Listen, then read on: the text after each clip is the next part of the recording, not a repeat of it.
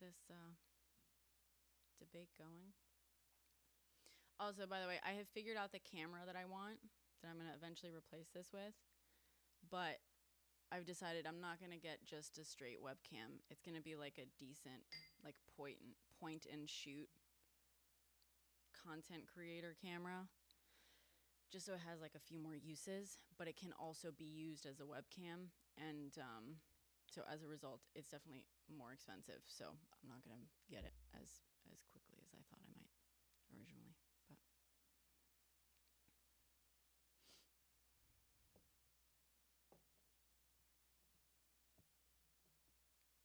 Yeah, so it's actually a Samsung. Wait, Samsung? Why Samsung? It's actually like I think around $600, $600 Sony thing. It's on my Amazon wish list. If anyone in here is fucking rich as fuck, do they? But what kind of camera? How many? What camera by Samsung?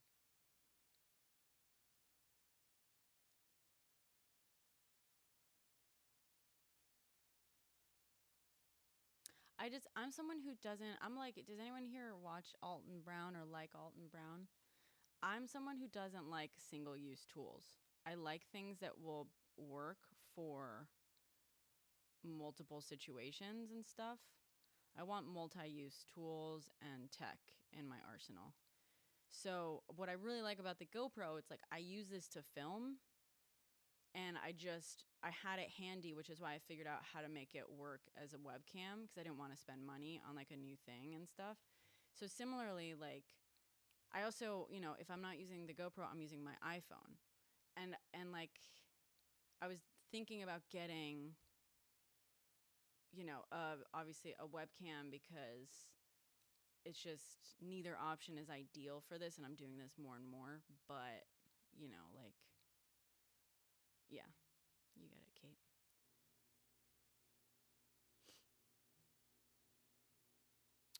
There should be like an invite, a little thing down. He is a culinary scientist, yes, but I think that attitude, like that, I feel like that ethos, like can apply to other things and it's similar. Thanks for the follow, William. I just feel the same. I don't like single use items. I feel like if you have one thing that can do five things, it's better than buying five things that each do one thing for so many reasons, right? Not just like, even if that one thing is more expensive, like it's just so much better because it it takes up less space. It's less garbage eventually. It's, I don't know. I think it's like less consumption of stuff. It's also, yeah, I don't know. I don't like single use tools. You play one on TV? Nice. Hi, William. How's it going? How are you? I'm good. You know. So, What's up? I guess we'll try to get this. Everyone's probably wanted to talk about Thank you, the sir. debate last night. Yes. Wait, what? You're watching Film Cooper on YouTube and he put Brenna on your screen? Wait, what? Pixel? I'm sorry. Are fucking YouTube people? Damn, you should tell them. You should, in all the comments, you should tell people to follow me on YouTube. I wish I knew. I gotta go figure out what people are saying on YouTube about me. Sorry, William. I don't mean to fucking get distracted. It's my narcissism. It's getting in the way. Apparently, I'm being discussed on YouTube. You're not. I think Pixel. Are you the person who first messaged me to say, "Hey, so and so did a thing and you were in it"? I'm getting clipped. Yikes. Wait, are these people you know? No, not people I know. That's what I'm saying. Like YouTube commentators are posting about me. Yeah, That doesn't make. Pixel. So it's two Okay. now. I did see, but it's come across. There's been a couple of like, I don't like when people. I mean, I get it on YouTube, when they're doing stuff, but what bugs me, it's like I've come across a couple of TikToks where people clipped me and like didn't even bother to tag me. And I'm like, I tagged everyone I referred to, everyone that I got screenshots from, that I like use videos from, that I even like mentioned a video from. And like in the film industry, it's like everything is all about giving people credit for the work they do. And so it really, and I know it's fucking social media. It's the Wild West. Like a lot of people don't give credit, I get it. But part of it is like, I'm like, if you're going to use someone's content, just like tag them, you know? All these amateurs. That's good, Pixel. That's good. Well, feel free to comment in there and tell them to find me on YouTube because I'm on YouTube too. And How I many have like subscribers do you have? on YouTube like 300, like none. But that's why it's like I want to be prepared in case. Well, I'd love to basically expand what I do to be a little bit more YouTube stuff, but also in case TikTok goes away. My favorite curse word is the C word. Yeah, I want to be set up and stuff on YouTube as well, which is why I'm multi-streaming on YouTube right now and on Twitch. Hi, Eleanor. Yeah. Anyway. Sorry. So you want to talk about the debate, William? Remind I me mean, I'm again. curious. You're conservative, correct? I would say, I don't know. I'm not registered to vote, and I Oh, haven't please voted. register to vote. Well, I'm having an issue with that right now. I'm not a felon or anything, but it's a long story. But the last time I voted, I was 18, and I voted for George Bush in, I guess, 1999 or 2000. And then I really liked Barack Obama, but I haven't voted since, whatever. And then I didn't like Trump the first term, Thank you, Eleanor. and I really liked Biden a lot. But then I really started to not like Biden. So I would say I'm conservative, but I'm not I kind of go. I, I I like the candidate based on what they say, not what party they're in. Okay, that's fair. Okay, Well, so sorry, Mari. Mari told me to make it short. whatever. Mari, don't be rude to our guests, please. If you want to hop up, you're welcome to. Um, Well, I tend to talk a lot. You know how Southerners can be. yeah, I mean, I feel like most people who come, most of my guests and mods and stuff are Southerners. So, We're all um, Texans. Every one of us, it I seems know like. everyone. I don't know why the algo really loves to put me in Texas, and I'm like, I talk shit about Texas constantly. I just did recently. Um, so, uh, hold on, I'm getting texts, and okay. So, what did you think about the debate? Straight edge, you want to hop up? So, I Boy. didn't think. I didn't think. Oh, Kamala. I don't think she did as good a job as she had an opportunity. She should have Her name really is seized the Kamala. moment. Kamala. Sorry, I'm gonna just correct you on that. Kamala. Kamala. Mm-hmm. I feel like she had an opportunity to really just annihilate him, and she didn't, which is really. He was so on his back foot, and he was not comfortable.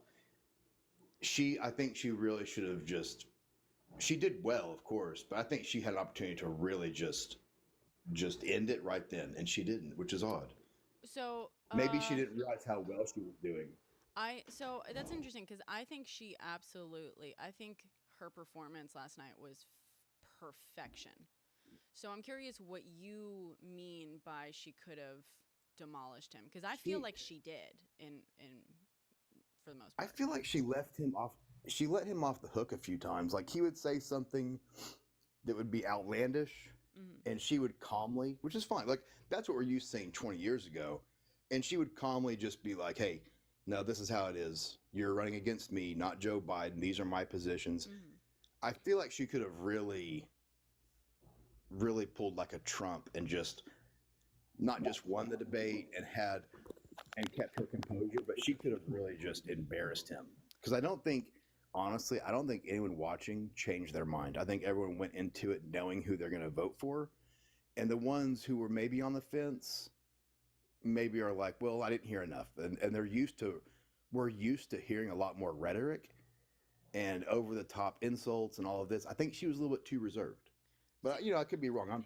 I haven't voted in 20 years, so I'm not an expert in this at all. Right. Hey, William, I know exactly what you're talking about, and I didn't get a chance to watch the debate, but I kind of agree with you to a point, because I think it has to do with like language perspective. The only way that we can like convince the MAGA people is speak their language. That's yes. So I kind of wanted her to kind of on national television expose him with his own language, and that's yes. You're putting it in much better words than I was. That's what I mean. That they could understand and not just say, "Oh, see, she's lying." Like use kind of his language as leverage against him. I get what you're trying to say. Because his voters or his potential voters that might have been on the fence may not get another chance to hear her speak. And so she should have taken the opportunity to speak to those people on the fence. But you articulated a lot better than I did. But I thought she let him off the hook. She did great. He didn't look. He looked like he prepared for maybe 20 minutes on the ride there. He didn't look good at all. But that's not I don't think that affects his voter base. Hi, Brenna. Hi.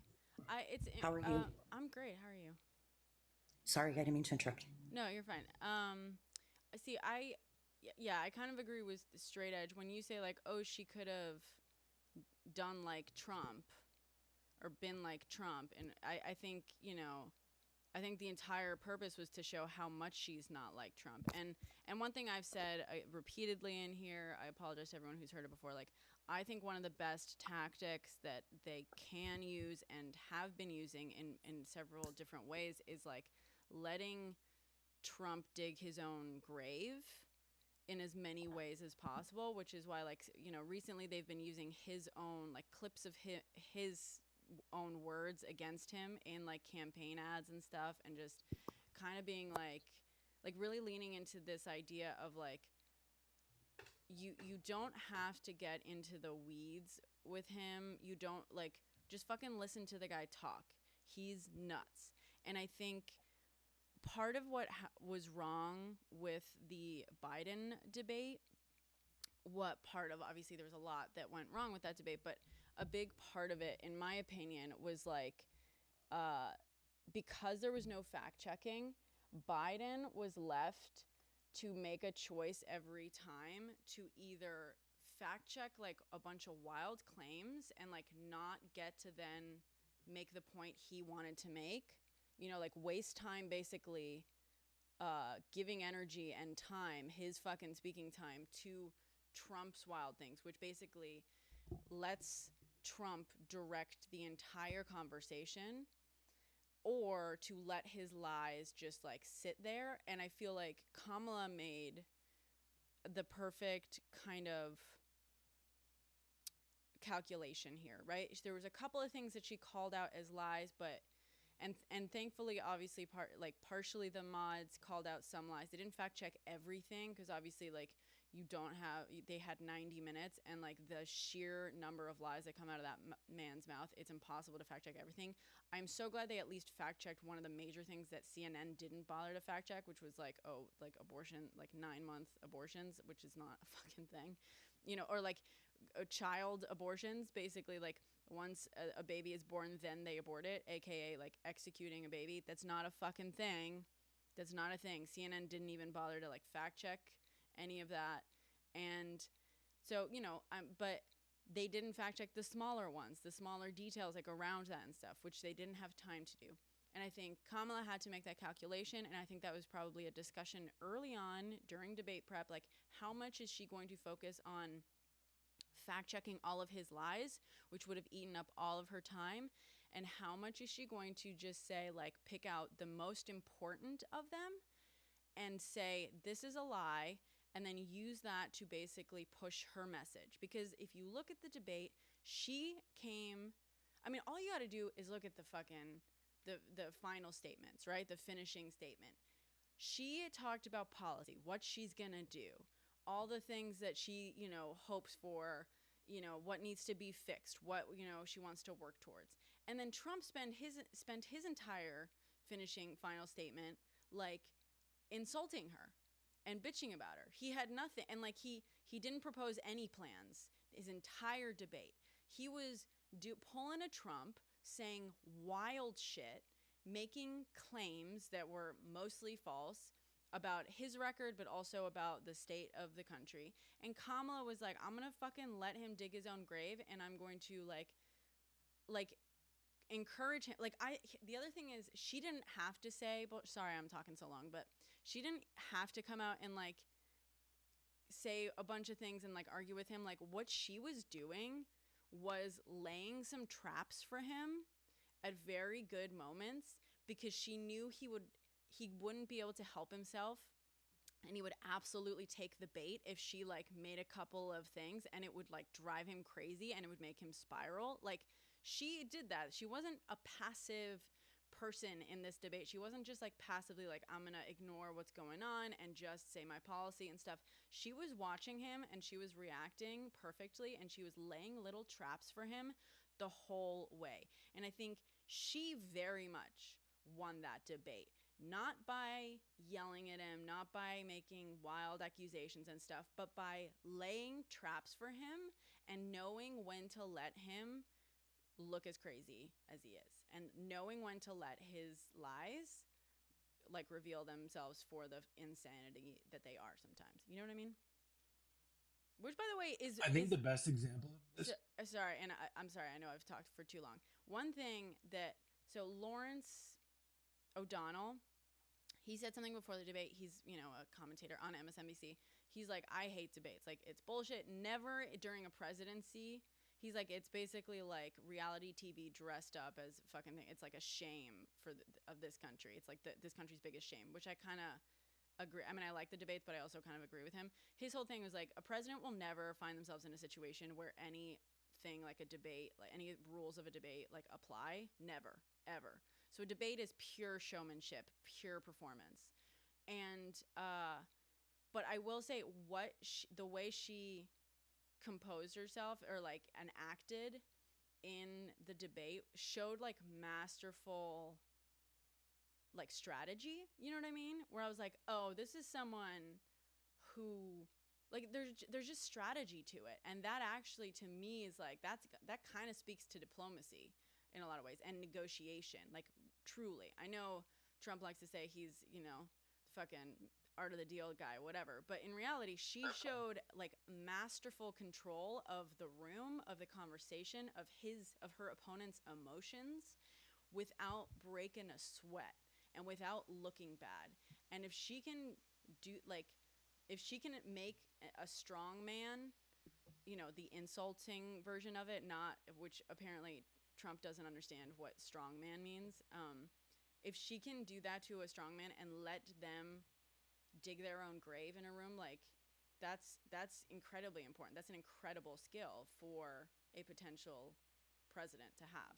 So anyway, I think a great example of everything you just said in terms of her strategy. And I mean, I had something I wanted to say about like women being graded on a curve in terms of like, if she really went after him the way that we were all talking about, she would be labeled as like the angry woman, or even worse, the angry black woman, right? I mean, there was only so much she could go after without like, because it's not the same for a man who's running for president and a woman who's running for president, and especially a black woman who's running for president. But the great example of that strategy and brilliance working, and like, you know, the traps that she laid for him being like strategic in how she chose and when to use them, was, even though he answered almost every question and tried to pivot to the border, when it was an actual question about the border that the moderators asked, it was the topic is the border. She got him to talk about his crowd sizes instead. Yeah, I was almost going to mention the crowd And she size did that thing. on purpose. So good. Yeah, but it was during his biggest and probably strongest topic. You know, the one that people in polls like give him the most points for, the border and the economy. And she goaded him away from talking about the border when it was the topic of the question. It was amazing. I mean, he brought it up a bunch, but then he looks like the guy who brings it up during every question instead of talking about it when it's the actual topic. I thought that was a master stroke. Yeah.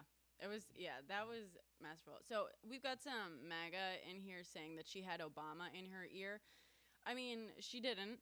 You know that. You can see she had nothing in her ear. But I love that you guys admit that she won so handily. She won so fucking handily that you have to come up with conspiracy theories about how she had Obama somehow in an earpiece.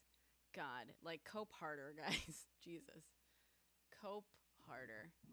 And I will say, I'm also personally, I'm partial to, if you've been in here in my lives before, I am partial to the slow, debate, right? The slow kind of, not, yeah, I'm not going to say, the trap. You know what I mean? And I don't want to say that seems awful because I know I have people in here who don't entirely agree with me and stuff, but like also like, yeah, I love that. I love doing the thing where you let someone fucking talk themselves into their own corner and then that's where you respond to them. And I feel like that's what Kamala was doing for a lot of yesterday. And yes, I am biased. I feel like that's kind of my tactic when I can. And,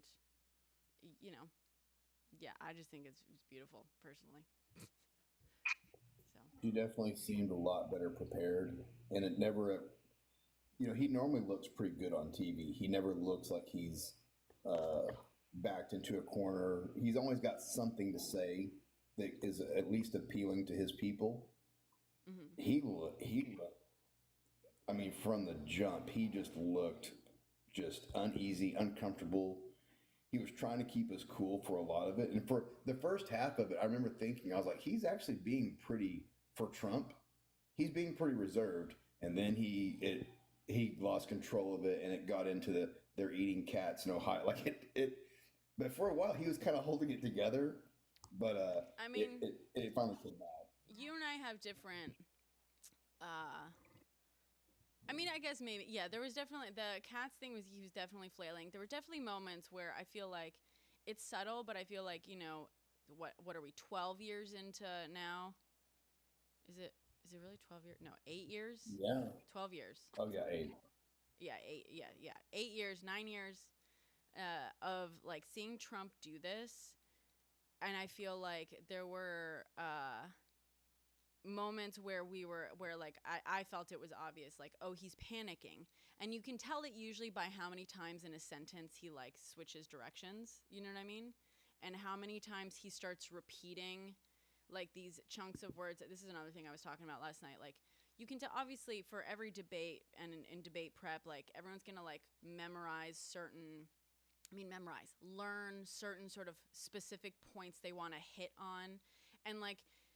And I think one of the most obvious times in recent history that was super laid bare was in the Republican primary debate back 8 years ago, when I forget who the fuck it was kept repeating the line, like the same question, like, let's dispel with the rumor that That was Marco Rubio. Marco Rubio. Thank you. Okay, so that do you remember that? Do you remember that whole thing, chat and guests, the Marco Rubio thing?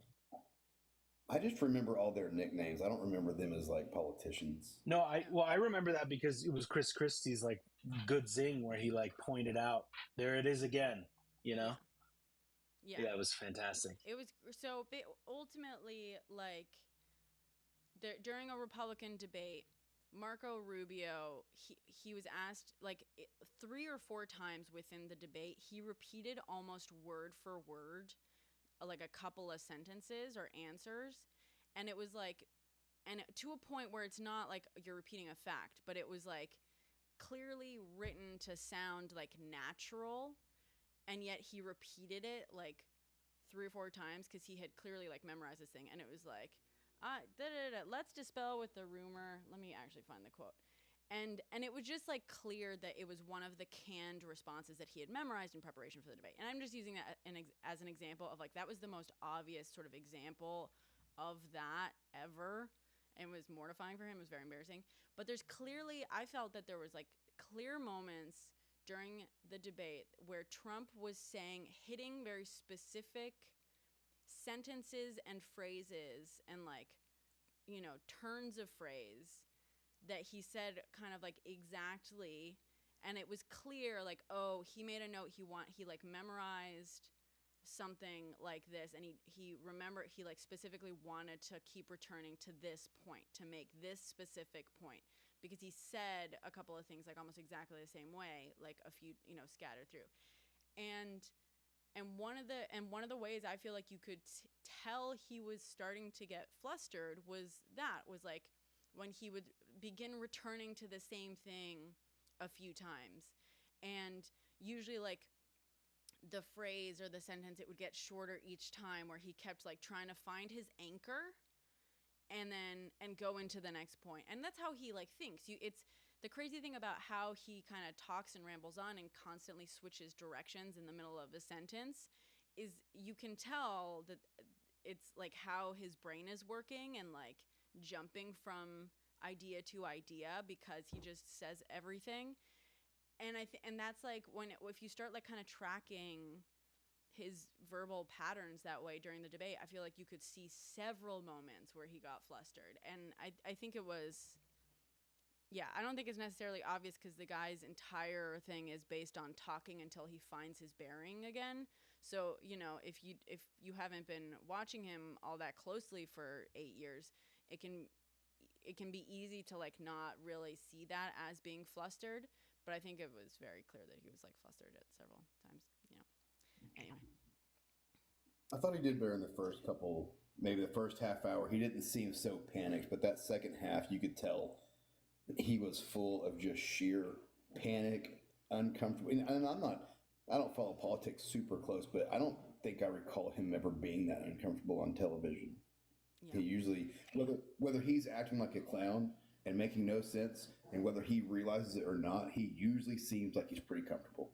Usually, sure. But I think that's mainly because 90% of the time that he's on TV, it's just film. It's like footage from his rallies. You know what I mean? That's mainly, and all he's doing during his rallies is rambling literally for like hours at a time. And what was it? Someone timed one recently, and it's like obscene how long his like rambling speeches are. Yeah, his inauguration acceptance was 90-something minutes. Jesus Christ, yeah.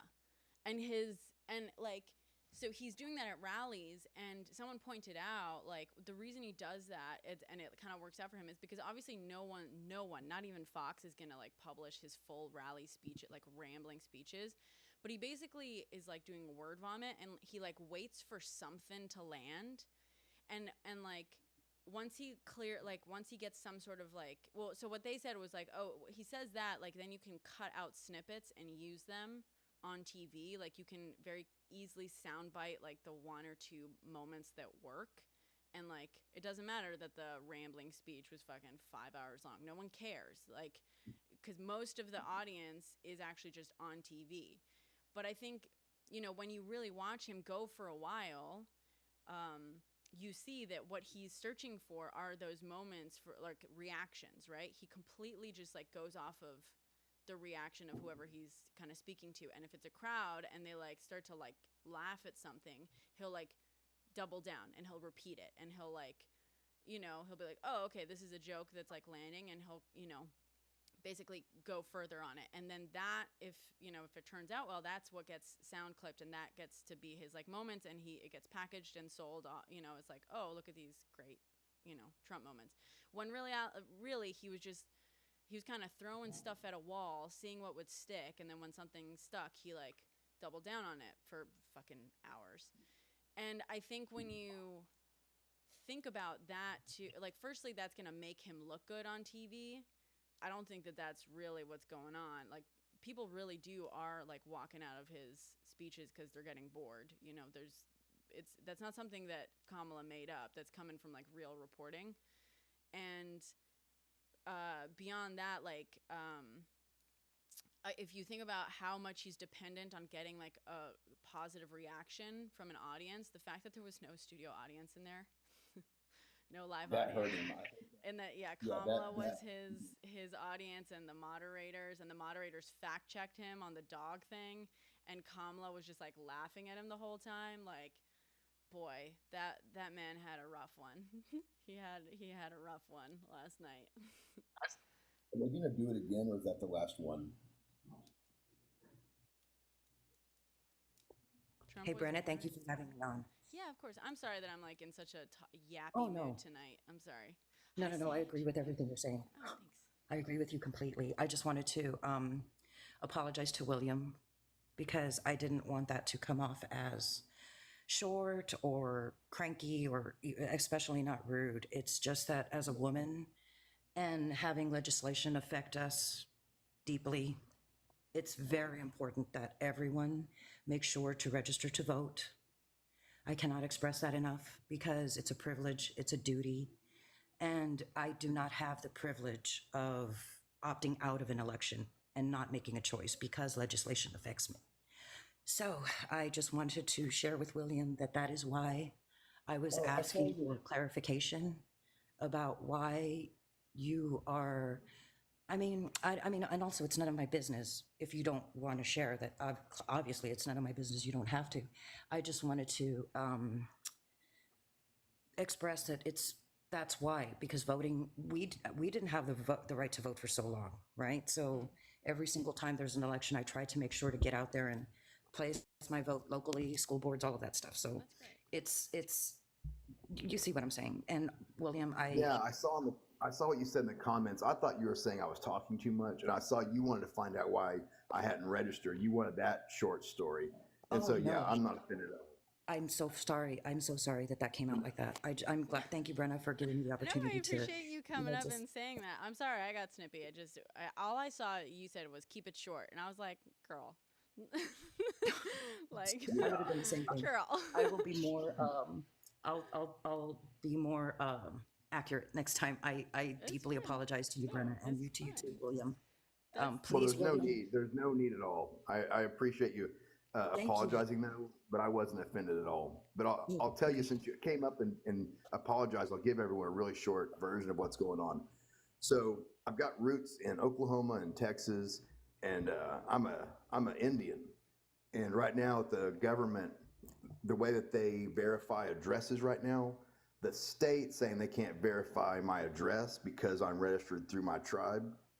And so every time I go in to register, there's a little error saying that my address is wrong and it doesn't match my registration on my vehicle, but it does. And I've been trying to work it out for maybe about a year or so, but I don't think it'll be fixed in time. I've been down I am in Texas. When you said Texas, say less, because I am in Texas, and the gerrymandering, the wiping of a million eligible voters off of the the voter registration. I made a TikTok about this. Yeah. Yeah, I mean that I understand why Texas deliberately makes it difficult. Yeah. Deliberately. So yeah, I actually vote in Oklahoma, but it's the governor, a guy named Stitt. He's kind of been on a war.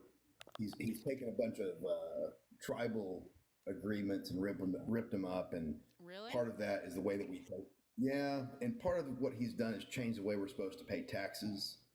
And his little jabs he takes at us is like, oh, guess what? You got to go get a fishing license now.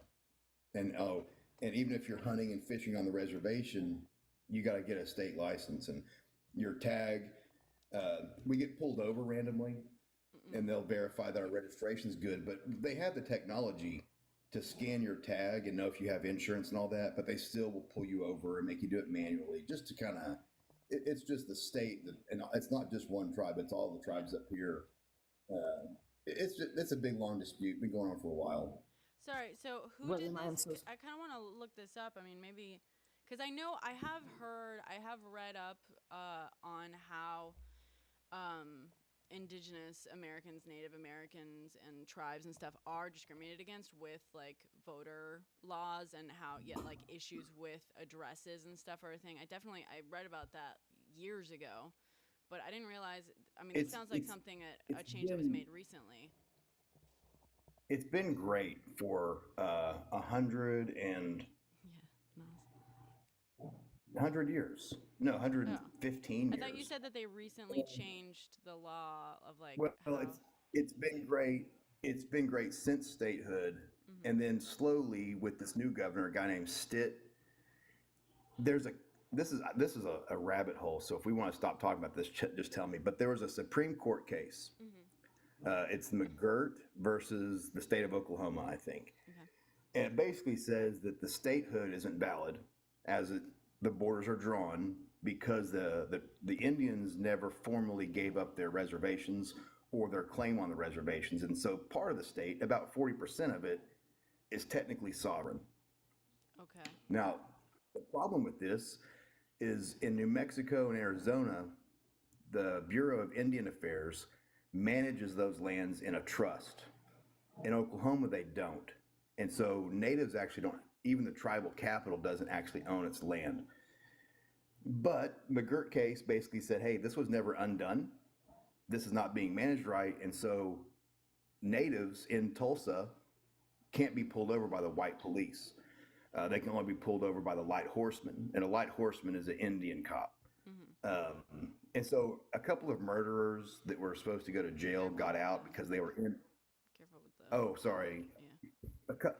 A couple of Indians were in prison for doing the worst thing you could possibly do to someone. And the Supreme Court forced them to take them out of jail because they weren't tried properly. They didn't have jurisdiction. And so there's a lot of repercussions coming with this, which could potentially mean Oklahoma could lose 40% of its territory. So in retaliation, the state is like, well, if you're going to do this, we're going to take your hunting and fishing rights. We're going to change the way that you register your cars. We're going to change the way you pay taxes, all sorts of stuff. So I've got family in Texas, and I was born in Oklahoma, and I'm on the rolls, of course. And that's where a lot of my affiliation is. And so trying to register to vote since Stitt took office, they've changed the way they verify everything, and I can't make the drive up there. The tribe comes out to Texas all the time. They'll do all sorts of tribal business on site, in San Antonio, wherever. But if you're interested, it's a very deep, long rabbit hole, and it's the McGirt case. Yeah. How do you spell that? It's William, did you say San Antonio? I'm in San Antonio. Are you? Yeah. You ever go to Lupe's Tortillas? Do I what? I'm sorry, could you repeat that? You ever go to Lupe's Tortillas? Lupe's Tortillas, yes. I think I have. Wonderful. I think I have. I only think about food. Oh, we have the best San Antonio. I don't know. San Antonio's got some good food. Oh, yes. I'm here. I cook half of it. Just kidding. No, yeah, we do have good food here. But you do. But yeah, the tribe will go out. They're going to be down in San Antonio next month, doing community outreach and registering people to vote in the tribal elections, not the state ones. William, will you follow me and send me the information for that, please? Yeah, of course. Thank you. Yeah, the reason I'm not looking up, I'm taking notes on this. I'm definitely going to look this up. It's interesting. Yeah, well, because also, I mean, this is the kind of stuff I make TikToks about. So if I can find stuff on it, I would love to, talk about it, bring some awareness, because it's, absolutely fucked. That's crazy. I had no idea that was going on. So sorry, how do you spell McGirt? I have McGirt, like McGurt. I think it's IRT. IRT. Okay, cool. But McGirt was the guy that was in prison, and he sued the Supreme, or he went to the state court, and then they were like, whoa, there might be something here. And then that led into, hang on, for the last 110 years, the way we've been conducting business hasn't been, there's a potential issue with the state's application to join the union. Like, that may not be valid. That is wild. I do wonder, it is crazy because that is also like convenient for conservatives to disenfranchise Native population. You know what I mean? Like, yeah, we can say, oh, Oklahoma is like might lose 40% of its territory, but it also sounds like Oklahoma might have just disenfranchised a whole bunch of fucking communities. You know, because they couldn't. I assume even. I don't think they see it that way. Well, how much? Can I ask? Like, how? Isn't what are the rules for taxation on reservations? Because my understanding is like, I feel like states can't tax reservation land So the same way, right? it's very strange. So in Arizona, in New Mexico, Colorado, South Dakota, a lot of those states, that's trust land. And so that's federal property. And the Department of Interior, this goes all the way back to the Indian Wars. There was a thing called self-determination. And they were like, the U.S. Army has defeated the Indians, and we're going to hand over their care to the civilian agency. But the Indians fought, and they signed treaties, and they're going to be in charge of their own outcomes, their own futures. And so they slowly, my grandfather was an Indian agent, superintendent in Secedon, South Dakota. And that's how he met my grandmother, and that's where my Indian blood comes from. But they slowly started getting rid of the white men and bringing in Indians because they wanted the Indians to be in charge of their own destiny. And so in the states where the Department of Interior handles it, the taxes are a lot different. Now in Oklahoma, that was just wild country, just Indian territory, they call it. And they did it a little bit differently. And the Department of Interior doesn't manage any of the reservation land. The state, here's another thing, yesterday they announced all the Indian territory, they're going to go from using green signs to brown, which in Oklahoma, brown is an indication of a historical site. Okay. So they're putting another little like, hey, we're just reminding you, these are your historic lands, but not your, but green used to indicate borders. Right. And people think it's an insignificant little thing to change the colors, but I know what they're doing. Right. They're just doing, first, it's just like what dogs did. You got to take their food, you got to take their horses, you got to take their guns, and you got to take the religion. That's the steps in which after you've conquered someone, those are the things you have to do. This is just another little like, hey, we're changing your signs to brown. These are historic sites, not current sites. And it's a little thumb in the eye. Right. To minimize the delineation. Yeah. I get that. Yeah, exactly. Got it. Okay. Well, fascinating. Thank you for letting me know. I will look this up if you don't, and maybe if I find enough and feel I become educated enough to talk about it, I'd like to maybe make a post about it, explaining it if that's cool. Yeah, you should. Your tax question, there's on those states I was mentioning where they have federal lands or where it's federally managed trust, they have taro taxes, which are like tribally enforced, reciprocal. Okay. Something I don't know, but who brings so in it's those different. taxes? Like, is that those taxes go to the tribe that basically manages the land? Yeah, the tribe is able to levy their own taxes, and they fund their own education system. A lot of people talk about free lunch. There's a big debate on should we feed kids. Okay, Andrew. I know many schools that don't have money for books, but they even feed the white kids that don't have money. Right. And so they get reimbursed by the federal government based on head count, but they only count the red man. They don't count the white man. So you might have 30 kids, they're getting reimbursed for 30, but that school's still going to feed those 38 kids. Right. Okay. And so, damn. But that's what those taxes cover, or things like that. Okay, but I was gonna say, yeah, I'm just curious because when we say like, oh, Oklahoma might lose like 40% of its territories, like, yes, but also if Oklahoma, and I understand you're saying it's different because it's not treated as or wasn't being treated as federal land, but if Oklahoma wasn't collecting taxes like to the state directly in those areas, I can see Oklahoma, being perfectly happy disenfranchising native populations. You know what I mean? If they're not making money off of, taxes and stuff in the physical like land area, they know that it's a large kind of voter base, and I don't know, disenfranchising just absolutely always benefits people in power. Personally, is what I think. Yeah, and what's unfortunate though, and well, this is probably boring to a lot of people. It's something that's important to me, but the people, the Indians and we'll call them whites. That's what my grandma called them. We've gotten along great. Like there's been really no friction, and people live amongst each other. And we go fishing on their lands; they'll come fishing on ours, and there's never been an issue. Right. And it's been when the tribes came and signed and agreed to these relocations, particularly the Cherokee and the Chickasaw. And we've all seen Killers of the Flower Moon. A lot of them inherited land that was very rich, and a lot of them made money and great families and great schools. And then all of a sudden, this guy gets elected and sees a Supreme Court case upend the way the state's conducting business, and he goes on an all-out, I'll say, warpath against us again. So, it's unusual. You should look into it. I think you'll find it interesting. Okay. Yeah, I definitely will. Why? No, excuse me. I'm yawning because I'm tired, not because I'm bored. Just to be clear. Damn. Hey, Brenna, thanks for having me up. I'm going to go ahead and drop down so you can bring someone else up. Oh, sure. Thanks for hopping up. Thank you. Oh, no, thank you so much. William, I hope that you get that straightened out. I really do, because... I'm more important in the tribal elections anyway. Yeah. Yeah. I mean, I'm in Texas.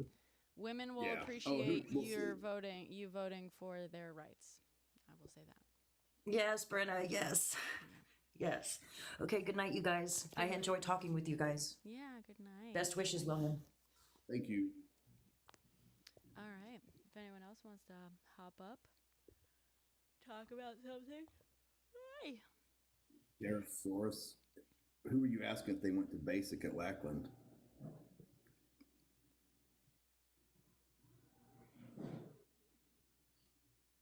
Oh, I'm behind on the comments here. If that was a question directed at me, I was not. Also, in the Nas, airport. yeah, I wanted to. Yes. Trump's talking about people eating pets, and RFK Jr. Ironically, RFK Jr., who famously cooked a dog and ate it, is in fact on his team now. So, not entirely sure what. I wonder if that's what it was. I wonder if he overheard his buddy RFK Jr. talking I'm about going to tell you. No, I thought what Trump said about the dog thing was true, because on my TikTok feed I had seen it's probably AI, but supposed 911 calls. But you don't know what's true and false. But I thought the same thing. I had seen stuff on my page about the police responded to someone eating a cat. Turns out that happened in a different state, and it wasn't a Haitian. Right. So I think he just falls for fake news. Yeah. I mean, ironically, yeah. Right. Someone said, ironically, he just proved that fake news. He literally brought some fake news into the fucking debate. Ironically. Oh boy. Oh yeah, cat. Yeah. Very funny. Very funny. Yeah. All right. If anyone else wants to come up, please. Also, guys, if you're just here to watch, excuse me, or comment, please like and share the live. It helps get more people in here to maybe join the debate, discussion. Andrewski's video about RFK. Maybe. That sounds familiar. Well, he was using it, Eleanor. He was using it to just promote xenophobia. Just like everything he said, he was just trying to use it to promote xenophobia. But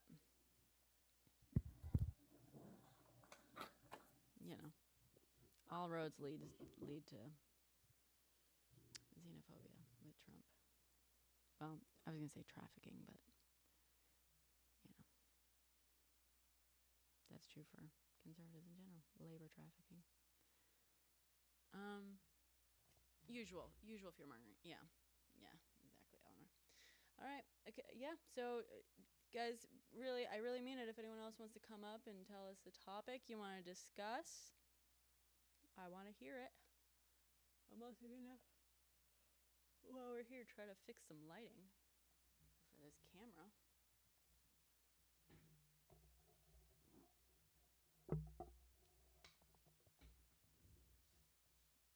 Why don't you tell me, Gabe? I'm a Harris girl. welcome people up who disagree with me. We have respectful conversation here. But we do fact check. She is Tarasaurus. I love that. God, do you want to hop up?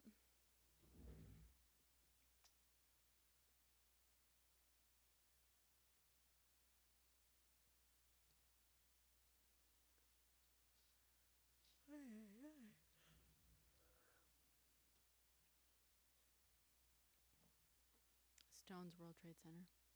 I don't know if I've seen it. Channel.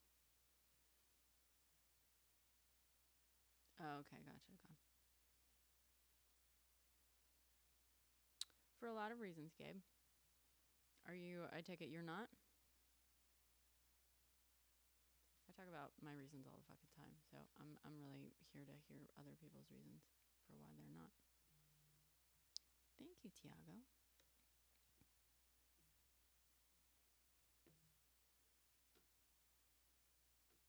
Thank you, channel. I appreciate it. Appreciate you. Why don't you vote? Are you a felon like Trump? Maybe he's an Indian like me and he can't get a card. Maybe.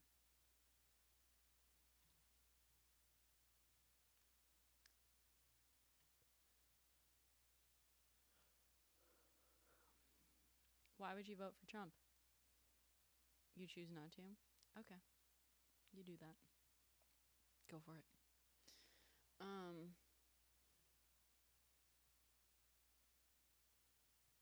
Thanks for the likes, channel. Anyone else? Anyone want to come up? Tell me what you want to talk about. It's open discussion. It's pretty free-flowing. Yeah, that's what makes you want to vote for him, his confidence. Did you see Kamala on stage yesterday? That woman, she's got confidence. Yeah, it is funny. No, it's fucking shameful. Define strong, Gabe. Also, Kamala is both of those things, and at least the way I define strong. I didn't have that opinion of her until the debate. I mean, she's been Seeing VP, her on, so it's not been really her job to like lead, much. Yeah, she's kind of been in the background, and I didn't have much of an opinion. I didn't know, but I did not get the impression she was not confident. Yeah. He's way too emotional. Very composed. Trump is very emotional. Very emotional. Too emotional, I agree. He's also like kind of losing it. What has Trump done that makes you want to vote for him, Gabe? Because she's done a lot. She's done a fucking lot, actually. She's actually worked in like some form of government for most of her fucking professional life. Do you want me to start from the beginning? I mean, she has, let's see. Let's pull up a fucking list. She was a prosecutor. Wasn't she a DA early in her career? Yeah, and she was a big, she prosecuted international criminals. Like, I know, Naz. Yeah, it was beautiful. Let's see. She set up like a bunch of fucking task forces that did like incredible work. Hate crimes. She created a hate crimes unit with a focus on hate crimes against LGBTQ kids and teens in schools. She supported the Justice for Victims Act. This is like early on. This is when she was like just a DA. Let's see. She cut homicide rates by doing like a fucking truancy initiative. Let's see. Then when she was in the Senate, I like her voting record on, she was quite progressive in her voting record while she was in the Senate. Let's see. I got a question. Mm-hmm. You just reminded me of something. I didn't know this, but I was watching the debate, and I can't remember the man's name, the moderator. Well, he mentioned that she had an anti-fracking stance for a lot of her career, then it switched, and she says that her values hadn't changed. I didn't quite understand that because She did say that she voted in favor of a bill that expanded drilling permits, which is not fracking. But I'm wondering, did she ever discuss what her stance on fracking was, That's a good question. or has that I'm gonna look changed? that up. Because she was very, she answered it really well because she was like, "Hey, I'm not against fracking." Oh, She no. expanded the leases. She expanded Department of Interior leases for oil wells, but that's not fracking. But if you don't know how fracking works or what stage of the process that is, that sounds almost like, hey, wait, she's in favor of it. Well, she also, I mean, one fact check. I just googled because I want to find her record on fracking. Um, I mean, listen. Here's the thing. I am a progressive. I am against fracking, but conservatives should fucking love it. You know what I mean? So I'm allowed to criticize her on her fracking stance if she is in fact like not, which apparently she's not going to ban it. But and I can be upset with that because I'm a progressive and I actually give a shit about the environment. But all you like drill baby drill guys, like, you don't get to whine about her doing exactly what you want her to. But the other thing is like a fact check. She can't. Trump said that she was going to ban fracking in Pennsylvania. She can't do that. The president can't do that. So, um, Gabe, you feel she's a little too silly. She laughs and jokes too much. I don't. I think you're fucking drinking some Kool-Aid, dude. Also, like every horrible thing that Trump has ever said, conservatives had said, "Oh, it was just a joke." So I don't want to fucking like that's not a valid enough reason. She jokes too much, but every awful fucking thing Trump has ever said was just a joke, and you can't take a joke if you're upset by it. The fucking irony. And someone asked if fracking technology's improved. I think it has. I know it's a touchy subject. I've got land, and I've got a well on my land, and I've also got turbines. The turbines have killed 8 golden eagles, and the 2 wells I had a lot of eagles on the property. I have a lot of feathers from them, and then I know the county approved it, and technically the tribe did not. It's a long story, but they put up 3 windmills this year, and I have eight dead eagles.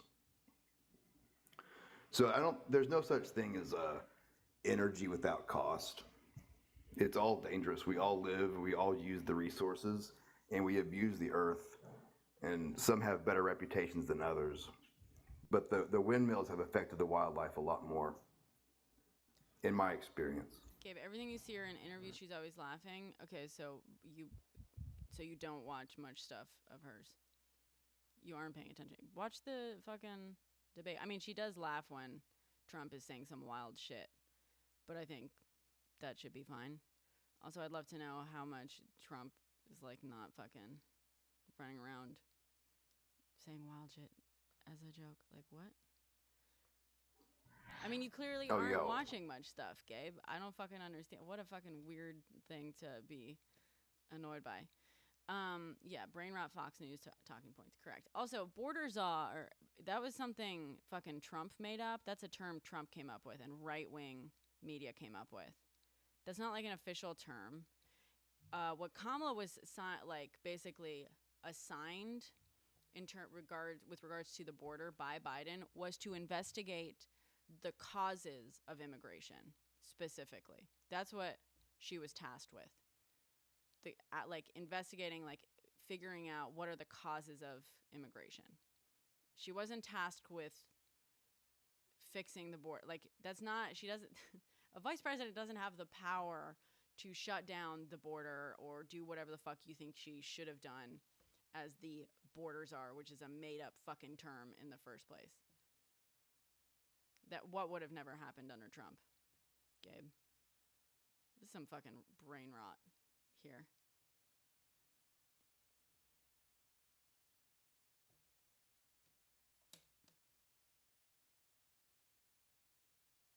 Oh, you're saying the war in Ukraine never would have happened under Trump? That's not true, Gabe. I mean, not necessarily. Trump probably might have just handed Ukraine over to Russia. It's fucking wild.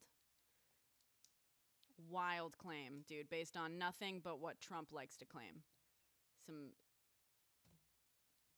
Are you 12, Gabe? Is that why you don't vote? Because you're 12?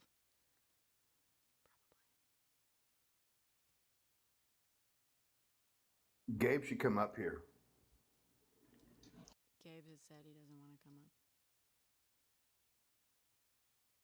So I can tell that you don't understand how the world works, Gabe, because if you let a country like Russia invade Ukraine just willy-nilly and then take over Ukraine, like that's a very dangerous thing to allow to happen, because it's not just Ukraine. Like Putin basically wants to get all the countries that used to make up the USSR and fucking invade them and have control over them again. Like that is basically the fucking goal. You think it's gonna stop at Ukraine? Yeah. You might be right. I've never thought about that. Gabe, you're saying that. You can say that all you want, but like, and COVID, I could say COVID never would have happened with if Trump wasn't president. But you can just say that, and that's fucking bullshit. That never would have happened. Okay, cool. My grandma never would have died if fucking Trump hadn't been president. My grandmother died before Trump was president, but I'm just using this to make a fucking point.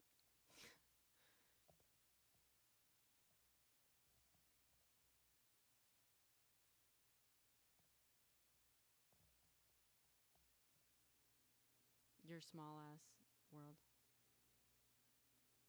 Why would she need to go to South America to find out why they're coming? Is that a serious question, Tarasaurus? How do you think someone investigates something? How do you... is that a real question?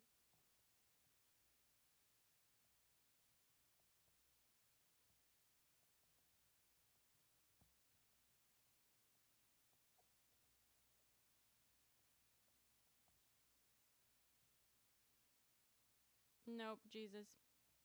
You know, what's funny is that, like, your right-wing pundits, the people that I know you get all your information from, were just fucking revealed to literally be getting paid by Russia to spread Russian misinformation. That's the fucking funny thing. Like, the people you listen to are Russia's bitches. And you want to act as though Biden's weakness invited Putin to invade Ukraine? The fucking gall. The right in this country has literally been revealed to be mouthpieces for Russia. Like, wow. And you guys don't even fucking, like, question that. Like, you don't even hear that, learn that, and, like, actually say, you know what? Maybe I should, like, question what I've been told for the past few years about Russia. Like, maybe I should actually, like, stop listening to the people that are literally revealed to be paid by Russia. And maybe, like, listen to some people who are not on those fucking payrolls.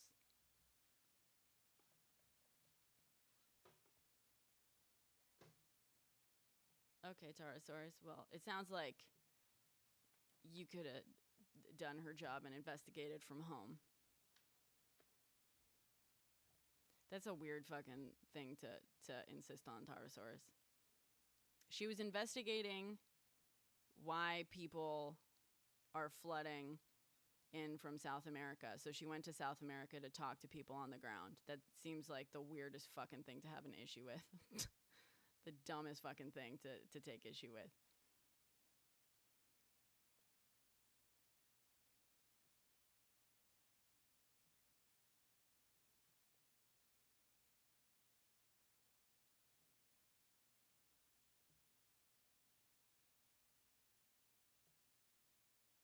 Organization. So one of your messages got filtered, Jesus. It seems like all I see is asterisk organization.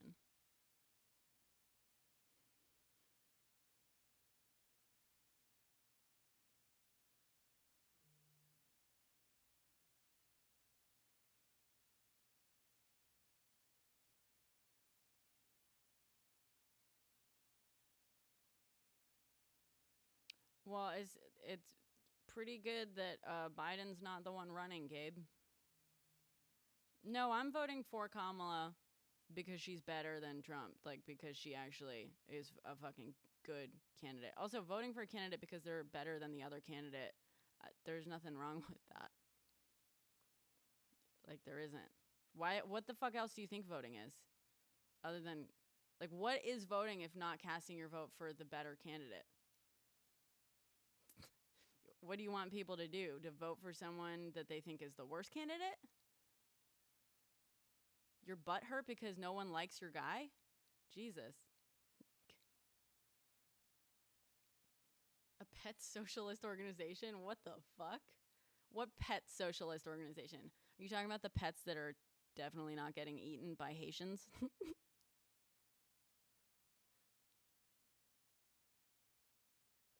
Well, except you said that you would vote for Trump if you voted.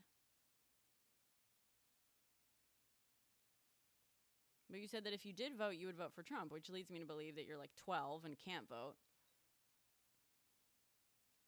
Hide your cats, hide your dogs, hide your pets. He truly sounded like an unhinged, like, senile old man running up and down the street saying, hide your pets, they're coming for you. Okay, Gabe, sure.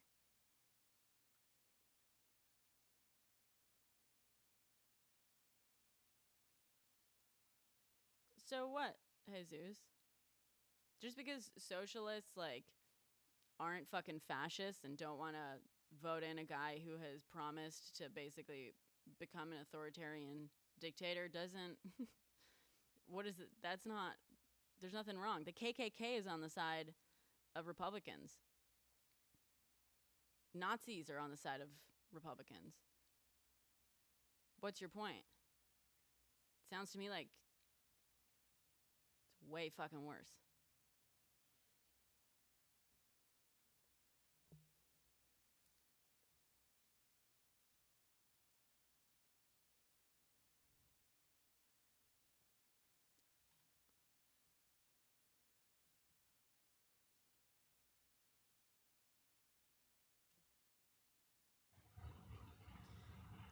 Right now, polls, Augustina, are pretty 50-50.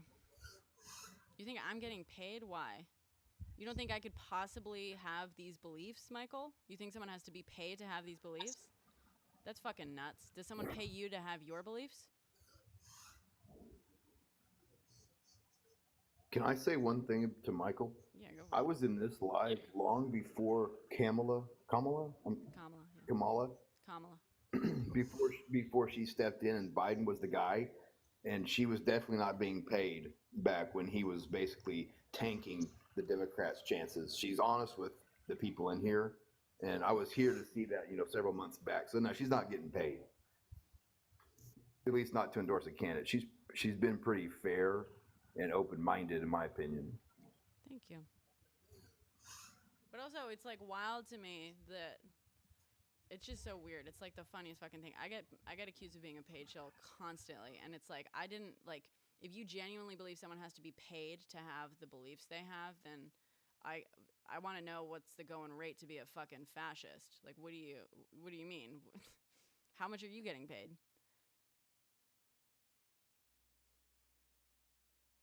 Need lots of you mean, well, Democrats want to tax the rich.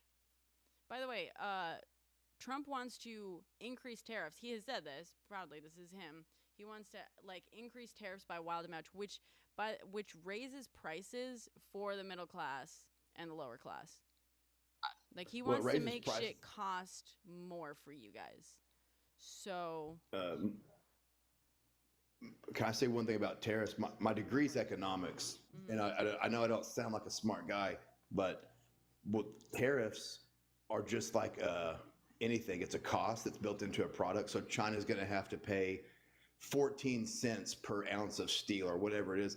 The steel company isn't going to pay that 14 cents and they're going to go, okay, we're going to raise the price of steel by 14 cents to cover what we just had to pay in the tax. And that's passed on to the consumer. So it does decrease demand for that foreign item, but the demand that remains there is going to have to fit the bill for that cost. The importer is not going to pay that 14 cents out of their own volition, out of their own kindness of their heart. It's passed on to consumers, not just middle class, but at all levels.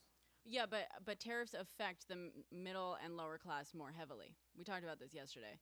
The reason it affects them more heavily is because it basically, the reason you impose tariffs is to basically de-incentivize the purchasing of goods coming in from a different country.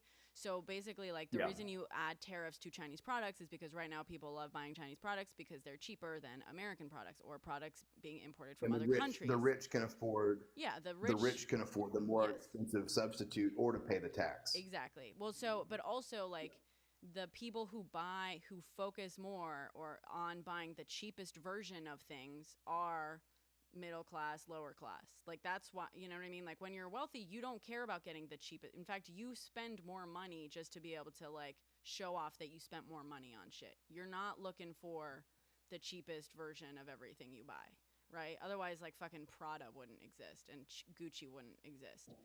The people who want the cheapest option are middle and lower classes, people who need to save their money and stuff. And so tariffs will absolutely affect middle and lower class consumers most heavily. I only brought that up. I thought you said middle class, and I was just saying it's going to affect everyone. So people who rely on a cheap. It affects middle and lower class more heavily because they are the ones who buy the cheaper products. Well, it affects everyone, but the upper class and rich can afford to either buy the more expensive substitute or go ahead and pay the higher price. It's not going to affect them at all. But exactly, so it's not going to affect them. This is my point. Right. It's like, yes, the tariff applies to everyone, but it affects middle and lower class because it's pocket change to them. But it's not. But it's not as simple as that, William. It's because the higher classes are already not buying the cheapest versions of stuff. So they're not going to be, the prices are not going to go up for them because they're not buying the cheapest version of shit. They're not. Already. Well, they're still buying the iPhones and whatever that come from China. Right, like, it would still affect them, but it wouldn't affect their pay. They wouldn't affect how well they can pay their bills the next month. Sure. But they still wanted to buy a Chinese built iPhone. That's what I'm saying. I'm not trying to be nitpicky with it, but. Sure. But in short, tariffs have always been a terrible idea. Communist conscripts? What the fuck bullshit is that, dude? Also, yeah, I brought up fascism because, like, you said that socialists are on the side of Democrats, as if that's, like, some way of, like, pointing out that Democrats are bad because of that. And I was just pointing out the KKK and Nazis and fascists are on the side of fucking the Republicans. So what's your fucking point? Oh, people who want workers to enjoy in the profits that they help to generate, though they're the bad guys, but the fucking KKK isn't? Jesus Christ. What? I have a question. So the tariff, the idea is that we're charging a country to play with, to send stuff to our free market, right? Yes. Yeah. So and another company will buy that steel from our free market, but every sale of the Chinese steel that's taxed every ounce or something. So the way a tariff works and what it's for is like a tariff. If you're going to put tariffs on a product from China, let's say it's Chinese steel, right? But it's not limited to Chinese steel. It's limited to it's to all sorts of Chinese products. But let's say it's Chinese steel and you're saying, Trump said that he was going to increase them, double them or something like that. He said he did 20%, whatever. You're saying, okay, I'm going to charge China 20% of whatever the cost of the product is to sell it within the U.S., right? Let's say it's a $10 thing. I'm going to charge them 20. Yep. I have a really simple way to explain this. The way tariffs work, this is a good example I heard when I was a student. When you go into the store and buy a shirt and they charge you your state tax at the end, the store isn't going, hey, it's $25 and your tax is $3. We're going to pay that $3 for you. They pass that entire cost on to you, the consumer. So go the opposite direction with that. China would then pay it. Sorry, I'm just explaining even more simply than that. A tariff is when China wants to sell. The U.S. say, hey, China, when you want to sell an apple in the U.S., I'm going to charge you for $10. I know apples don't cost $10. $1. I'm going to charge you 20 cents to sell it here. So China, who's like, okay, well, in that case, I'm going to charge $1.20 for the apple when I sell it in the US instead of 20 cents, because like I want the same amount of profit. Like, fine, you want to do tariffs, whatever. So then the person, the American consumer who's buying the apple in the store now is paying $1.20. And the reason for tariffs are, let's say I'm the United States, right? And China is selling apples for $1 in the US, but and the reason they can sell apples for so cheap is because their labor is cheaper, because their regulations are more lax, and whatever, like they are able to use whatever, it's cheaper there, so they can sell it for $1. But American apple farmers and growers and sellers and stuff have to sell apples for $1.10. That's the cheapest they can really sell it for, to be able to make. Someone's got background noise. Please mute yourself if you got stuff going on in the background, guys. I'm gonna start muting. Yeah, that was you, William. So the reason, and I'm basically saying like, oh, American apple growers who are selling their apples for $1.10 are continually losing business to the cheaper apples that are coming in from China. And so by adding a tariff to Chinese goods, I make it so that the Chinese apples are more expensive and more Americans are likely to buy the American grown, or maybe it's a Mexican apple, right? Maybe Mexico is selling apples in the US for $1.10, and I want them to buy, the Mexican apples, be more likely to buy the Mexican apples. But regardless, I just want them to be less likely to buy the Chinese apples. So I add those tariffs, which basically means even though China or whomever like adds the cost to the product, the reason they still don't want the tariffs, even if they just pass the cost on to the consumer, is because it's just going to make the consumer less likely to buy their product. They're going to find other options that are going to be more competitively priced, if possible. Obviously, if it's still cheaper than every other option, And that increase in price, is called a dead weight loss. And so you lose choice, and if you're price sensitive, like a lot of middle class and lower class Americans are, so when they get their groceries, their choices are now limited to the more expensive American one or the even more expensive one they used to buy.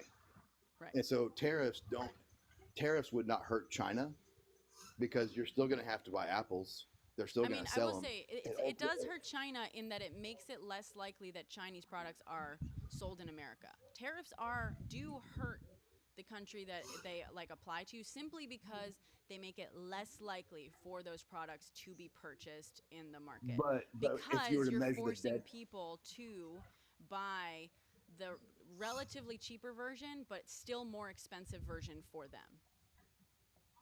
But my biggest question regarding it is, if I were the one with the product, I would never sell to anyone that like even offered some sort of tariff like that. Like, why would I? There's so many other countries that wouldn't do Because that. So why would I? You're talking millions and billions of dollars. And that's why this type of policy is called protectionism, and always fails. Any sort of price control or substitute. I can't think of the term. Taxes. Yeah.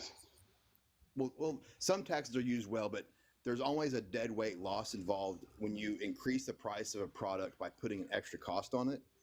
China would not. They could sell it to other countries. They could sell it to Canada, Mexico, whoever, and they would still sell some apples here because there's not enough American apples. So maybe one day you go to the store, the American option's gone, you buy the Chinese one. They wouldn't be hurt as much as the consumer would be. The consumer at every transaction pays more, whereas China can still they would still be able to complete probably 80% of their transactions. Yeah. Whereas the consumer, 100% of their transactions would be an increased cost. And by the way, so disproportionately affects the consumer. Sometimes, yes, a country will react and be like, fine, you want to impose tariffs? We won't sell anything.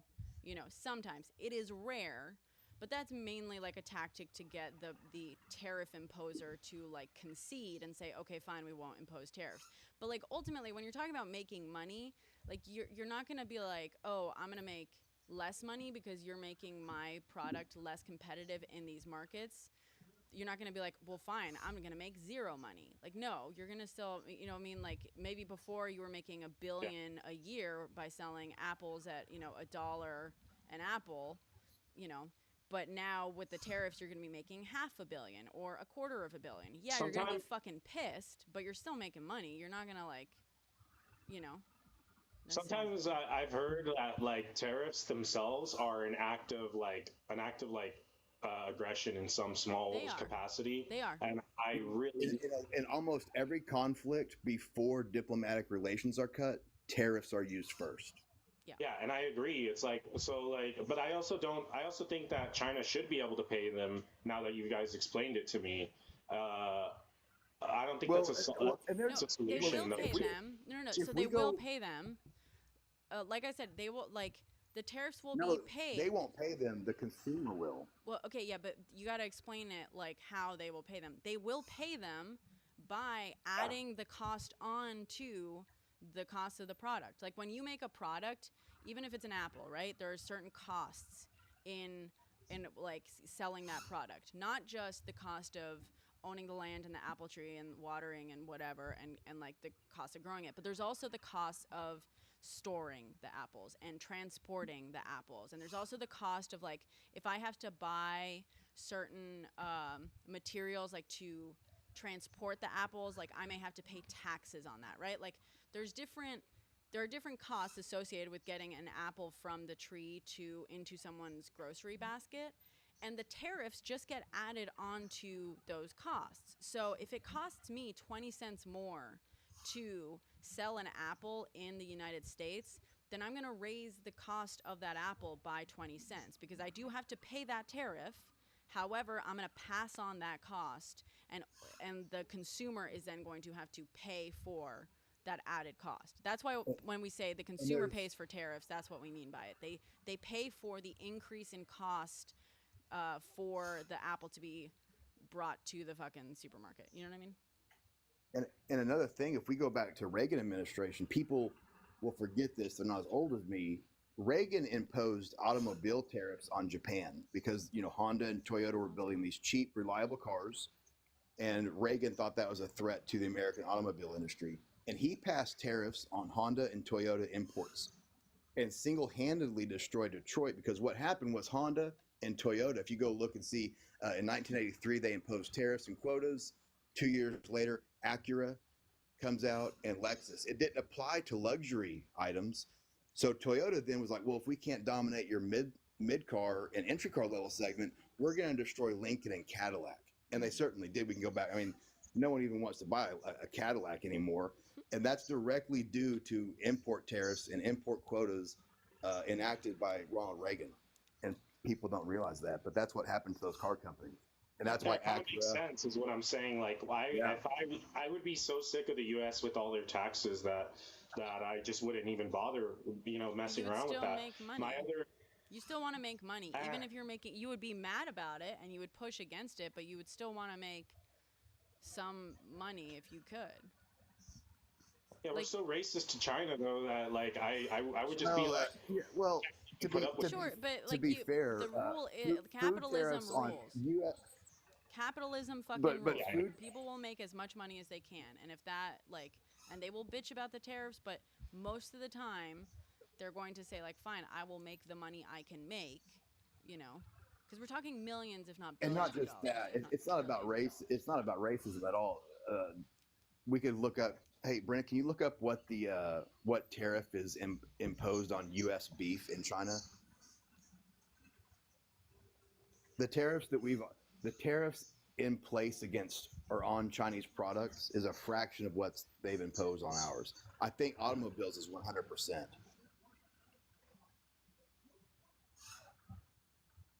So I guess my only concern is, are we going to fix the inflation through these processes? Like I've never added the math up to myself. The math doesn't add up. Yeah. So tariffs do not help inflation. They hurt inflation. In fact, because they raise the prices. Create inflation. They create. What is it? Something's really loud somewhere. they increase in inflation because they make the cheapest stuff cost more.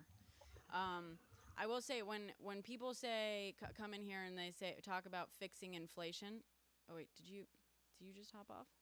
Did we lose you? I think we lost him.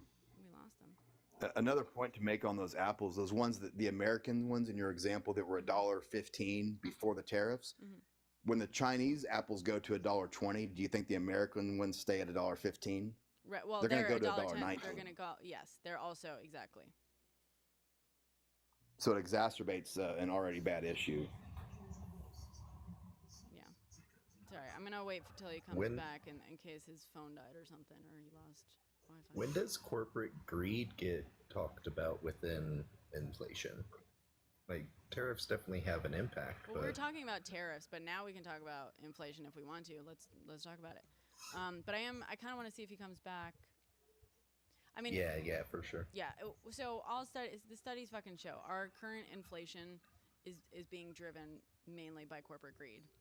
Like, we know that corporations are realizing people have to buy things no matter what and have almost no options, and are basically like, and most corporations are owned by just like a handful of mega corporations that are all, so there's like, we just have a giant fucking system that runs on just giant monopolies ultimately.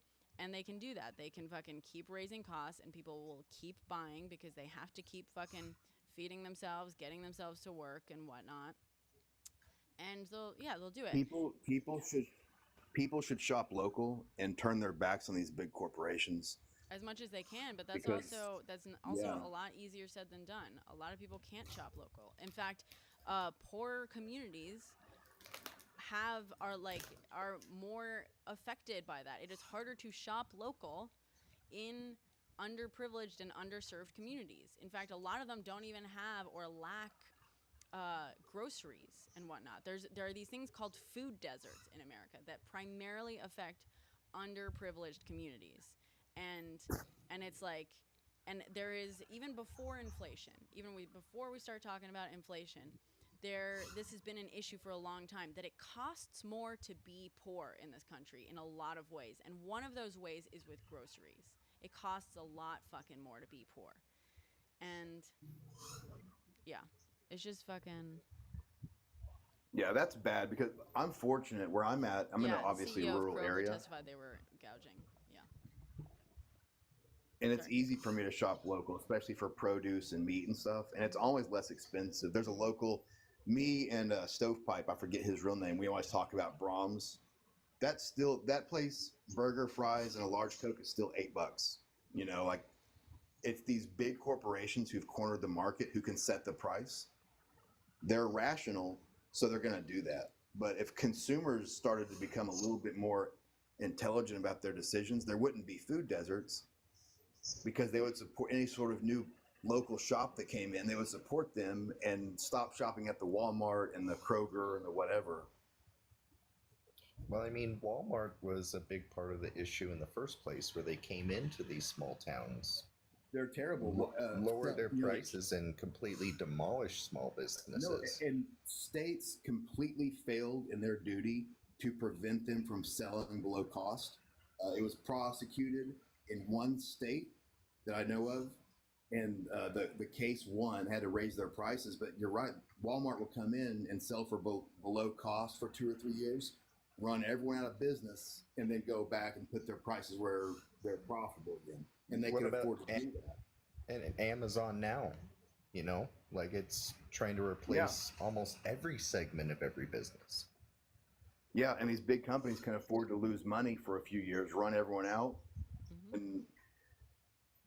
And then basically, if you go to, you know, a small town in Texas, you're going to basically be buying groceries at a Dollar General or a Family Dollar.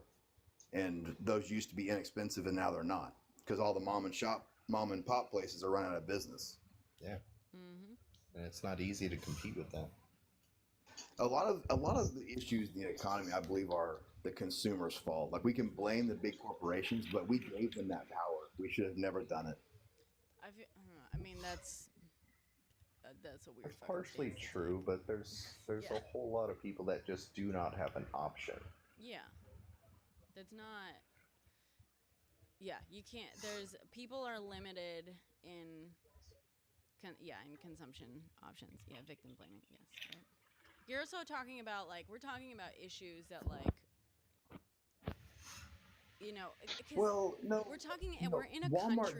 we're in a country that where wages have stagnated for fucking decades, right? So like this country, the vast majority of people in this country for decades are going to have to keep an eye on, cutting costs where they can, right? And everyone's going to make that choice differently. Some people are going to try to cut costs on groceries. Some people are going to try to cut costs on like luxuries. Some people are going to try to cut costs. Like, I think most people in some way or another have things that they're going to cut costs on and other things that they're going to be more comfortable paying top dollar on, right? Like I'm definitely that way. There's certain things that I want the cheapest fucking thing possible, and there are other things where I'm like, no, I'm willing to pay for quality of like a certain, within a certain range. But as a result, when you end up with like companies like Walmart coming in and underbidding everything, like you can't blame a consumer. You can't blame a consumer Well, for making but the there was best a choice. there, No. there Please was don't interrupt me. You can't blame a consumer for making the best choice for themselves in the moment. And if the best choice for a consumer is between two apples, exactly the fucking same, and one of them is cheaper, and they buy the cheaper one, you can't blame them that the company that was selling them the apple for cheaper then fucks them over. Like that's not the consumer's fault. It just isn't. Let's not fucking act as though it's like let's be fucking real. That's really fucking unfair. We can't be mad at people for making the choice that is best for them, which for many people at many points in their life is going to be to pay slightly less for the same product. You just fucking can't. Sorry, but yeah.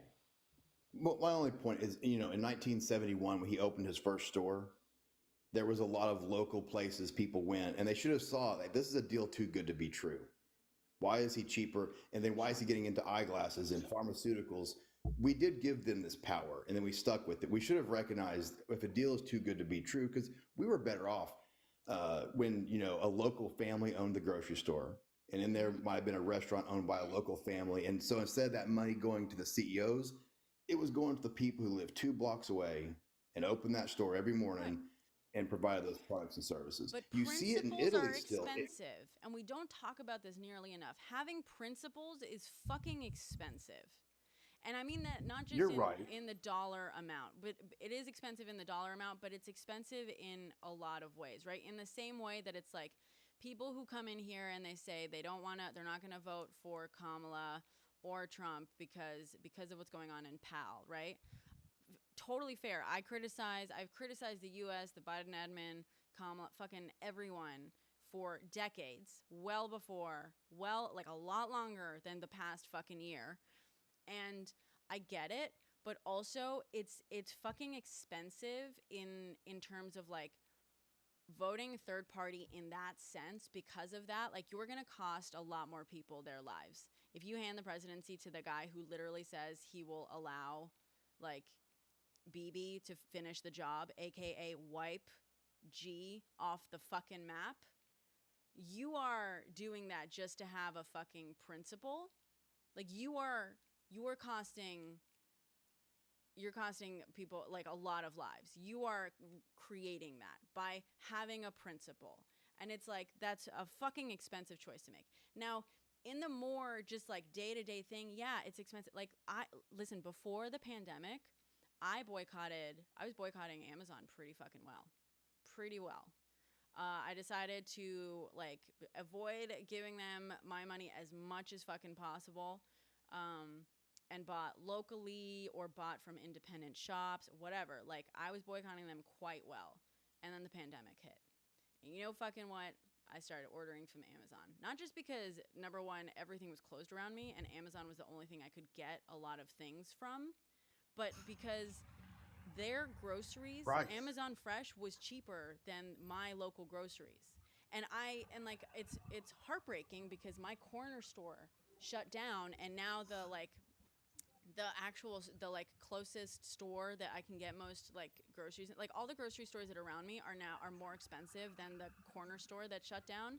And Yeah. part of it is because, well, I mean, during the pandemic, part of it was like the cheapest groceries I could get were on Amazon. And right now, it's like my life has not gotten back to the place it was because I work in the film industry. The film industry has struggled for many reasons during the pandemic or since the pandemic, because of the strikes, because of everything.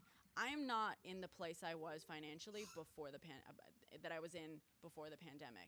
So at the time, I could afford to have principles. I could afford to pay a little bit more to not buy from Amazon. I could afford to pay a little bit more to get the groceries locally. And not just the groceries, but like everything. And now I'm like, no, some things, sure, I'm sure I can afford it, but now I'm just like, I'm gonna fucking find the cheapest fucking option and most convenient option I can. One day I would love to be able to afford to have those principles again, but you can't. Well, It's really fucking have you been hard. to Italy? Yes. Have you ever been? So like I've only been to Rome and Florence, but if you notice, and I asked one of the guys there, and I know this for a fact. I stayed across the street from a school, and at lunchtime, the kids at it was an art school. They would come over there and eat. The school paid him, and he made the lunches. And I noticed everything's all local owned. Mm-hmm. And I needed to buy an iron because I had a really wrinkly shirt, and I was going to a wedding, and I had to go to a Walmart, and I had to get in a car and drive out of town. And I was curious. I was talking to this guy one morning, and he's like, "You can't have a Walmart here." Italy, this is in Florence. They have regulations that the big companies like that run out the mom and pop shops Mm-hmm. can't be there. And so I got to eat breakfast at this little deli. The guy lived upstairs, and this eating in Italy is delicious and inexpensive.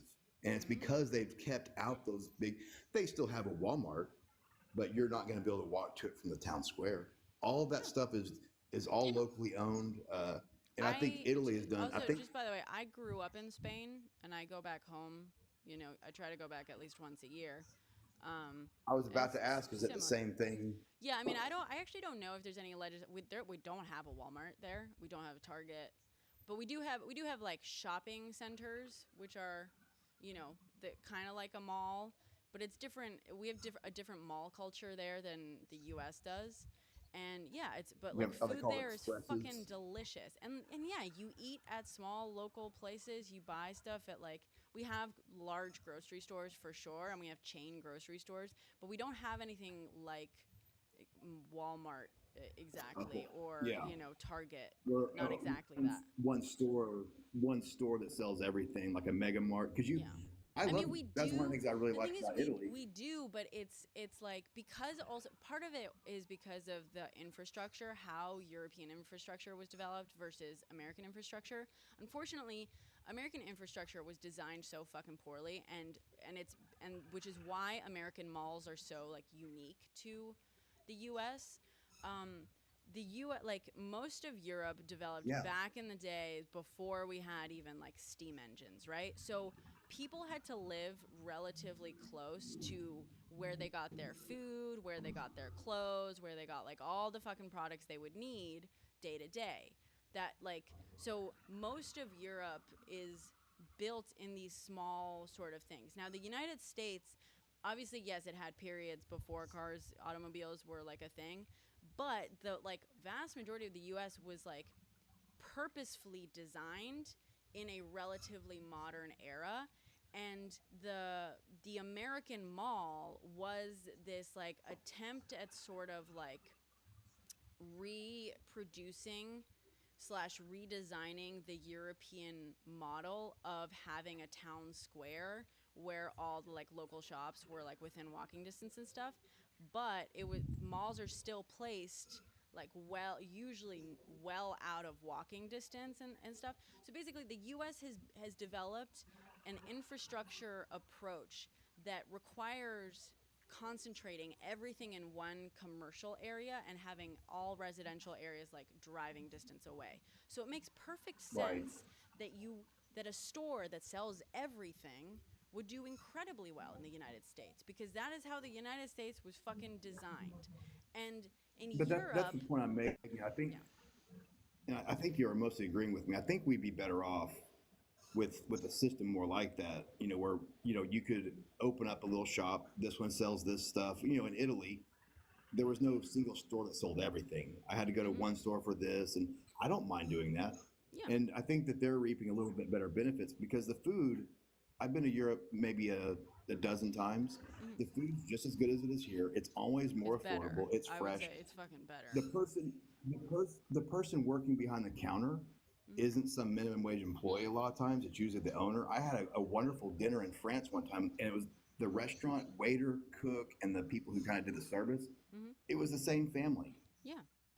And they're getting paid a fair wage because they're taking care of themselves. Totally. I think that and that's what I was saying, by the consumer allowed this to happen by going, okay, let's let Walmart come in here. We're going to save 3 cents. Well, you see what I'm saying. I'm not blaming them. I understand what you're saying, but I'm saying I disagree. I'm going to reject using that language because I think that language is important, right? And I understand what you're saying, but like, let's be fucking real here. The consumer is going to make the best choice for them, which is easily exploited if you have a lot of seed money. Ultimately, that's how that works. You know what I mean? Like, and unfortunately, in a system like the United States that it does not regulate big fucking corporations nearly enough, that it can happen so easily. The consumer can be weighted out. It can be, and like, but that's not the consumer's fucking fault. That is like I'm sorry. It's just I disagree with blaming, with using verbiage like that. I think it lets corporations off the hook. In the same way, it's like, and to me it sounds like the kind of line that like it harkens back to me like this idea that corporations in like the 70s and 80s started pushing recycling plastics, like Coca-Cola company and stuff, and all these companies like started saying like, oh, if you want to like save the environment, like you have to recycle your plastics, and that was like very purposefully done, right, to basically put the onus on the consumer for saving the planet. And the reality is, like, what you and I do as consumers has minimal effect. I mean, still, everyone, please recycle your plastics, your glasses, your metals, all that kind of stuff. The real people the real entities driving the fucking damage to the earth and the climate are the corporations. But if they can convince us that we did this, like, that's fucking great. It like lets them off the hook. We won't focus on them as much. We'll focus on ourselves, on blaming ourselves and what we could have done and what we should have done and da-da-da-da. And it's like, that's fucking bullshit. That's bullshit. So no, I reject the idea that we can like use a sentence like that and act as though it's like, okay, I reject it. The fucking corporations. Yeah, largely I agree with you, Brenna, that it's the consumer does not always have the choice. But I also agree with William because, like, thinking of myself, I'm more inclined to order a pizza from a local joint versus Domino's. Sure. And they're honestly relatively the same price. So it's not always that. And then, like, I would rather order from a local Italian place, Cafe Giordano here in Colorado, versus going to Olive Garden. Or, can I say, and I'm sorry, I know I'm in a yappy mood tonight, but I took my meds late. That's why I'm in this mood. I need to take mine. Good reminder. I love that you mentioned Domino's because, as people will know, I live in New York City, one of the pizza capitals in the world. I'm not here to fucking argue. Like, I don't care 100%. if you like Chicago pizza better or not. I don't care. They're both great. Please. However, one of the pizza capitals of the world. But I have, unfortunately, embarrassingly, regularly ordered Domino's on here. And that also only started recently. Like, I much prefer like local small pizza stuff here. Much prefer. And in fact, when I can, I will go pick up the dollar slice, which by the way is like $1.50 now. It's not dollar slice anymore. Thanks, Biden. Yeah, thanks, Obama. But yeah, firstly, the dollar slice doesn't deliver. I have to go physically pick it up. Also, if you use a card, they charge you an extra fucking $1. So if I don't have cash on me, the dollar slice isn't great. But if I What order, we're saying is we're paying for the convenience then. right.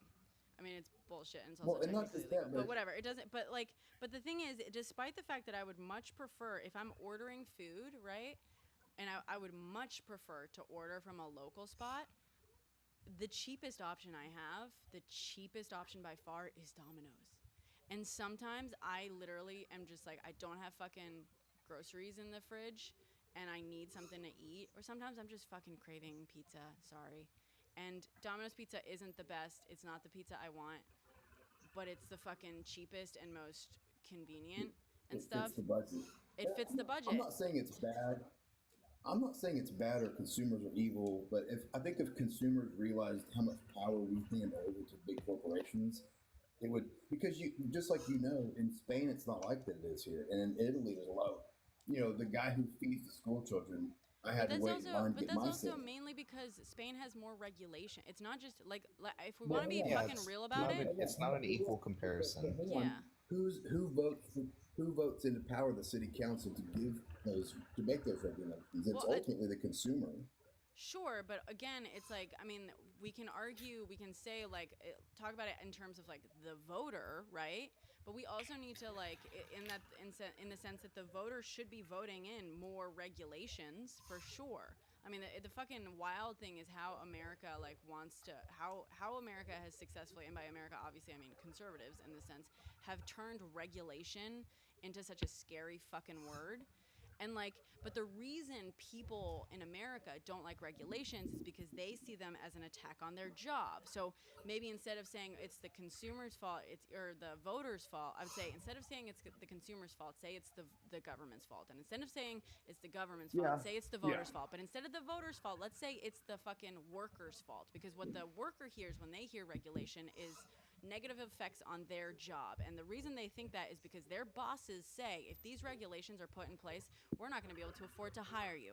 So then once again, we come full fucking circle to the bosses and the corporations who are spreading this bullshit. It's the corporations who don't want the regulations. They do everything in their power to convince people that they're bad, that they're evil, that they will lose their job with regulations in place. When the reality is that regulations are the things that ensure babies don't get fucking poisoned by baby food. And like regulations are the things that ensure that people cannot get permanently injured while at work and then have no reasonable way of paying their bills from there on out. Like it's insane, but it all paths lead back to the fucking corporations and what they have convinced people is the bad thing, when in reality it's all to serve their fucking interests. Sorry. Well, in this comment, the FDA enforces the regulations. Well, the FDA just got fucking kneecapped, by the way, with the fucking Chevron doctrine. Every regulatory regulatory body in this country just got fucking kneecapped by the Supreme Court just a few weeks ago. And if you don't know about the Chevron doctrine, oh boy, are you in for a fucking horror story. Yeah. And also that's the FDA, not regulations. What do you mean? That's correct. Yeah, of course. Europe is way more heavily regulated than the US. Way more heavily regulated. There's a lot of stuff that's legal, a lot of substances that's legal to put into food and into products here that are not legal in Europe, because Europe was like, yeah, that's harmful to consumers, to humans. It is incompatible with human life. And so you're not allowed to put it in your fucking food. The US doesn't like regulations, so they don't regulate that shit. What do you mean that's the FDA, not regulation? You understand that the FDA regulates, right? That the FDA is a regulatory body. Yeah, that's the FDA is the enforcement of the regulations. Well, the FDA also like puts into place certain regulations. But they also not anymore. Not after Chevron. Not Chevron. Yeah. Fucking insane that we just did that. Insane. Republicans, literally, when people bitch about regulations, they are literally regulations are literally what makes it illegal to put fucking lead in your baby food. You know, lead is a little sweet. You know, lead tastes sweet, which is why so many fucking boomers licked lead paint off their walls. Babies ate lead paint because the paint chips were sweet. And the reason, I used to eat Advil because they were a little sweet. yeah, fucking dangerous, yo. Well, regulations are why we have child-proof fucking tops on medications now. That could have fucking killed you. I got a wild Regulations story are about why my. you can't. Regulations are why you can't fucking you can't put radioactive materials into just regular ass fucking consumer goods. That's good.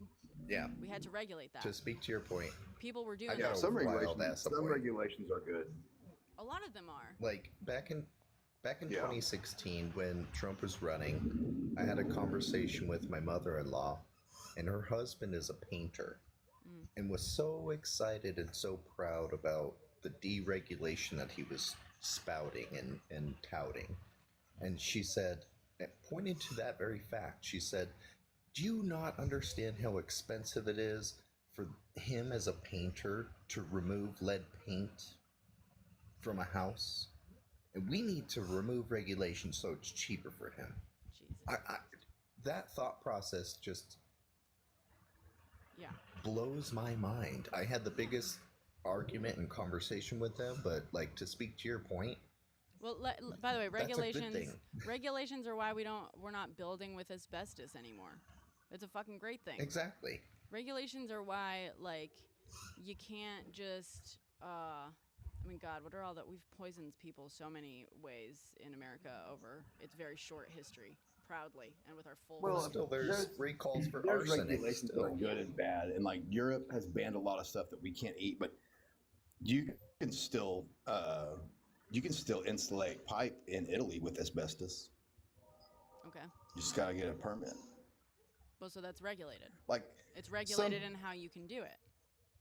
well, they yeah, Right. There's a but way they needed they're to gonna. ban it because that. Sure, I mean, we can argue about. I'm not we're not even talking about what regulations are good and bad and stuff. Firstly, it's hard to get something regulated. Like people rarely, and I'm saying rarely because yeah, obviously lobbying will get you to regulate shit. Well, that's the crazy thing too. No, I don't mean will lead pipe. corporations will and Republicans will be all for regulations that benefit their fucking bottom line. The reason they don't like most regulations is because the reason companies love to put poison in shit is because the poison is the cheaper option. But so you're talking about in Italy, you can still use insulation. You can still use asbestos insulation for pipes. You just need a permit. So that sounds regulated. That's a regulation. You can't. They're not saying you can use asbestos whenever the fuck you want and in any way that you want and whatever without the skills to do it safely. By the way, we also still use want to lead, regulate women's lead. bodies. Yeah, exactly. Republicans want to regulate fucking women's bodies. Why don't you Google Nebraska shooting bald eagles? What? Lead pipes are still in use because the hard water calcifies the inner and prevents lead leaching. I didn't know that. Well, that's good to know. Also, lead is used in a lot of stuff, right? Like lead is a thing that is used. It's not dangerous in every form, but we regulate how you can use it. And part of the reason that lead paint was so dangerous was because children were eating it because it was sweet. Like lead paint on its own doesn't really do much harm to you, as far as I know. I'm pretty sure like touching lead paint and stuff, that's not really gonna hurt you. It's just that kids were eating it because it also flakes when it off gets in a very exposed. specific way. Yeah.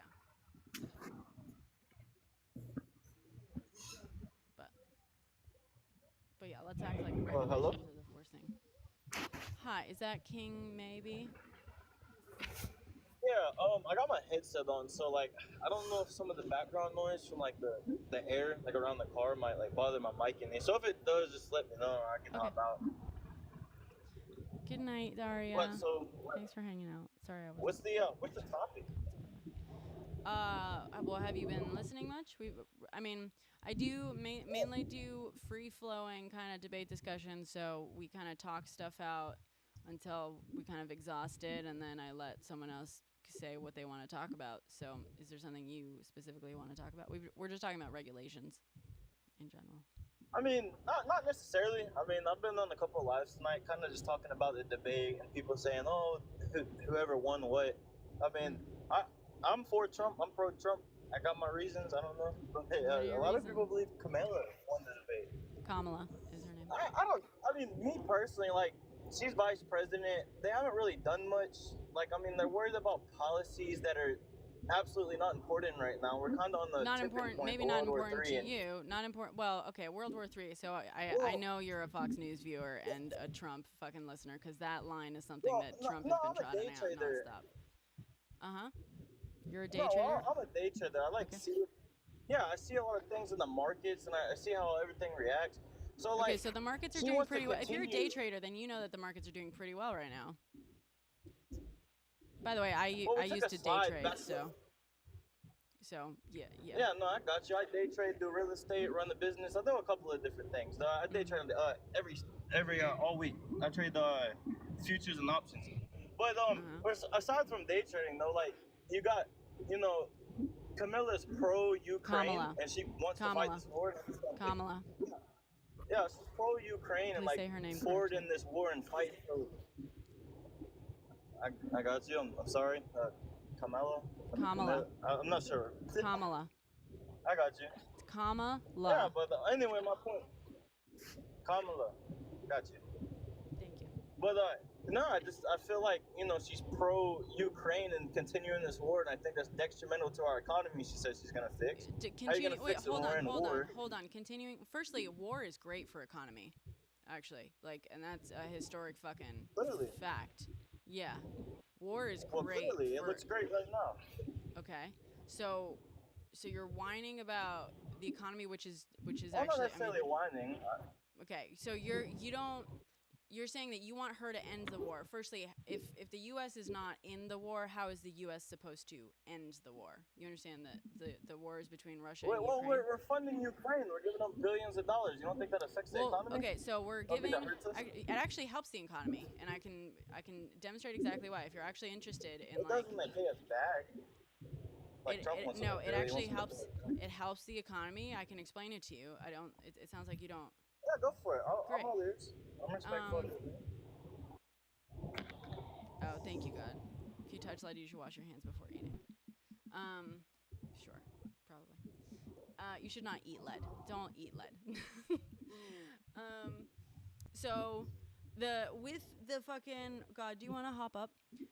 With aid to Ukraine, what the U.S. is basically giving them are like existing weaponry, and then the U.S. is replacing it, and by replacing it, the U.S. is paying for the replacement materials, the labor to build the new, by the way, like, most of the stuff is old, so it's also not being replaced like one to one. It's being replaced with newer types of technologies and weaponry and items and stuff. So, yeah, wartime actually really helps an economy, as long as you're not the one getting bombed. Like, it actually really helps an economy, and the U.S. is gonna do fucking fine. Well, I get it. I understand completely. I respect it. But you do know Saudi Arabia kind of holds our oil, and they're on the whole other side of the world and stuff like that. And my question to you is, where oil is kind of backed by our dollar, right? Our dollar is backed by oil. So I'm curious to know how Saudi Arabia on the other side of the world is backing our dollar with their oil that we're soon not going to have any access to. Or honestly, even Russia shut off the pipeline, didn't they? You know that the U.S. is producing more. You know that the U.S. also has its own oil, right? No, I'm sure. Like, we have our ways. So I'm telling you. So the U.S. is producing more oil now than it ever has historically before. So what's one of the best ways of becoming less reliant on Saudi oil and Russian oil and just outside oil? By producing more. So Biden, in fact, increased U.S. oil production to historic highs. So another point in Biden's favor and against Trump. Yeah, but look at gas prices and versus Trump's gas prices. Okay. It costs more to get the oil his way, Biden's way, than it did the way we had it, you know? It's not. It was not oil. It's the oil refueling services the U.S. was providing to Saudi Arabia during their Yemen incursions. Do you want to hop up, Naz, and explain this? And so look at gas prices. Okay, so Trump himself, passed. What did he fucking do with OPEC?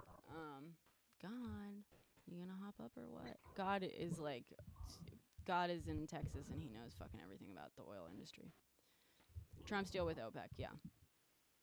Yeah, well, it's not just the oil, you Straight know. it It's like says, just little okay, things like hold on, people, like immigrants, right? Like Colorado, you know? Okay, hold on, King. I'm happy to have this discussion with you, but like, I feel like every time I make a point, you just pivot.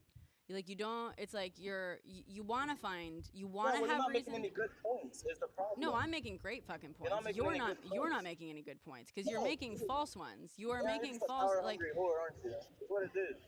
It's I'm a annoying. power You can't hungry debate with whore. people like this. Call me that again. I dare ya. Yeah. Do it. Ban me out the chat. I give a fuck. Millions of dollars in my bank account, you broke bitch. I give a fuck.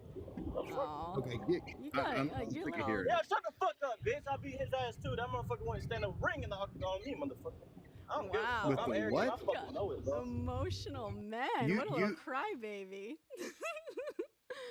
Wow. Oh, did someone ban him? I was gonna let him just insult me until TikTok banned him. What was that? What happened? Oh, I'm sorry. Is this your first time being on the receiving end of how men treat women? They do that. They do that a lot. That was weird. No, usually, so now TikTok has gotten a lot better at like when it sees that a guest is insulting and saying horrible things, it actually pops up a little message and says, "Hey, this guest is saying problematic shit," and they're gonna have to be booted. So, yeah.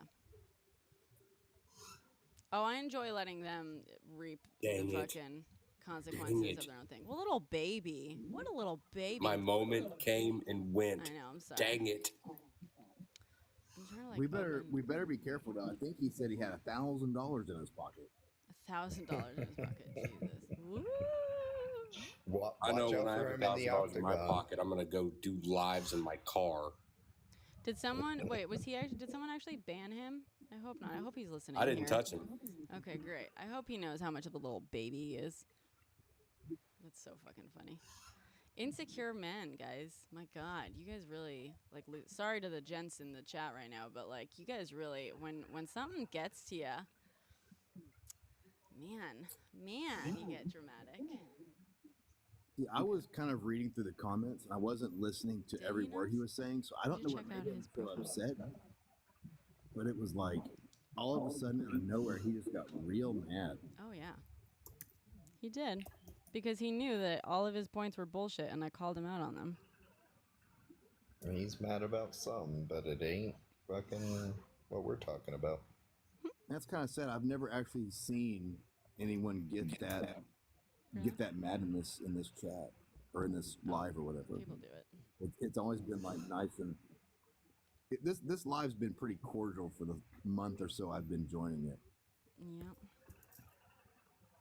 I want to say, William, you're pretty awesome, and I empathize with what you're going through with your land and having the windmills on there and stuff like that. It's a disaster, but fight's not over yet. Yeah, no, man, it's tough and it's difficult. And I know you want the right things, you want to do the right things, and you're extremely cordial, willing to talk. And I just want to say I appreciate you. Well, thanks, man. I appreciate that. I definitely probably fit further on the right than most of the people in here, but I'm not ever going to disrespect anybody. I try to be cool. Honestly, all opinions should be welcome. Like, we should be able to talk through these things and try and create solutions. I mean, not all opinions. That's what I'm going to call out. What reasonable people. I'm sorry. I'm not going to accept hateful opinions in here. And I am going to fact check opinions. Not all. But, yeah. Yeah. Well, all rational and reasonable opinions. I mean, I think my opinions are pretty, but yeah, like hate or anything disrespectful or whatever that octagon fighter man was. He ain't no real fighter. I fought for 12 years. He ain't no real fighter. Trust me. You were a bullfighter too, though. I did bullfighting and MMA. Good luck. Yeah. I want you on my side. I mean, that dude would have lasted about 3 seconds on a $2 horse. I'm not worried about him. It's always the loud ones. But that's probably why he's from Arkansas or something. So whatever. You leave Arkansas out of this. So funny. So fucking butthurt. Oh my god. Well, I know we ain't in Texas. God. Oh yeah. I drove 3 hours. I was in Tahlequah for a powwow a year ago, and I drove 3 hours to Arkansas for a barbecue sandwich, and it was worth it. When I was 19, I drove all the way to Conway, Arkansas for a date because I was stupid. Man, Arkansas girls, down in Fayetteville. Fayetteville's actually kind of cool. That's like the only cool city in Arkansas. Rogers is very nice. Never been. Well, Brenna, I'm sorry that you got yelled at by the mean man. What's that? Never mind. What did I say? At the mean man? Did you do that stuff on Texas? What were you doing that for that you asked me the other day? No, I didn't post it yet. I might use it tomorrow for a post or something. You could probably ask William too. William probably might know too. Oh yeah, so I was asking, because also, by the way, I also asked God. I was actually looking for things that are legal in Texas that are not legal elsewhere. In the other, like, 50 Mutual states. combat. That's what I told her. Mutual combat? Yeah, mutual combat is probably a big. Basically, if two men, if you want a piece of me, if they say that, you could fight and they can't press charges. You can do it right in front of a cop. You can say we're declaring mutual combat. Okay. Yeah, and that can be with body language or verbally. It's also legal in Oregon. What else is legal in Texas? I told her pretty much any stand your ground law is pretty much legal. The castle doctrine is very strong in Texas. I had an incident where I had to pull a pew on someone, and they called the police on me, and the police were like, "Yeah, you have to leave, or we're going to come back and get your body."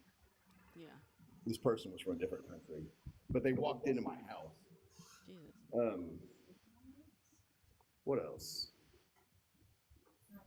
The only good law that I think we've passed from a social perspective in the last 5 years was the Crown Act last year. That was the only good one. Future trans prosecution law? The Crown Act last year was the only good social-based law that we've passed in Texas in the last 5 years. I'm unfamiliar. Could you explain what it passed? Yeah, the Crown Act is a state-mandated anti-discriminatory law that says that businesses and schools cannot discriminate against a person for having quote-unquote ethnic hair, including dreads and stuff like that. You can't discriminate against. I think it goes by city, but another unusual one is those no guns allowed signs that you see at Starbucks. Mm-hmm. Those are legal decorations. They're not. You don't have to abide by those. Oh, I know. The law. I think the actual law for that is anywhere that sells alcohol. Alcohol, certain types of venues, and any federal space. And there's different places that can get permits, like a fair. But outside of that, you can't ban weapons. I know. I tried to carry inside of a grocery store once, and I was profiling real strong, and they came and told me to go put it in the car. Can I ask you guys a question? Texas? Because I'm from Colorado. We believe in guns. We believe in concealed carry permits and all that good stuff. When you're talking about these signs and carrying guns into, places of business and whatnot, What kind of guns are you Please watch talking the about? Are you language, talking guys. about Please watch the handguns? G word. Please watch the G word. Pew pews. I apologize. I apologize. So what type of pew pews are we talking about? I Well, carry a 4 with a 0 on the end of it. Okay. Yeah, and I'm a hunter, so I Handheld. normally, yeah, I don't really carry pistols around, but I have, but I've got a 20 gauge in the back seat, and I got no qualms. You don't need a permit or anything, but I see definitely a lot of people carry, especially at like sale barns. All the guys up there, they're always playing Yellowstone. They got something off their hip. It also depends a lot, Colorado. It depends a lot on like what kind of part of town you're in and whether or not it's regulated. Ironically enough, oddly enough, if I go to a really like rough part of town, I'm not going to catch any static.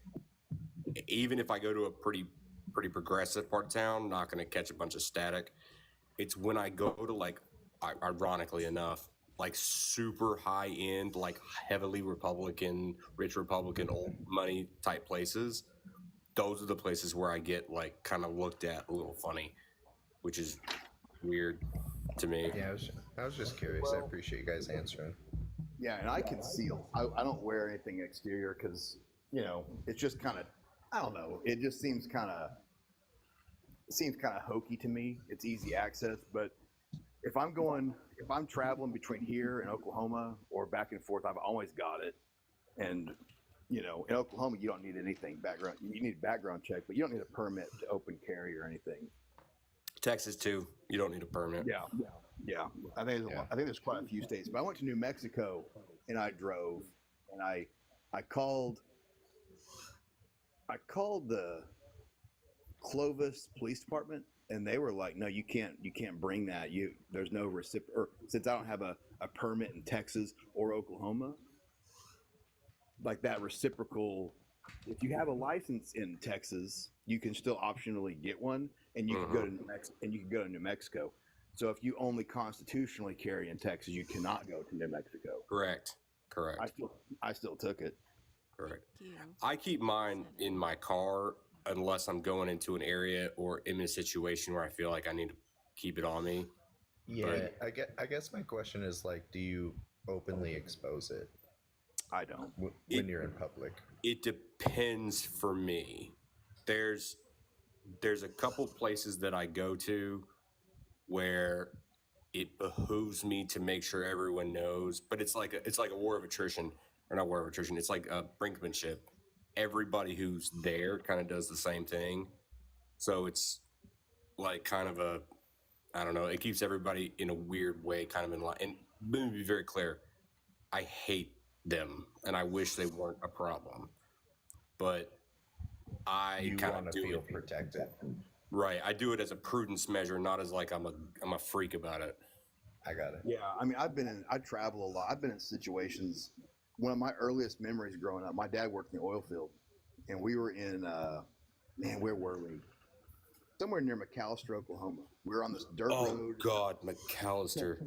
Oh, God.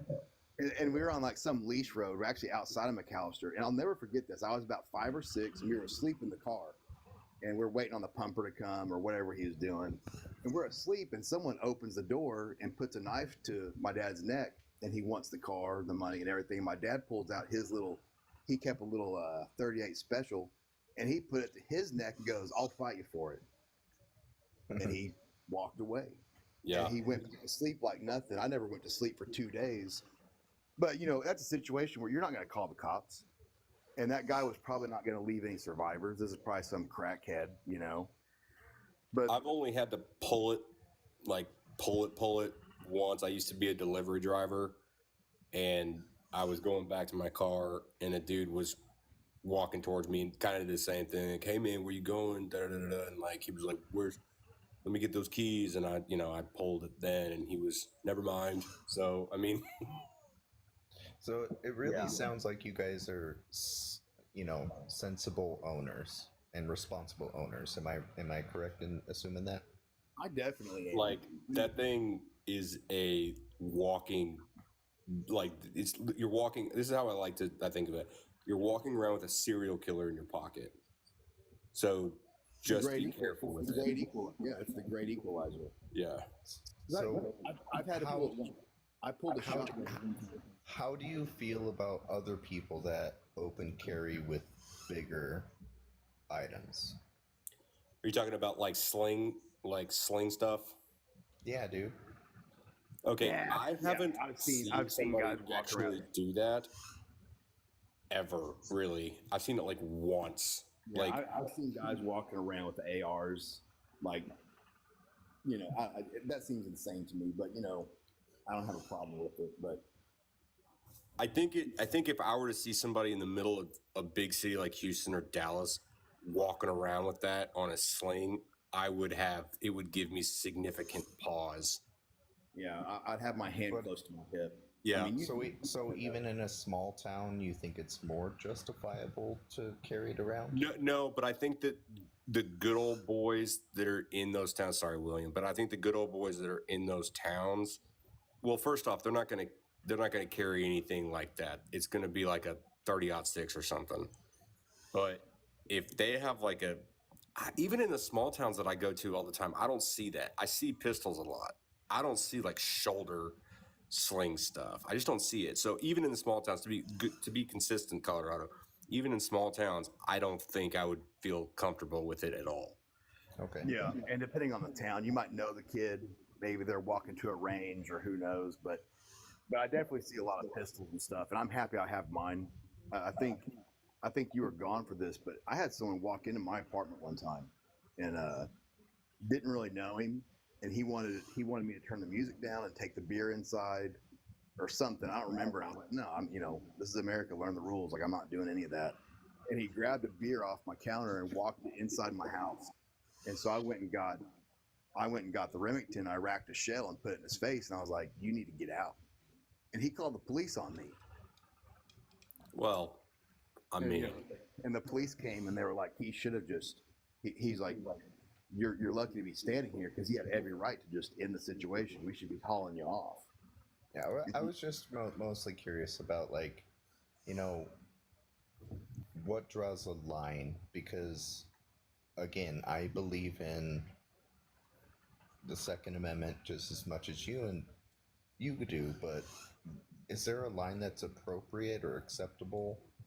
I don't see the need. I mean, completely candid with you, pistols don't bother me. Me but either. Anything like that's like high power. Here's basically the rule: anything that's used as a tool of war outside of like a pistol, I have a issue with dudes rolling down the street with it. I would look at that the same way I would a tank. Yeah, that's kind of that's a person who's probably not a responsible owner. Yeah, and probably someone who may have been someone who that typical bad cop kind of personality. The thing that I was taught when I was younger that I believe is anybody that has a big armament like that, they're trying to prove a point. And if they're trying to prove a point with that, watch them. You know what I mean? Because that's not the thing you prove a point with. Kind of leads me into my next point. You guys are extremely sensible. At what point do you watch these people and try to avoid awful situations that we continue to go through? Here's my advice. I stay out of the cities. I don't lock my doors. My pickup's unlocked. I don't worry about it. Well, I live in the city. I live in the city. So I think that for me, it's all about, like, here's the thing. When you see somebody acting crazy, just generally, like, take the whole pew-pews out of it, like somebody who acts crazy in general, everybody's going to kind of pay attention anyway, no matter what the situation is. If I see somebody rolling with something like some high power stuff, like William kind of alluded to earlier, my hand's already on my hip if I have it. If I don't have it, I'm going back to my car to get it. Just to Can I give you guys a recent real world example why that doesn't work? The most recent school incident happened because the dad gave a certain item to his kid. Yep. A year That's why after he was reported to the police about his That's why I intentions. love the fact they're going after that guy's family. I agree. Yeah, I agree. I do too. They should do that to every one of them because, I have an 11-year-old and we went dove hunting last weekend and she's got her own firearm. But I've got the ammo, she gets it out, and I make her demonstrate safety to remind her of a few things. I watch her real close. And but that weapon now, we don't live together. She's with her mom right now, but that weapon's with me. Well, I And mean, she would never be able to get access to that weapon. And she doesn't have any anger issues. If in a few years I had some concerns about her, there wouldn't be any more hunting trips. The father not supervising the child and the firearm was the direct result of what we saw in Georgia, I believe. Yeah. well, yeah. I mean, I think that if you so for example, my brother-in-law is in the military and he's E-rated on everything, right? So like everything we do, but my nephews, they have seen the weapons, but they don't touch it. I mean, it's just I think it's the difference between learning through correct training and then learning through generational, just general redneckishness. You know what I mean? And I think that if that dad gave their, at the time, 13-year-old kid effectively a weapon of war and said, "Oh yeah, go have fun," or anything to that effect, both of them, get both of them. That's just such ridiculous behavior. It's insane. Is there anything, and you guys are both, you sound like very responsible gun owners and good parents. Is there anything in addition to that? As far as? Is there I'll tell you anything this, I think I know what additional you're about that to you ask. think would When I help was about mitigate any future issues? I mean, I can Yes. tell When I something was that is 10 very unpopular that with a lot of owners. I can tell you something that I am a big advocate of. And it effectively what we're doing now with the dad and with, I think we did another one recent, or the one before that, we did the same thing with the parents. I think we're in a state of de facto doing this, but I would like to kind of codify it, which is insurance. Yes. If you're insured, we're insured on our cars, we're insured on everything else. If you have insurance, because effectively what they're doing by taking care of the dad this time and the other one is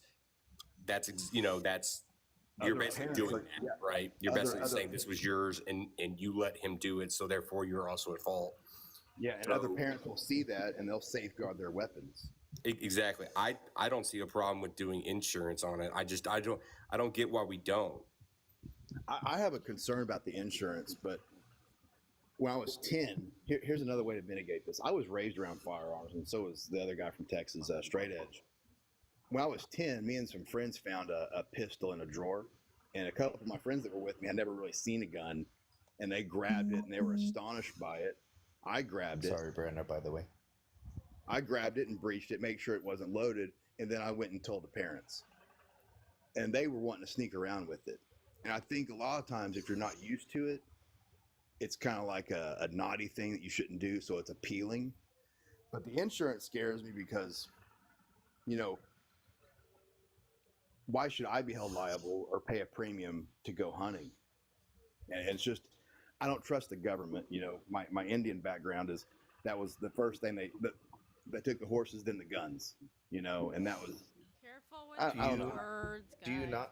Do you not need a license to go hunting where you're at? Okay, so I hunt in Texas and I need a license there, but I'm Indian and in Oklahoma I don't. Okay. I think that hunters are great for conservation. I think it's really good. And, I would think that if you have a license, a hunting license, it could be the insurance could be amended to the hunting license at little or no cost. It's just a point of culpability for the whoever owns it.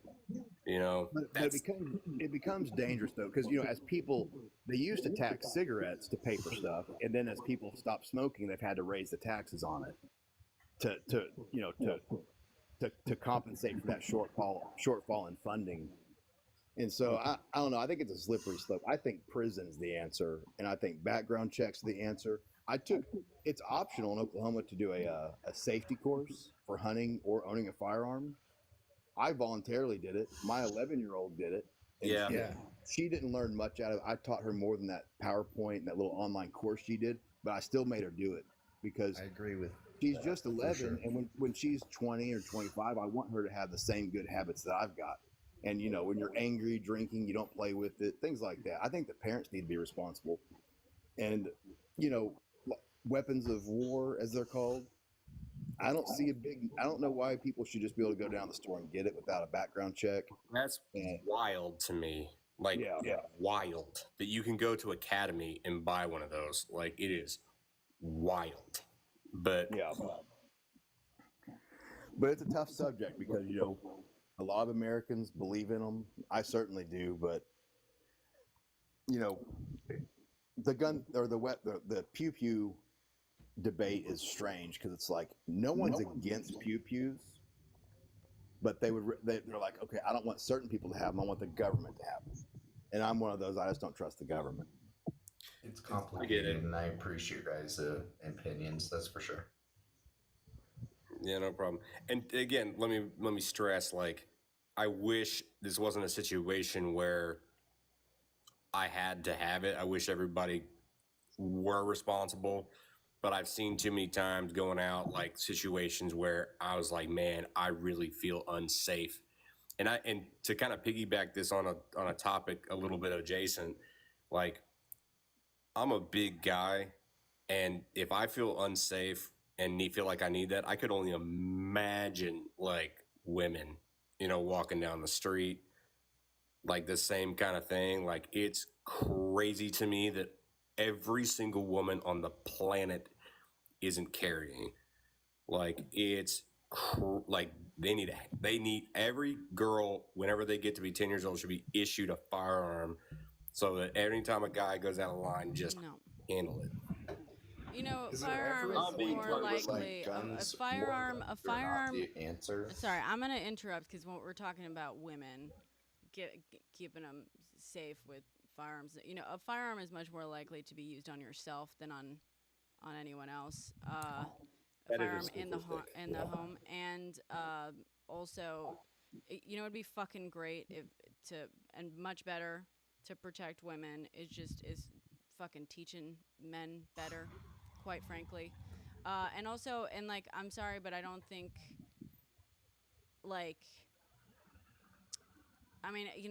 men who use the weapons to threaten women into submission and stuff like that in and of itself, bringing more of them into the equation, I don't think fucking solves anything, frankly.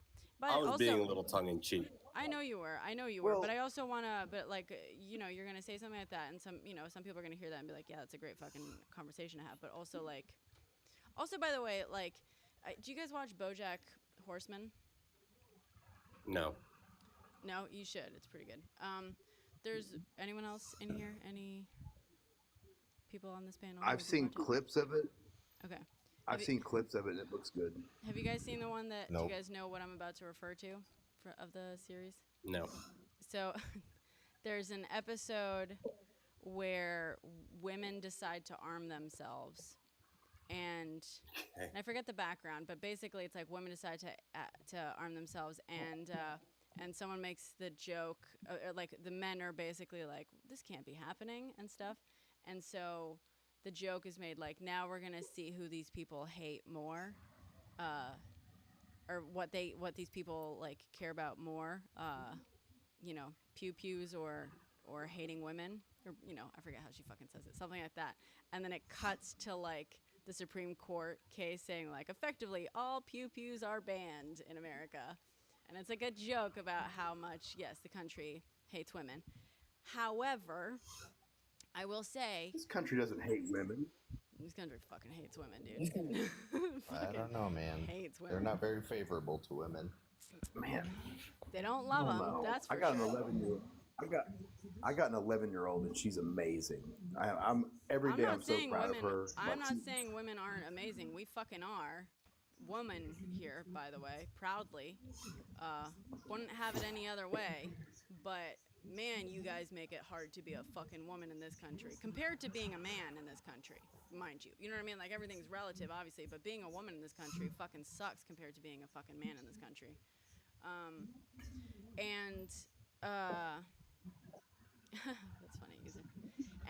But so I do want to say, like, yeah, I don't think like literally that's what would happen if women all started arming themselves. However, I do want to say there is literal precedent in that, you know, the 2A arguments and debates like weren't what they are today until the Black Panthers decided to arm themselves. In fact, they're the first people who basically kind of looked at, like, even the NRA was like pro control and like regulation at that point. And like it wasn't until basically Black Panthers, who were getting obviously unalived at incredibly high rates by police and by just, you know, overzealous racists constantly, decided to say, oh, you know what? Yeah, among other fucking monstrosities. They said, oh, you know what? Like the Constitution actually guarantees us the right to protect ourselves, to like arm ourselves in a well-regulated militia and stuff. And so the Black Panthers essentially became that. But a big part of it was less about them actually arming themselves and more about them basically wanting the government to change, to stop harming,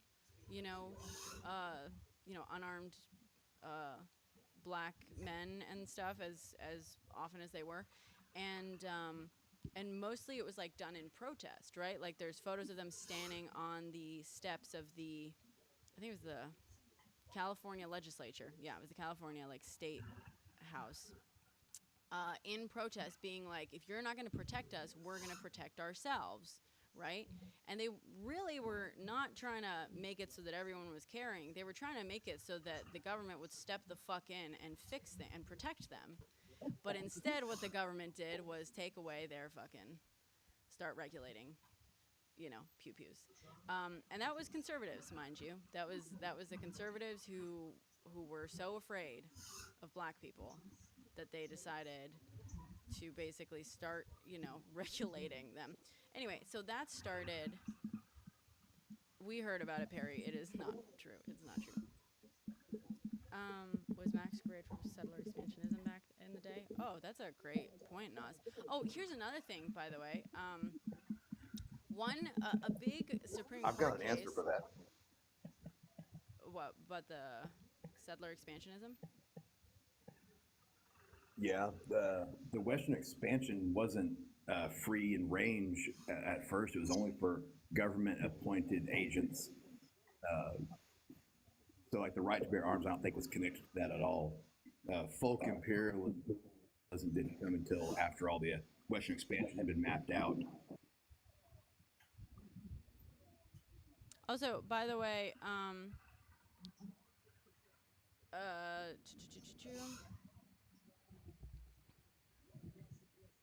sorry, one sec. I gotta go to bed.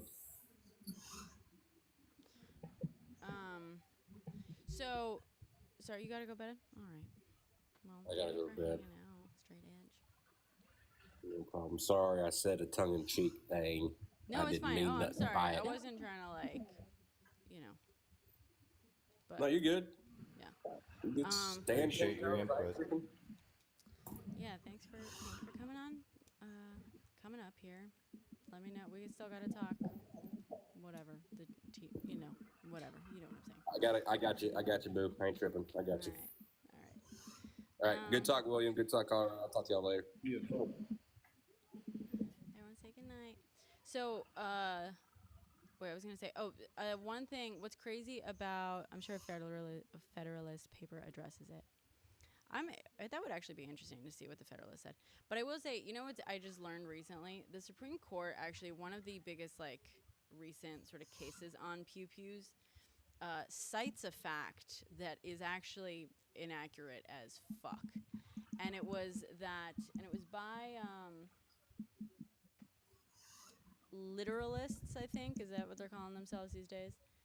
And originalists. They were like, there were no laws regulated the right to conceal carry before 1800, before the year 1800, before the year 1900, before the year 1800. And as a result, they said that they don't believe that the Constitution intended and the Founding Fathers did not intend for the regulations to basically regulate concealed carry or whatever, abridge that right. And they basically overturned a bunch of regulations, and then it turns out a group went and found regulations in almost every single fucking county in the United States that in fact did regulate concealed carry that were written before the year 1800.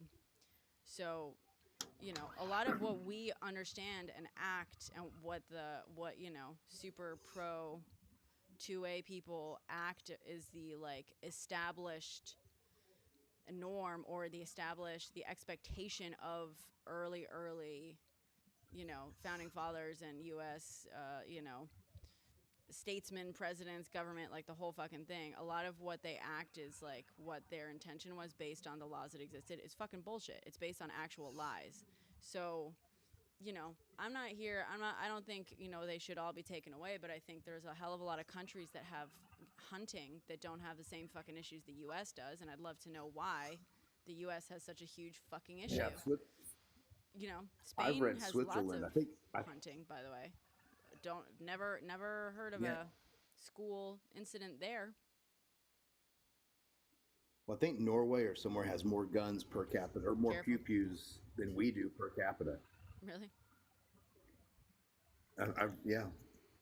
So, yeah. And they don't have the violence issue. They don't.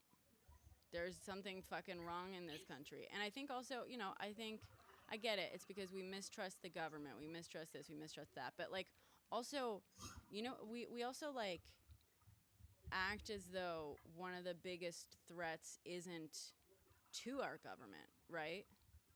I mean, look at J6. Yeah. It's... If fewer people, I get it, we're afraid of the tyranny of our government, but that's part of the actual thing we have in place against that is democracy itself. You know what I mean? But yeah, what about the threats to our government? Our government, which is elected, which is, in theory supposed to keep us safe from tyranny. We had a literal attempted coup in this country recently, and we're lucky more people weren't ready to use their things. You know what I mean? I just want to make one point. Yeah.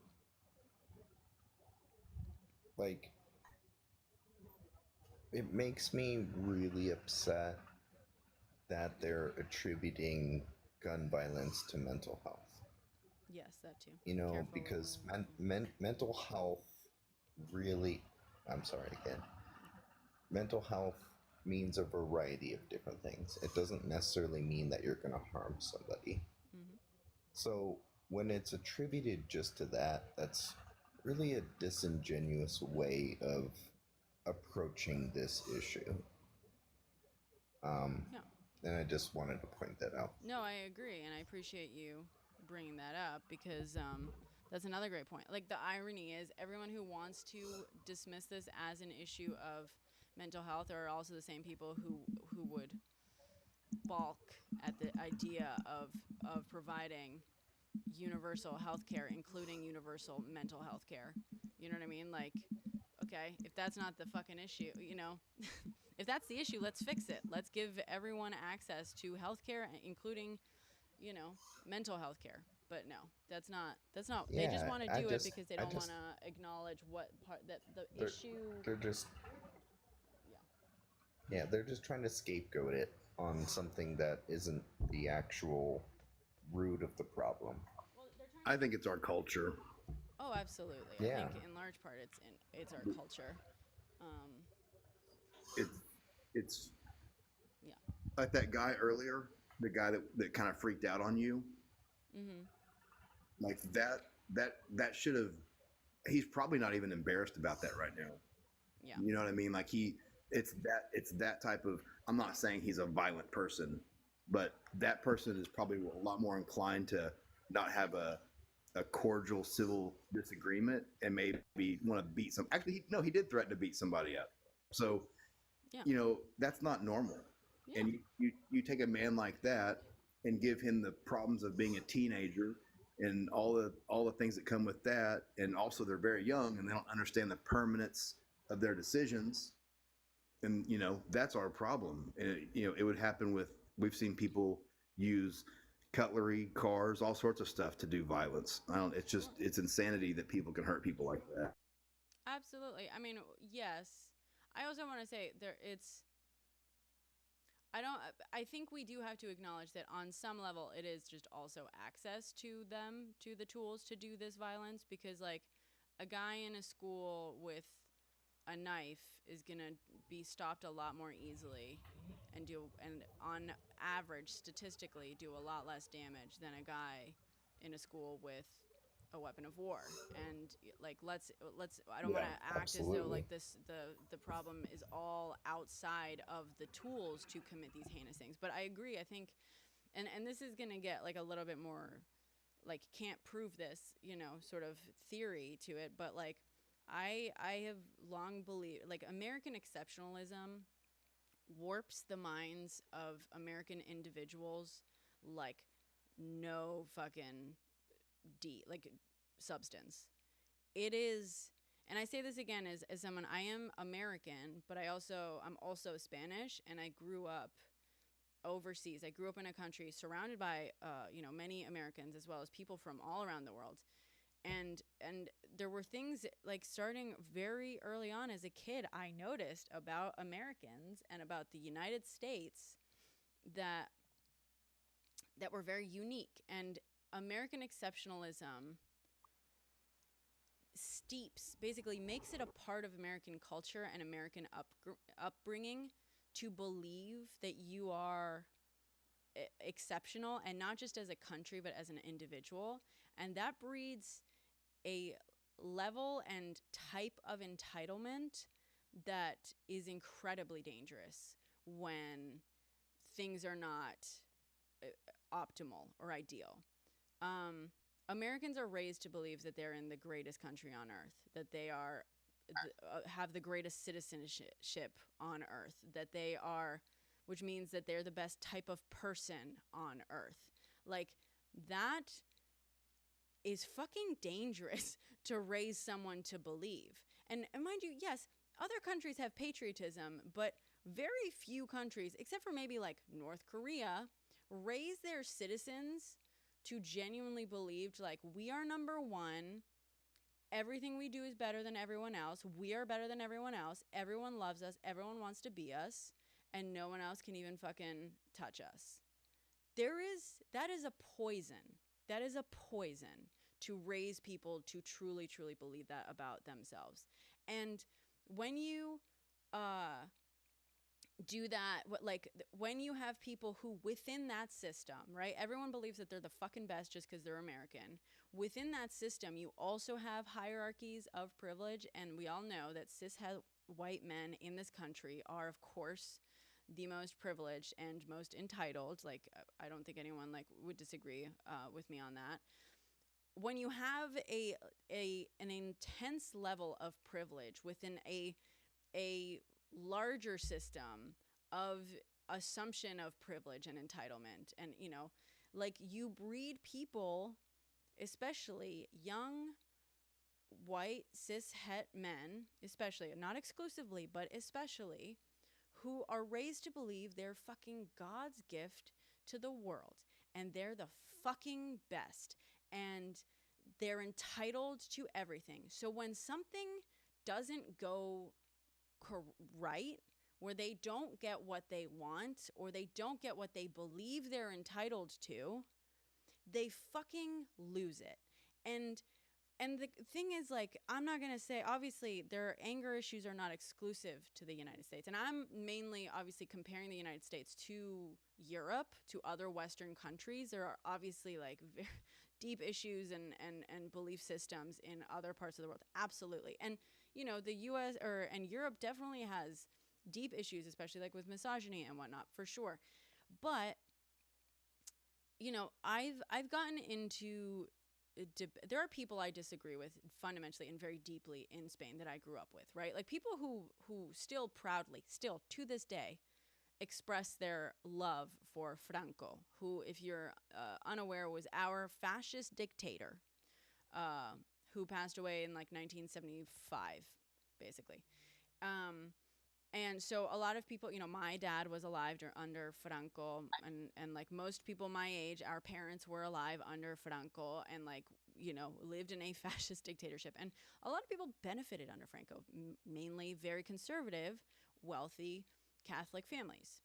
And so I know I have friends. Yes, I have friends. I should not be friends with these people, but it's actually a lot easier to be friends with someone in Spain who is pro Franco, because we have had discussions about this kind of stuff, and it has never gotten to the point where most discussions, I feel like, end up here with people like, you know, that dude earlier, right? Like there's a level of respect and a level of, like, somewhat like just ability to fucking have a conversation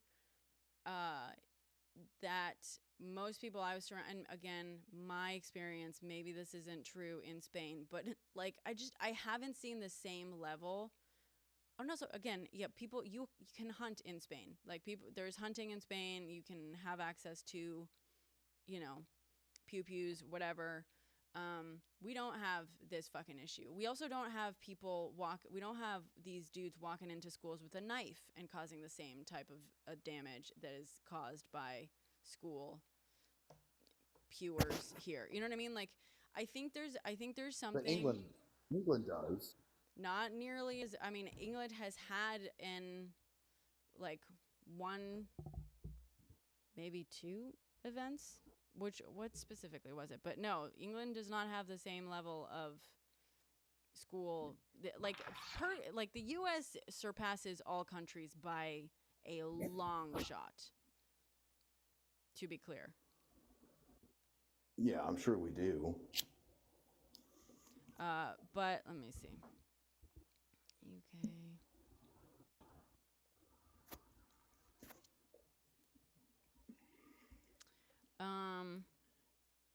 Let's see. Yeah, so it will have like a handful. Most of which have zero, like, unalivings. By the way, to give you an idea. And Yeah, the but they're US not doing that to help somebody. They're trying to do harm. Yeah, no, I know, but are much less affected because they're not really walking around with weapons of war the way. School shootings compared to other countries. Here we go. The U.S. has had 57 times as many schools specifically. This doesn't even count the others. As the other major industrialized nations combined. This is just schools. The UK has had... Oh, wait, this is 2018. So it's even more now. Jesus. There's been a nearly 8% increase from 2020 in 2024 of school or mass... Oh, God. The data is always fucking depressing as fuck. Anyway, point being... What's strange is, like, why did it start? You know, like, I'm 42. This wasn't an issue when I was in school. Like, it started just when I was graduating. I think Columbine happened my senior year, and it was like that kicked it off. You know, I don't know. Maybe we should go back to lead paint. I know, right? Not to be rude, but do you have schizophrenia? That is rude, and no, I don't. fucking D- for effort on the insult. We're the center of a world empire, capitalism, and also center of colonial terror. Yes, I agree, Alan. Yes. But that's the thing. It's like the U.S. teaches a level of like American exceptionalism. It literally has its own title. American exceptionalism is a very unique worldview. And like in Spain, yes, people are patriotic as fuck in Spain. But there is this whole idea, like no one's running around saying Spain number one, like USA number one, we're number one. This concept of we're number one about everything is like, it's wild. It's wild. Well, it's also like not accurate. You know what I mean? The U.S. is like very much not number one in most things. The thing that it is number one thing in is its fucking size of military and number of nuclear weapons it has. Like that's what the U.S. is number one at. But it is not number one on things like education. It is not number one on healthcare. Like if the healthcare system that you and I pay so much for isn't even better, isn't even good compared to other fucking countries. All the cat eating that's happening. Statistic for you. That it's not. Number one in obesity. Actually, I think Mexico is technically number one in obesity. It used to be. Brenna, I was reading today there hasn't been a student in Baltimore make a passing proficiency level, whatever, since like 2018. And a quarter of graduates read at a kindergarten number 10 level. in obesity. Sorry. Well, then why are people wanting to defund the education system? That's just one point. I think what people are saying. Wait, sorry. What was that like about education? I'm sorry. What did you say that? So Well, and you might want to check this. Oh, me or him? What's that? What were you asking, me or him? You said something about fact. Sorry, I was googling where we ranked on obesity, and I missed what you said. Yeah, he can go. Well, I was saying I was reading today that Baltimore hasn't had they do state testing. Mm-hmm. No one's passed in Baltimore in the math section since like 2018. Let's fact check that. And that look this up. And then a quarter of the students read at a kindergarten level when they graduate. Well, more than half of the United States of Americans don't read above a 5th grade level. I mean, that's insane. I don't know if I'm pretty sure it's true. Insane. I read it today, but that's crazy. I just want to go backwards. It's not at any. Second. So it's at 13 Baltimore City high schools. 0 students tested proficient on 2023 state math exam. Only 13 of them. But let me see. That's Fox 5 News. How many? Yeah. 40%. How many districts are there? So it's at So only 11.4% of students scored proficient in math at the top 5 performing high schools. Let's see. 40% of high schools in Baltimore, so that's 13 of the schools, that's 40% of the schools had 0 students testing proficiency, like in math, proficient in math. So it's not all of the schools. That's abysmal. That is abysmal. That's still Absolutely. abysmal. Absolutely. Yeah, it's awful. And I think the chance to defund education might be more of like we need to change, like kind of like defund the police. We don't want to get rid of them. We want to change how they work. Maybe that's the chant, because, I saw that Baltimore stat, and then I looked at Chicago, and it wasn't much better. And it's just like, what's going to happen in 10 years when these people need to function as adults, and they can't read a contract? They can't rent an apartment and understand the terms, much less get a job. Like, the education in this country is crazy. Yeah, it's awful. I It's really sad. hate to do this. I just really want to backtrack because you mentioned Columbine, and obviously I'm from Colorado, so that hits home to me. Mm-hmm. I was in 6th grade when it happened.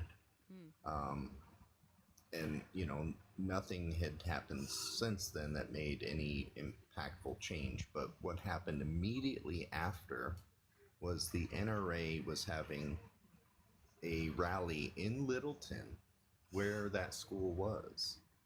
and they refused to not have that rally.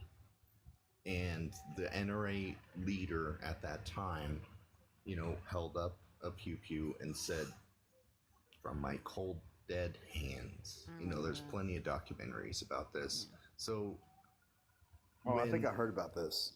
Yeah, you can watch Bowling for Columbine. You can watch so many other things, but from Colorado and watching the Aurora atrocities at the theater, that really hits home to me because it's extremely personal. I've had friends involved in that kind of stuff. I've had, friends of teachers involved in that stuff. And that was literally the first incident that really kicked everything off.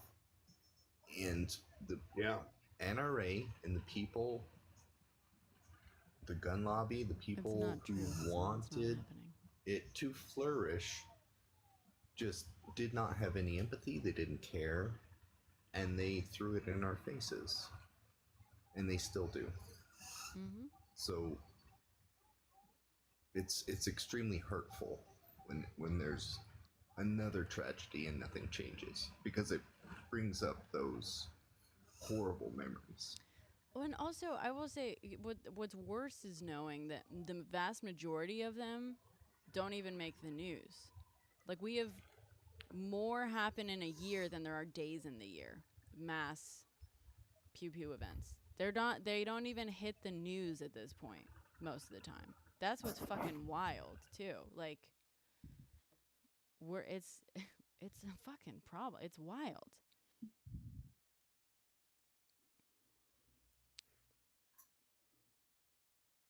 Did I just kill the vibe? Sorry. No, I killed it. Thank you for giving me that space to say that. It was just brought up, and I appreciate it. I appreciate you saying that. Moving. Yeah. Yeah, I'm sure it hits home. I was a senior when it happened, and so I was, out of school, and now I've got an 11-year-old, and the district she's in, I'm not too worried about. The class size is like 10 kids, and I know pretty much the families and all the kids. But you got schools where people are kind of anonymous, and you don't know what's going on in their home life. Like, I think that child that did this recently sounds like he had a very troubled life, and no one knew, Mm-hmm. So it's a terrible thing. But I need to get up early tomorrow. I had a great time. Thanks, Brenna. Y'all have a great night. Thank you. Thank you so much for See you, Colorado. I appreciate you, William. coming up anytime. Boy, I did kill the move. You're on the East Coast time. You're way later. Yeah, it's 1:30 a.m. here. Which reminds me, I had to give my dog her medication. People are definitely desensitized to it, unfortunately, because it happens so often here. Yeah, exactly.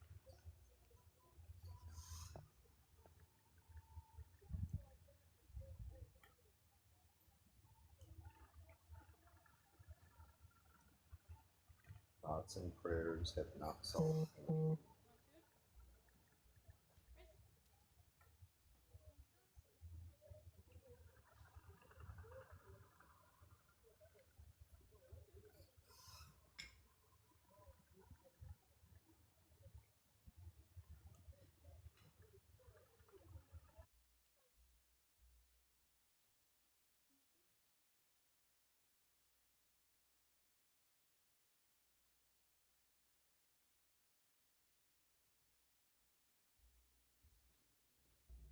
Sorry.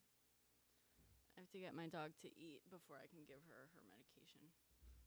She just had surgery on Monday, for those who are unaware.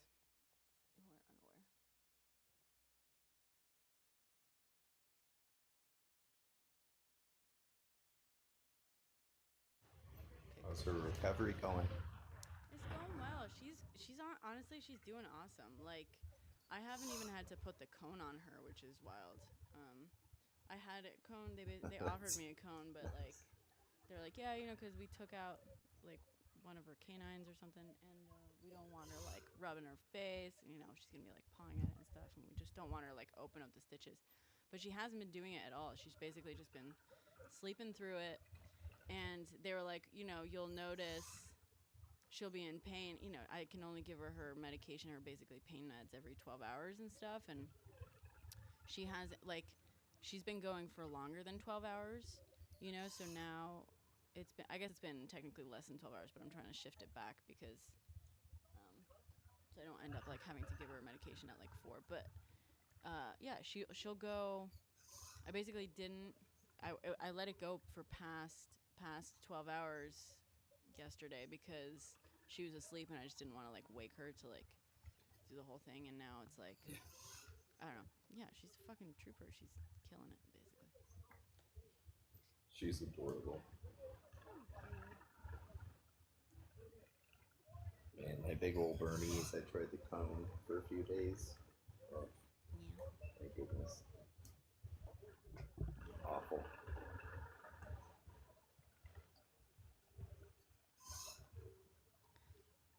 No, he didn't, Slam. He did not freeze the Russian pipeline, actually.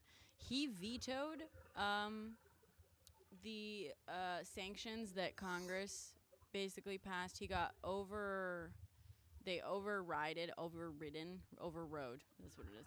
They overrode his veto, and the Senate basically revoted on it, and they had such a majority they were able to pass like a first round of sanctions. Then Congress passed a second round of sanctions in 2019, which paused. Basically, the sanctions were towards a bunch of European companies that were working on the pipeline. No, he didn't. He tried to. He actually overrode it. He vetoed it. Or sorry, he didn't override it. He vetoed it. It depends on the sanctions, Alan. And also, you can have sanctions without American exceptionalism. You think other countries that don't fucking blow smoke up their own ass constantly also sanction other countries. What the fuck kind of logic is that? No, the pause did not stop. So what happened was the sanctions were imposed against a bunch of European, like German companies and stuff, because the pipeline goes from Russia to Germany, and so a bunch of just private companies were contracted to do it. And so what the sanctions were passed were like against any companies, like European basically companies that were working on the pipeline. So when the second round of sanctions were passed and like the companies decided to basically, the European, like German and Danish and Swedish companies like were like, fine, fuck you guys, and you know, stopped working on it. The pause was temporary while Russia just contracted a bunch of Russian companies. So the pipeline started back up as soon as they just found Russian companies to do it. And then ultimately, like well into like late 2021 or 2022, Biden basically dropped the sanctions because the sanctions were being held against companies and countries that weren't working on the pipeline anymore. And the pipeline was almost completely finished. So he was just like, okay, well, these sanctions are not doing anything. Anyway, they're just pissing off our allies because they're against our allies, but the pipeline is almost completed. So by Russian companies. So he just dropped them. And the Russian companies finished the pipeline anyway. So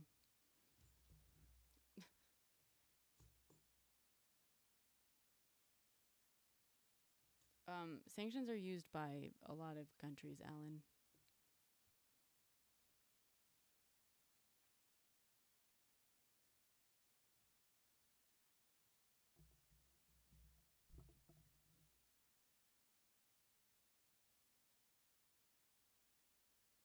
All kinds of countries, Alan. You really don't know how, like, basic fucking,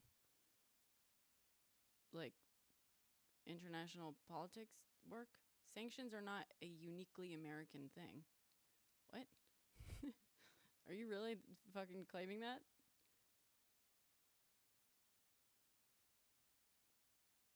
No, he didn't, Slam. He didn't. He literally tried to stop the sanctions that slow down part of the fucking pipeline. He tried to veto the sanctions. He literally did not. So stop making shit up.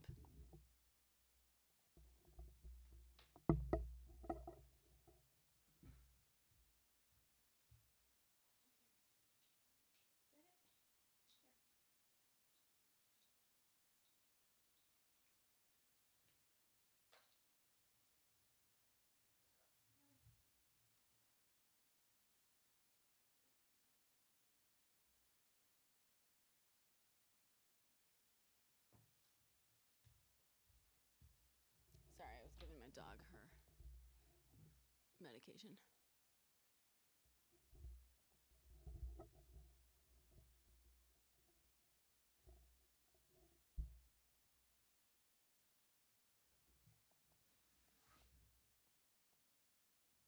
It's heartbreaking. Jesus Christ. I mean, it's fucking heartbreaking that so many people in this country like that guy.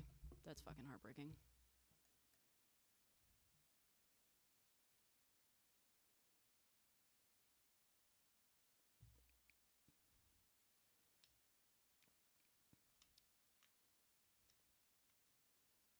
Jesus, sanctioning takes many forms, guys.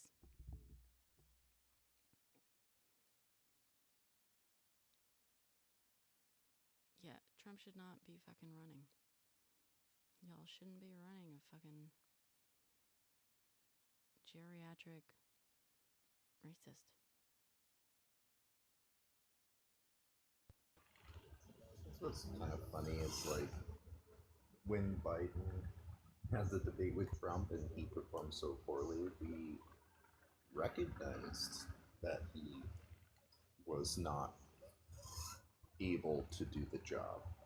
And I really wish Trump supporters would have that same realization, whether it's about his performance, his lying, everything else. It's like, can you not ever look inwardly or in the mirror and recognize just how ridiculous you sound and how ridiculous he sounds?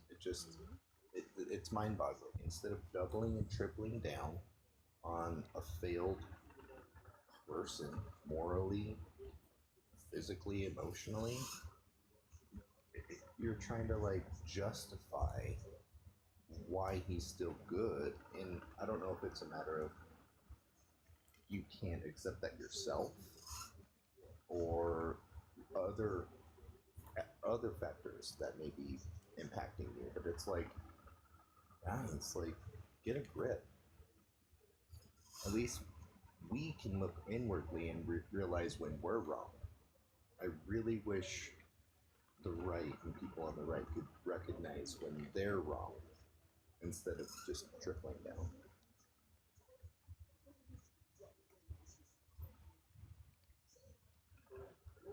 I'm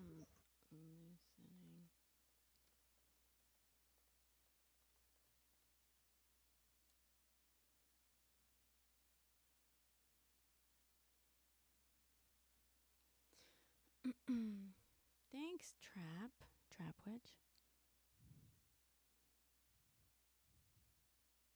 Well, it's good that no one's voting for Biden, Slam. Biden isn't running. Who gives a fuck? Biden stepped down. Maybe Trump should. Absolutely fucking not, Slam. The Republicans who are talking about fucking turning this into a dictatorship, it's disgusting. I feel sorry for you. The funny thing is, like, here's the thing. I invite Republicans to come up here and talk about their beliefs all the time because, like, the weird thing is most things that, like, Republicans believe in, they would be, those beliefs are better represented by Democrats than the actual Republican Party. Like, 9 times out of 10. That's the wild thing. You know what I mean? Like, you can have all the fucking beliefs in the world you want, but you're voting against them for the most part. They always vote against their own self-interest. Oh, absolutely. It's pathetic. It's really sad. I have a question. Do you know if any of these people in your chat are bots or spam? I don't know. I don't. Because it feels like they just You're not a centrist, engage Slam. and don't make any sense. No, literally no one fucking thinks that. No centrist is like dumb enough to think that for foreign policies we need Republicans now. That's literally fucking no one. No centrist. That's batshit insane, dude. Stop drinking the Kool-Aid. Turn off the Fox News. Stop taking what Trump says. Stop taking him at his word. Proof that there's no centrist is Liz and Dick Cheney actually endorsed Kamala Harris. Yeah. They are hardcore Republicans. Romney, who has come out like Through and strongly through. against fucking Trump. Absolutely. Romney said Harris's debate performance shows she's an intelligent, capable person. So when Romney throws his support, if he endorses Kamala, are you going to vote for Kamala? Slam?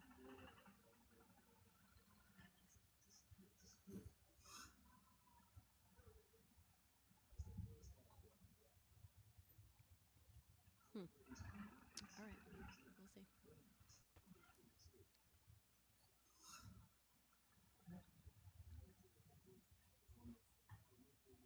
Nah.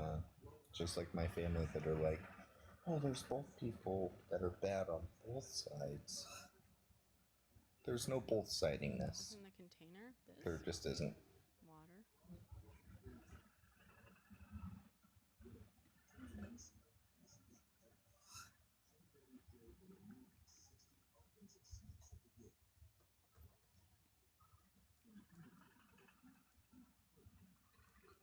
Her union propaganda.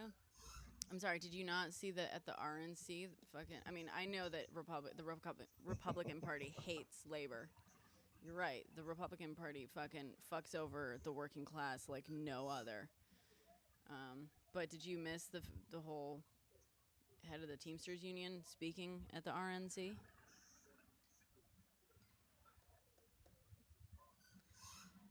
Not only that, the United Auto Workers endorsed Kamala. Like, Yeah.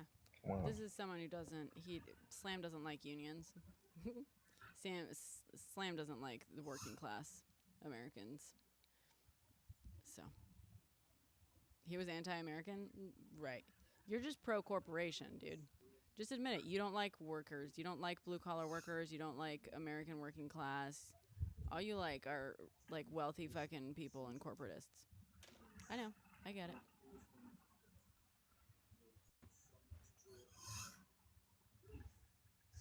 Unions are the most. So why do you hate pro-American yourself, thing Slam? there Why do you? is. Yeah. Why do you want to fucking? Why are you so fucking against the working class? If you're supposedly working class, I doubt you are. I mean, you might be, and be like against your own self-interest. But like, what a weird fucking thing to hate if you're working class. Okay. So are you a small business owner or a big business owner? It depends on what level, like how much you're making. Because working class is a specific class. Because, Kamala has proposed a bunch of fucking benefits and tax cuts for small business owners. So you should fucking love her. But nah.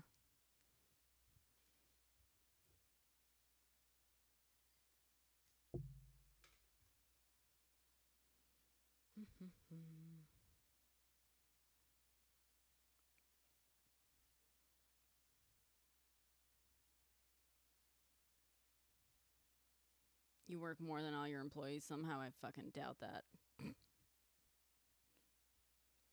If you're small, are you 7 million a year? That's a relatively small company. So, are you gonna fucking rate the benefits? But yeah, you Yeah, what kind wanna of be able to pharma fucking. company only does 7 million a year? I'm pro pal. Yeah, you only have 8 employees. Is it you're from San Diego? Is it a greenery?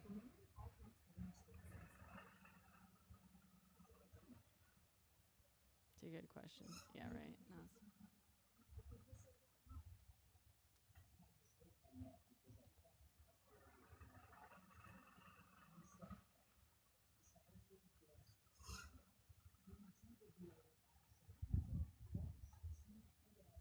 An herbal plantation that you can have medical cards to purchase said green buds from.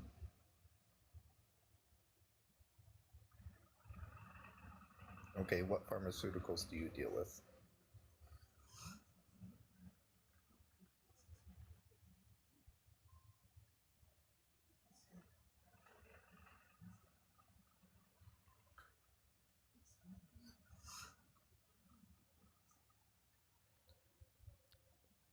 It's extremely vague.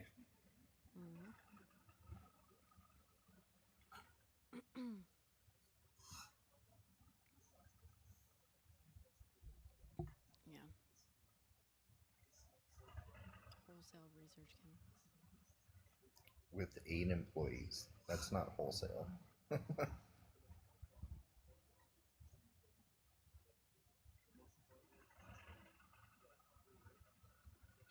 Zaza Red. Zaza All right, Red. people do your thing.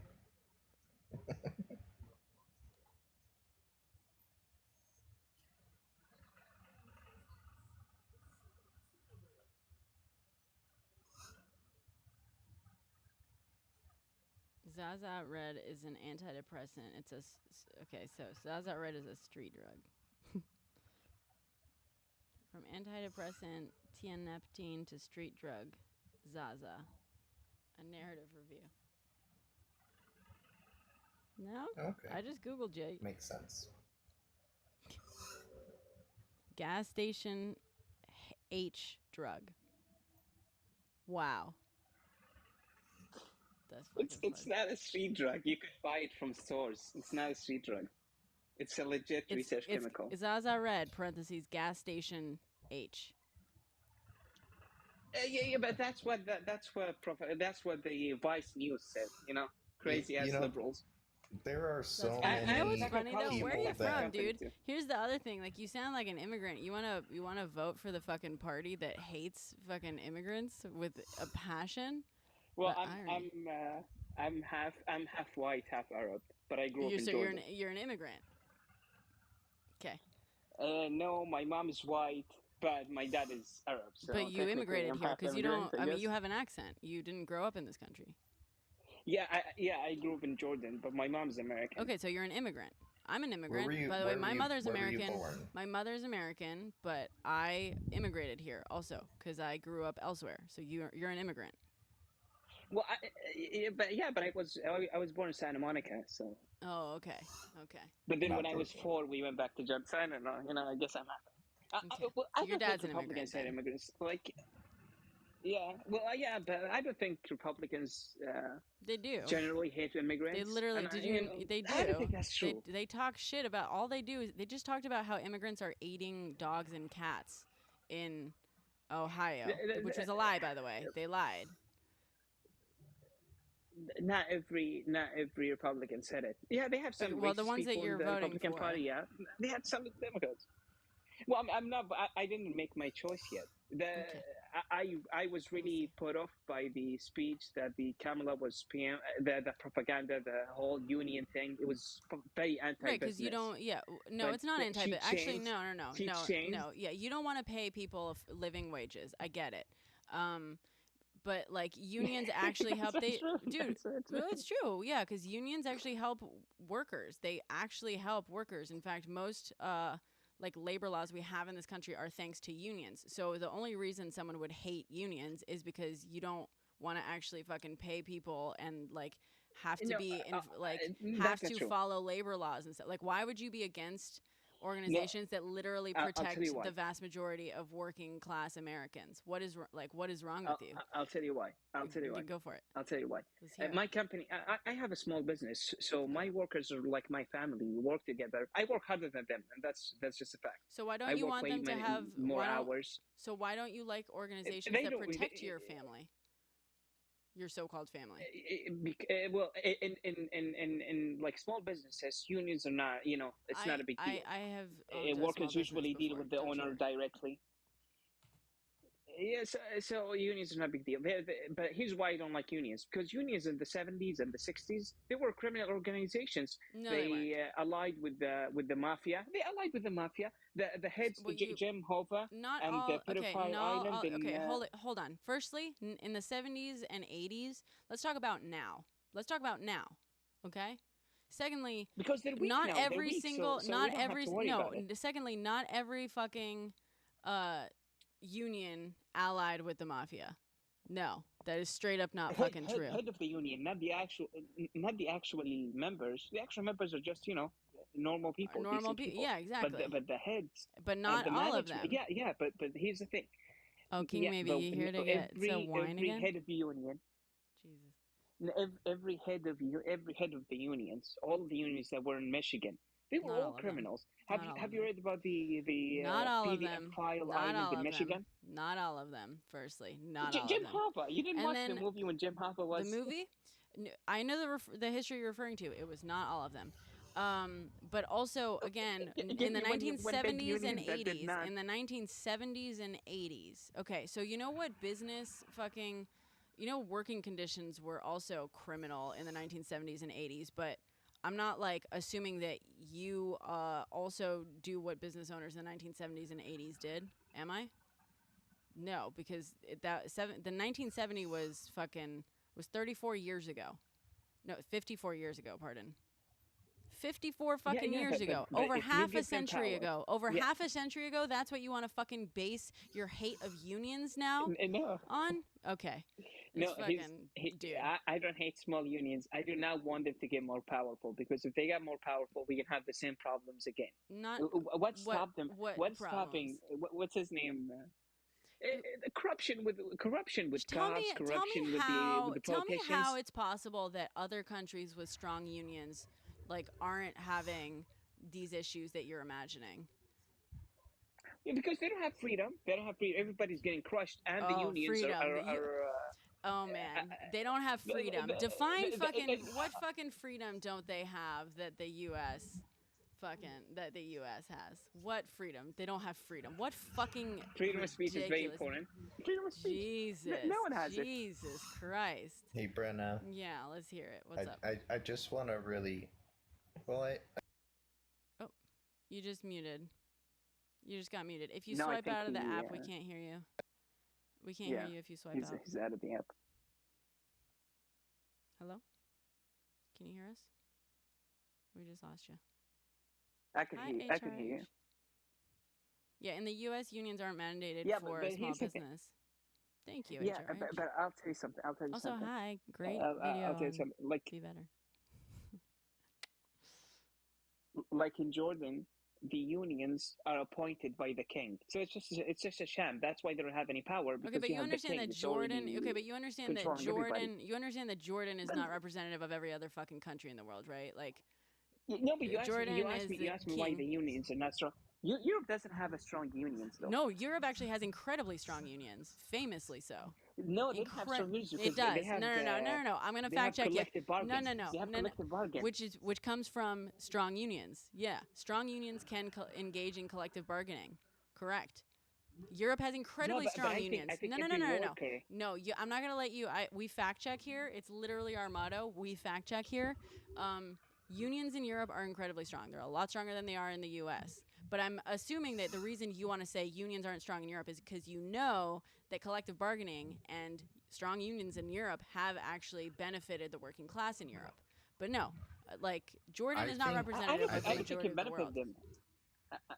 I don't think you don't? Okay, well they did. They did. That's not up to your opinion either. I don't care about your opinion.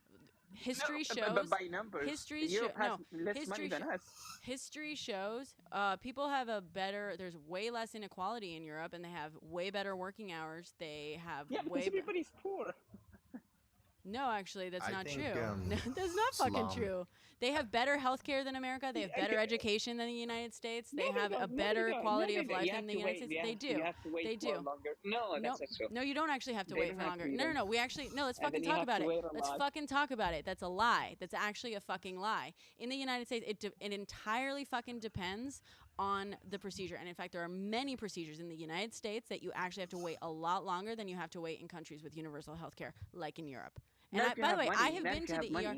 And dude, are you fucking kidding me? I have a question for Salam. Dude, what you're spewing such misinformation. You're spewing such misinformation, dude.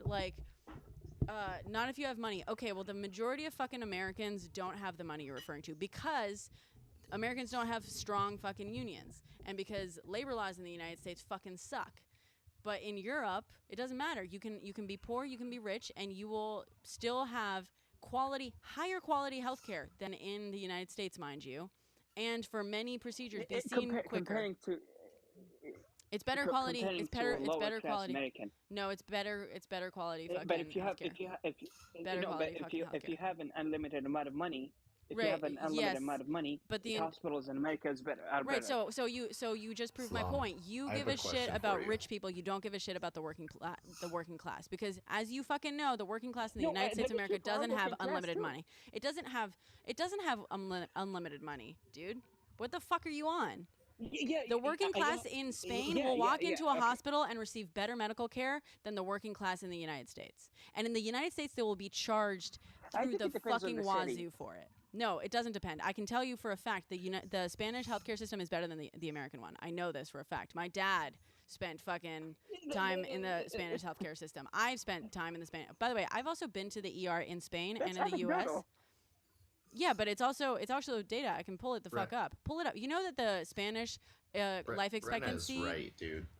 Google it. You can check it. Spanish life expectancy is one of the highest in the world. Stop interrupting me. Stop interrupting me. I keep fucking speaking over to you because you keep trying to interrupt me. I'm not gonna fucking put up with your bullshit, dude. Okay? So the Spanish healthcare system is better than the American one. You can Google it.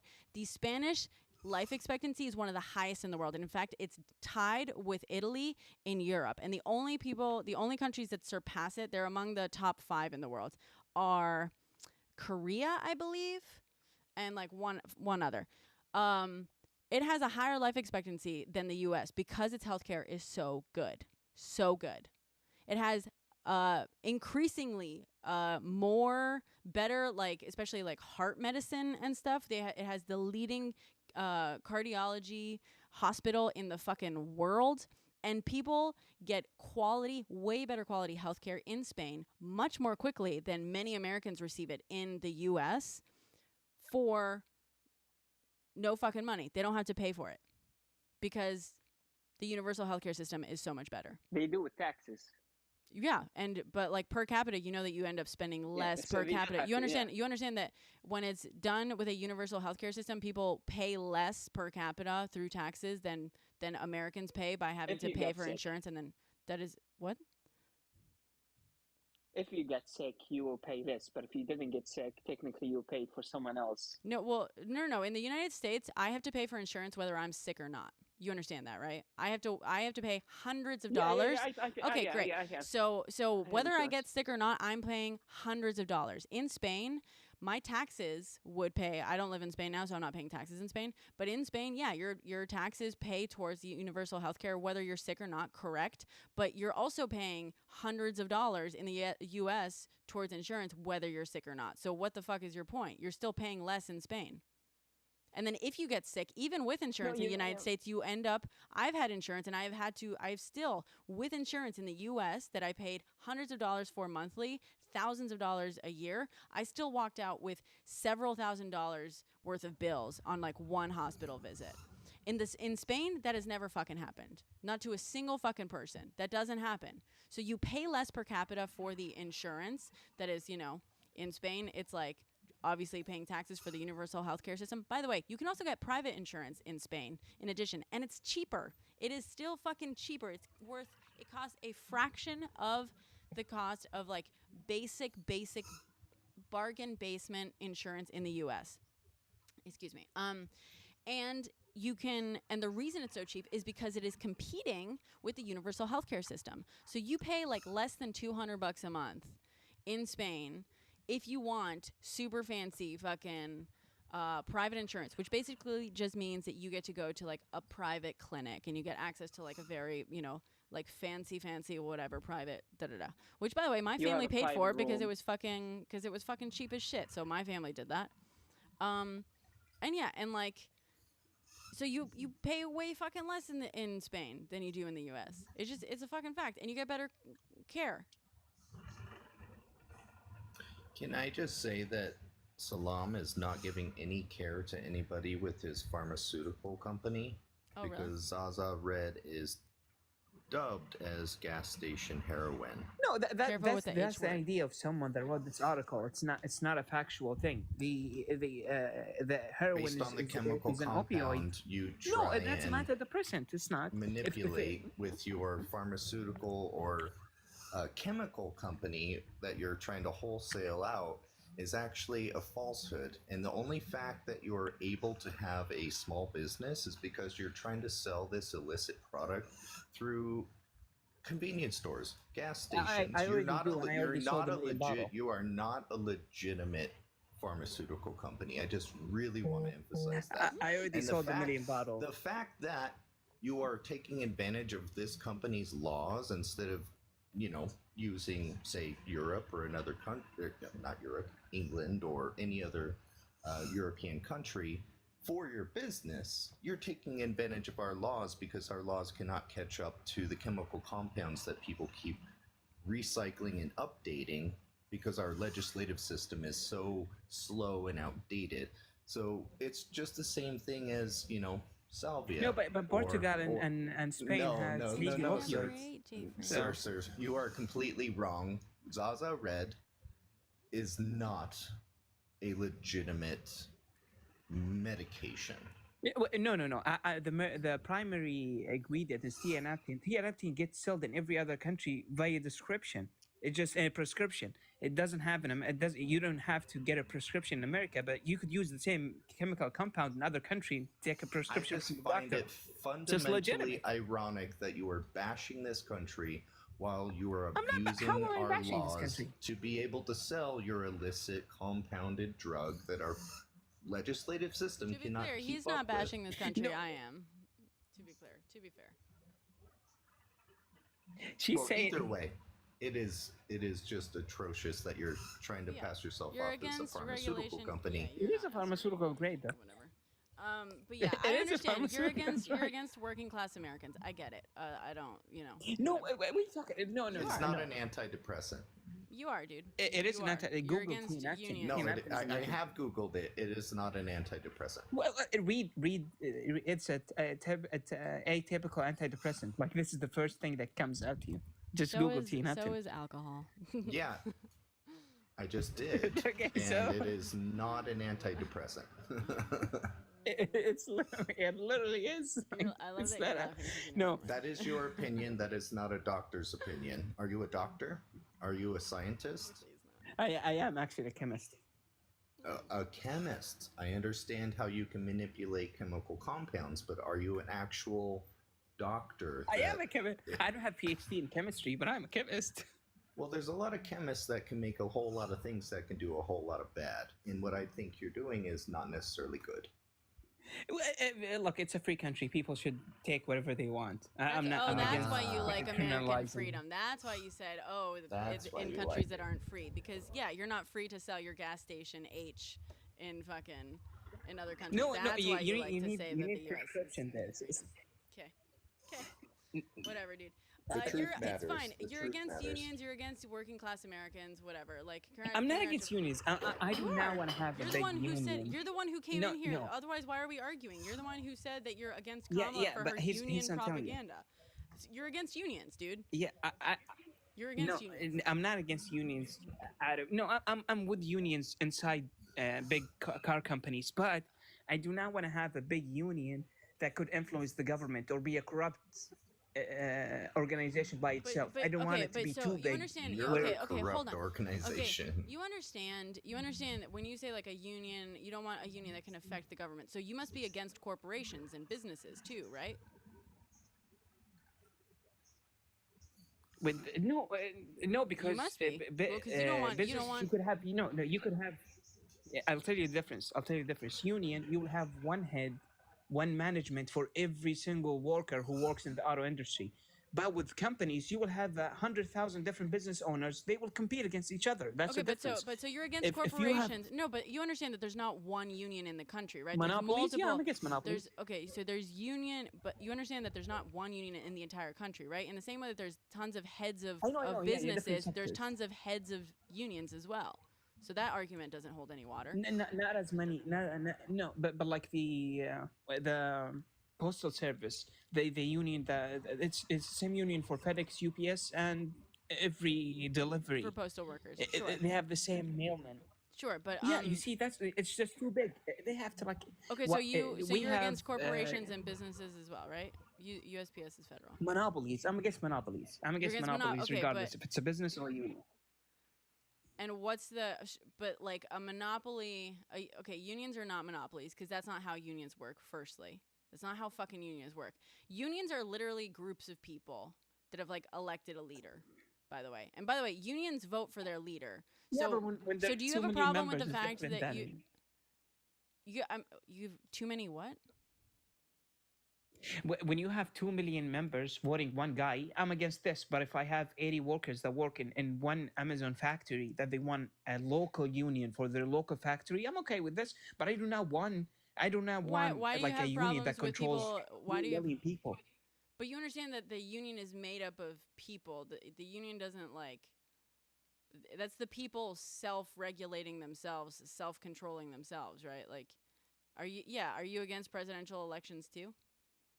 I think he knows. That's the only thing that the whole country comes and no, this guy, it's legitimate to have power as a president, but and we agree, everybody votes.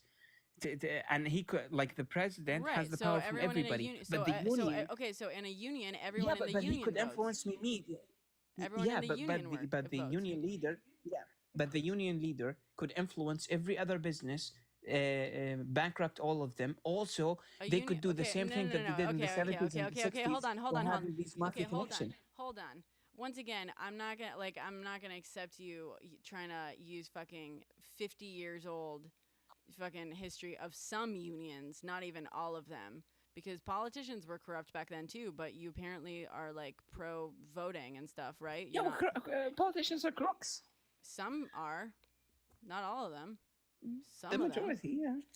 No, yeah, not necessarily a majority, but like, you know, you still vote, you still believe in fucking politicians existing, right? And voting for politicians. Yeah, the worst case scenario. Yeah. So why can't you accept that? Yeah, just because some union leaders were fucking crooks, and probably some now too at some point. You know what I mean? Because there are crooks in every. Here's the thing: there's a lot They of don't have business. that much power now. There's a lot of business owners that are crooks. Why aren't you against business? I'm gonna keep returning to this. Take them to jail. Yeah. Great. So exactly. The union leaders that are crooks, take them to jail. Yeah. So why the fuck, if you're not against businesses because some business owners are crooks, why are you against unions because some union leaders Yeah, but they go to. have been I'll crooks? tell you why. Because businessmen, if a businessman does not have any power to Businessmen has influence tons the of power. masses. No. Stop. Businessmen absolutely have tons of fucking power to influence the masses. What the fuck are you talking about, dude? Businesses very famously control our fucking country. This is very famously, money buys power in this country. And very famously, that money is wielded by business owners and corporations. Get the fuck out of here with that. No, Come on. not a single businessman could control, but a single union Are leader you could. fucking Jeffrey kidding Epstein me? went to jail. Didn't he went to jail? Fucking Then he went to kidding jail. me? The biggest Who billionaire. what the fuck do you think Jeff Bezos is then? What the fuck do you mean? What the fuck is Well, that? he doesn't have no. This Why guy did you bring up does Jeffrey not influence Epstein? other businesses though. He's not as corrupt as John Hava. Why did you even bring up Jeffrey Epstein? Because this is I'm giving you an example where a fucking businessman, if he Christ. did a bad thing, he will go to jail. If a businessman did a bad thing, they will go to Jeffrey jail. Epstein but dude, and did that's in okay. fact go to jail for child smuggling and was murdered you in his understand, jail cell. you understand that the fucking that like when union leaders do bad things and are caught, they also go to jail, right? Like that's also true. Then John Hava, not John Hava. It will be way harder because Okay, 2 but there million was people also- are but- electing them. Businessmen are already hated. But you understand that A businessman just is already because there hated. is an You example, know. there's plenty of businessmen who did bad things that did not go to jail or prison, right? You understand that. So saying that like, oh, Give me an example. one guy, give you an example, Trump. Trump. Literally. Trump is gonna go to jail. He's gonna go to jail. I mean, we'll see. He still hasn't. He fucking hasn't. He is gonna go to jail. He's gonna go to jail. He got indicted. So you see, he got indicted. So Yeah, so okay, you don't understand how Anyone things else? work because an And indictment doesn't convicted. result in your fucking in prison terms. Indictment just means you're gonna get well, prosecuted. yeah, maybe the judge will fine him. It's still a punishment. He's still a convicted felon. So Jesus Christ! But you understand. you see, okay, even Trump, who has but you understand again. You Well, understand though Menendez that like has there got a whole lot of there issues are- in front of him. there are plenty of fucking business owners that commit crimes that don't end up going to prison, right? Like that's There's just like an issue with the criminal justice system. Pointing to fucking Jimmy Hoffa. Yeah, and there's a lot of Jimmy poor Hoffa. people commit crimes and gone through. Yeah. Congratulations. Well, who was the guy from Enron? He went to jail. No, but what I'm saying is, we do not need a monopoly like a new gods. It's not a like monopoly, though. very corrupt. But you understand, union so- heads that so- could, So you're like, the problem is you're cool with corporations wielding as much fucking power. No, You're not cool monopolies. With business leaders, not monopolies, but you're cool with corporations that aren't monopolies. You understand that there's huge corporations that wield untold amounts of power in this country that aren't monopolies. So you're for those large corporations. Yeah, compete but with you're them and against, take but you're market against, share. but you're against the workers choosing to organize so that they can stand up to those ginormous fucking corporations. No, that's not true. Yeah, That's you not are. true. Yes, you that's are. not what I'm saying. Yes, it is what you're saying. Okay, It is what you're saying. listen, CEOs are workers too. Jeff Bezos is a worker, or he used to be a worker when he He's was also, CEO. like- he literally not works. a He's a worker. worker. Okay, I don't care. Let's But here's the fucking thing. acknowledge his shit. Let's act as though he's a worker, as though he fucking works. He is Okay. Let me tell- he is rewarded hundreds, if not thousands, or actually millions of times more than any of his like actual warehouse worker employees. The warehouse workers, you acknowledge, have less power than Jeff Bezos. They might both be workers, but you understand that a warehouse worker at Amazon has less power than Jeff Bezos, correct? Yeah, but they don't own the business. No, stop. You I'm said, "With my asking you. I'm asking. employees, I own Yeah. the Correct. employees in Stop. Let's go fucking point by point, okay? Chill. You understand, a warehouse worker does not have as much power as Jeff Bezos, correct? Yeah, and Great. the management And you're position has saying- more power than the warehouse worker. Correct. Congratulations. Great. So you're saying, yeah, but he's not the owner of the company. Okay, doesn't fucking matter. You're right. He's not the owner of the company. But the point of a union is for a bunch of little workers who have way less power than the owner of the company to be able to wield some of that power and collectively bargain and like collectively have power as a large group. That is why you need fucking unions, because business owners like you have too much fucking power. And like me, by the way, also a business owner. And I can still How do we fucking have too much power? It's our business, so we should have 100% power. What do you mean too much? No, because I'm not We a did shitty a business, person. didn't I'm you? not a terrible No, your person. employees should own some of that. How is that shitty or terrible? You made the business. It's all yours. Yeah, you're No, mad at your the employees made you money. my employees, their labor enables me to But they get profit paid. from my business. Yeah, exactly. But you know why they get paid, right? Because of fucking And they get unions. paid as a benefit. Because of unions. They get paid No, the rates people, that they get people paid used because to of pay unions. each other before unions. The people, No, they people don't, in no. this country, labor laws in this country exist because of unions. And I get it. You don't want unions because you want to be able to abuse your fucking employees more than you already do. I No, get I've it. never I abused know. my employees. But Please here, don't get me wrong. dude, again, the reason I'm saying business owner here who supports union is I can have a profitable business and I can make money and I can have all the power in my company. By the way, I do. I have all the fucking power in my company because I'm the boss, because I own it. Yes. But I can still support unions because I still support the American working class and I still support their right to organize and collectively wield We are that all power. worker class. All right, you're just whatever. You're just fucking whatever. No, but here's my question. No, straw man my position. Look, I just Dude, it's am like really struggling with how he's trying to connect himself to these billionaire corporations that have thousands of employees. He's not a pharmaceutical company. He admits he's a chemist. He's selling a street drug because It's not a it street is drug. a I'll be in different jail if I chemical sell street drug. compound that has not been made illegal, and you have 8 employees under you. Like, the fact that you do not even see in front of your nose is really no, but here's the thing. If we crazy. regulated the big businesses and destroyed them, the stock market will crash, and we are not going to be able That's to a take lie. loans because That's banks such That a is a lie, lie. dude. Everything's That's gonna a go to lie. shit. Oh god, You don't it's know a what you're fucking talking lie. about. You're uneducated. So and, like, every economist is lying. No, that's every why economist Goldman- disagrees with Goldman you, Sachs. dude. Economists every Goldman disagree Sachs. with you. Yeah. Goldman Okay, Sachs, so Wall dude. Street sides with you. You understand? Okay, you understand.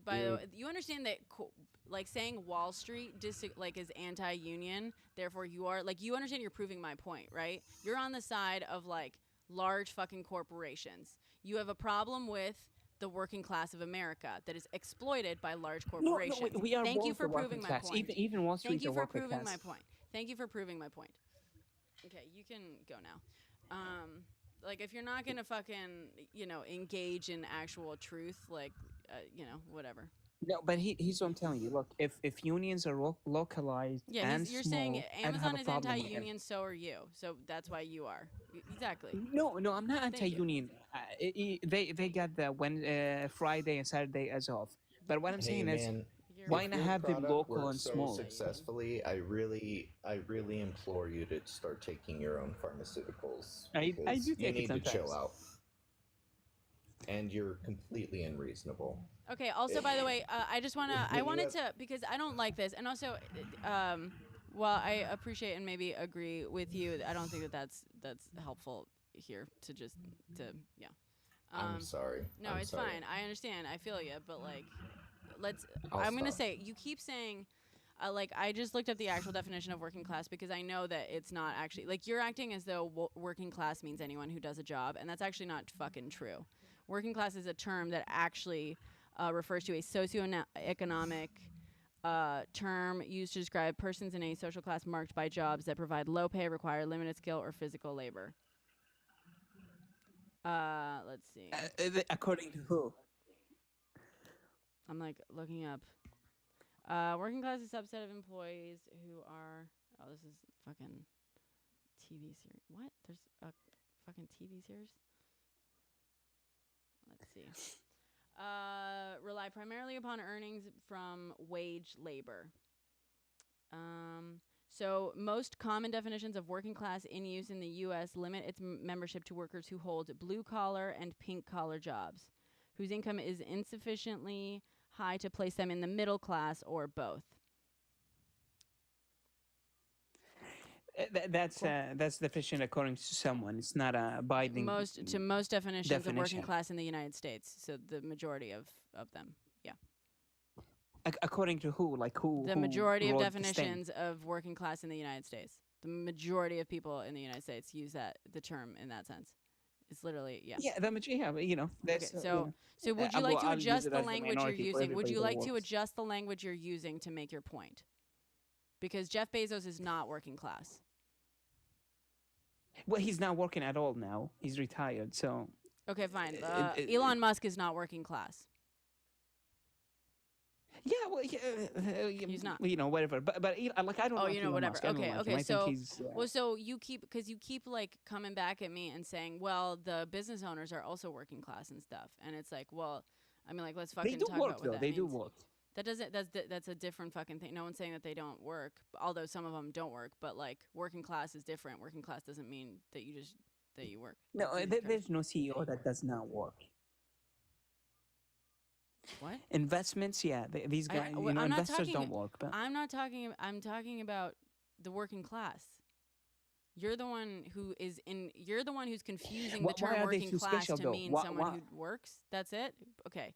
Is that why you fucking don't understand what unions do for working class no, Americans? why are blue collars better than us in executive roles? Like, Better? why? It's not better, dude. That's the fucking point. Why are you They better matter than more work? than us? Why? No. But you I'm not- make more money than they do. Why do you matter more than they do? Great fucking question. Why do you matter more than they do? No, I make more money more than them because I have more shares than them in the company. So that's why. Right. So why do you matter more than they do? Do you? Because I provide more value than they do. No, they Yes, I provide do. you Yes, the I do. value. No, you don't. No, you don't. They, No, no. All the value you get from the workers that you hire, they are providing you value. You are Not in the my only company. the only reason you profit is because they create more value. That's the otherwise, if your workers do make less value or providing less value, then you would not be profiting. Are you profiting?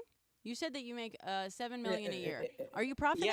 Yeah. Okay, so that's I because I that is saw- I saw precisely them- because no. the fucking workers who work for you create more value than what you pay them.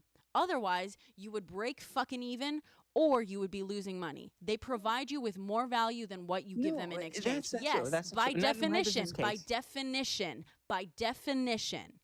the only reason you are profitable is because the laborers that you hire, their labor provides more value to your company than you give them in exchange. By fucking definition, yes. I yes. brought all the You don't. sales. No, you don't I get to brought argue. all the By sales. definition, They did not by bring any sales. definition, by definition, they provide more value that's to your true if company I'm than not what you pay working. them. Dude, you No. don't. They, yeah. they They absolutely provide do. more value than what I Great. paid them. Yeah, they provide more value than what I paid them, but they do not provide more value than me. I'm yeah, pretty they sure. Okay, so provide you more value than understand what I paid them. if the employees showed up to work tomorrow and you didn't, the job would still get done, wouldn't it? Yeah. Okay. Exactly. No, they would have no clue how to do the sales to distributors. No, they wouldn't. Okay, so your employees They still need me to talk don't to know the what they're distributors. your employees. They do the shipping. Your They employees, do shipping and if filling. showed up tomorrow, they don't know how to do their jobs, so they wouldn't be able to do their jobs unless you were there.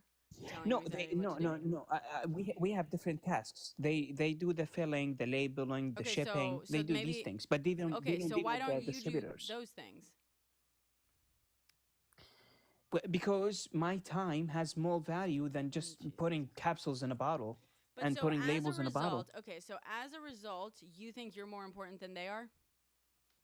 This is the real point. To right? the business, what I To what the I business. what I Okay, bring has more So value. okay, than- so yeah. so you think you are more important than they are and stuff. Firstly, you're fucking not. I don't care if you bring more value to No, a table by or numbers, not. You're I not. am But more important than them. you're not. You're not more important. You're not more valuable. They're Maybe not chemists. even if your They're job not makes chemists, more they're money, even if salesmen. your job makes more money, you are not more important as a human. Is that what you mean? This is what I mean. Yeah, as a human, we're all equal. As a human, we are Great. all Okay, equal. great. But to so the business, you make more money, right? You make more money, and you have more power. You get to be the boss. You said so yourself. You're in charge. it's my business. Yeah, yeah. Congratulations. So what is so fucking wrong with are you as an individual more important than, like, you agree that you and one other person, you're equal, right? Are you equal to a total of 8 people in value, or are 8 people altogether more valuable than you are? To business wise, No, not they in have business no wise. idea Just what no, not chemistry is. business They wise, have not no- business wise. In terms of like human life. In terms of human Well, life. all of us are Do equal. you have all of you All are of us equal, are but equal. so 8 of you, so 8 human beings technically are still more than, like, if I had to choose, if you had to choose, are you familiar with the trolley problem? Doesn't fucking matter. If you had No. to choose between losing one person's life or 8 people's life, what would you choose? I'd rather for them to die than me. I want to No, survive. I'm not saying them and you. I'm saying if you had to choose between one person's life and 8 people's lives, don't make it personal, what would you choose? It depends. Do I know the No. person? No. You're not listening. It's not about Just a fucking random person. people? A theoretical person. 1 life lost or 8. Doesn't fucking matter who they are. One for sure. Great. Okay, so you agree that 8 humans put together have more value in terms of that, or like more important in that sense than one human, right? However, we agree that you have all the power, right? You have all the power. No. It depends. It depends. The president is more valuable than his guards, than Jesus the Christ. Secret Service. Jesus Christ. Okay. It You're depends, coming. but- No. We, in terms of human value, human life, 8 people more important than 1 person. It doesn't matter who they are, what they do, whatever. Just like in terms of just human life, right? If all humans are equal, 8 people is more than 1 person. We know this. Math. It's simple fucking math. I was trying to get you to understand the basic math that I'm about to fucking use, okay? Yeah, but So that's you no. unrelated to the Stop. business, though. Listen. Okay? So you have all the say in your company. Congratulations. You own the business. You're the boss. You get to tell them when they show up. You get to pay them. You get to make all the fucking rules. You get to fire them if you want to. You have all the power. 8 people, You don't think that they should firstly, and also actually, let's not use your example, because in this country, like, there are no unions for companies with like less than 50 people, I think it is. You know, I think it's let's 40 million let's a talk year. let's talk about you know, a company with 51 people, right? 51 employees and one boss. The boss has all the power. You don't think that 51 employees who if the math is mathing, as human beings have 51 times as much value as the one person in terms of just being human beings with rights? You don't think they should be able to get together and say, hey, we want things in common with each other that benefit us, including like not being, you know, subjected to dangerous conditions, not being suggested to incredibly, you know, unfair, you know, or cruel working hours, whatever. You don't think they should be able to get together and vote in one person to basically speak on their behalf? You think that there's a problem with that? I think the 51 and the other one are all on the same team. It's 52 at the same side. Okay, The but no, business no, no, owner no, does but not no. want his Okay, employees to same be team. pissed, Okay, to but what if be you're in okay, harmful conditions. but slam. Okay, you say you're on the same team as your employees. So like, but what if your employees are unhappy with what you're making them do? Like, what if your employees need the job at your company? There's no What? every single employee is not happy. What if he has administration and then he has the workers in the factory? Does the like the people in management, do they count with the executive, or do they count with the normal workers? What? No, I'm saying what? I'm saying like Management. What if people you have 10 people in management are happy, and then the 40 people in the warehouse are not? Should I listen to the management, or should I listen to the workers? And well, I'm not saying who you have to listen to. They I'm both saying work at class. no. I'm saying why do you have a problem with the 40 workers getting together and saying, hey, we collectively are unhappy, so we're gonna. I told you. Okay, great. So you're cool. Why are you against unions? That is literal union. That's literally okay. I'm against big union. Okay, but so right. So when okay, so you're cool with a small union. You're cool when it's 40 workers and one boss, but you're not cool with a bigger union when it's like 4,000 workers and one boss. Despite the fact that boss obviously has even more power. If that boss, you understand that the reason larger unions are more important is because the larger the workforce, the less power each individual person has, right? So it's more fucking important. No, I'm listening plenty. Yeah. Okay. Let's hear it. Okay, just wait a second. Just understand my point. Let's hear it. Now Amazon has 1 million employees. I'm against the idea of having one Amazon union that controls the 1 million people. Why? No, the best way to do it. No. Stop. Here's the thing. Hey, stop. You can't keep saying that the union controls the people. That's a misnomer. That is a bullshit argument. Stop saying it that way. The union is the people. That's what it fucking is. 70s. Oh Jesus! No, we're back on the 70s. People, they're racist. They were. Jesus. Okay, if you're not gonna actually engage in in this like actual subject, like get the fuck down, dude. Okay, so tell me how do you know for sure that when you give powers to the head of the unions, it's not going to be the same corruption that happened in the 70s? Like, what are the limitations you adding on? Knowing for sure, I'm saying that human beings, like at every fucking level, someone's gonna commit a crime somewhere, just like business owners commit crimes all the fucking time. So my point is, I'm not going to ban. No. Stop. I'm not going to ban businesses because some business owners are corrupt. Like, that's what you want to do. You want unions to not exist because some union leaders are corrupt or have been corrupt. I want small unions, not big unions. So no, I told you what my issue is. Okay. I do not have one union. And they don't have the same powers people. As corporations. This is fucking ridiculous. It's fucking circular argument. You don't care about the working class Americans. Just admit it. I mean, like, you just don't. No. Listen to what I'm saying. I've listened to exactly what you're saying. Dude, I've listened to everything you said. I have listened to everything you said. I understand your point. The point is that you don't like that your stance is against working class Americans. You just don't like that. You don't want to admit that. So you want to convince me that it isn't. I understand your stance. You don't like large unions because back in the 70s, Jimmy Hoffa was corrupt. That's why you don't like unions. Okay, fine. You are against the working class. Unions benefit the American working class. If you are against unions, you are against something that benefits the American working class because Jimmy Hoffa was corrupt in the 1970s. I mean, it's simple. I don't care, dude. I don't care. I have heard your arguments, dude. I have. It's not. No, with the but wild, yeah. okay. I have a question. I have a heard question. you I out, want to dude. ask you a question. I've heard you out. So I know I no, this is a understand. new question. Go for it. Go for it. But I understand your stance perfectly. You just don't Look, like that I'm describing it accurately. That's not true. But It's true. Yeah, okay. sorry. It's if true. I'm a worker in a warehouse in Alabama, Mm-hmm. what benefit do I get from joining a union that also represent people in California? I want my union in Alabama Because the to union, represent I will tell you. Just I'll me tell and you. workers in I will Alabama. tell you. I know you're. Alabama. Shut your trap. You asked me a question. I'm going to answer it, and I will tell you exactly. You're not going to listen. I know you're not going to listen. And when you don't listen and refuse to hear me, I will fucking bump you because it's getting ridiculous. I know your stance. Why does it help if I am a warehouse worker in, you said Arizona or Alabama? Why does it help me if I'm in a union? State. Whatever state. Let's say New York. I'm in New York. No. Let's say whatever state. No, I'm in New York.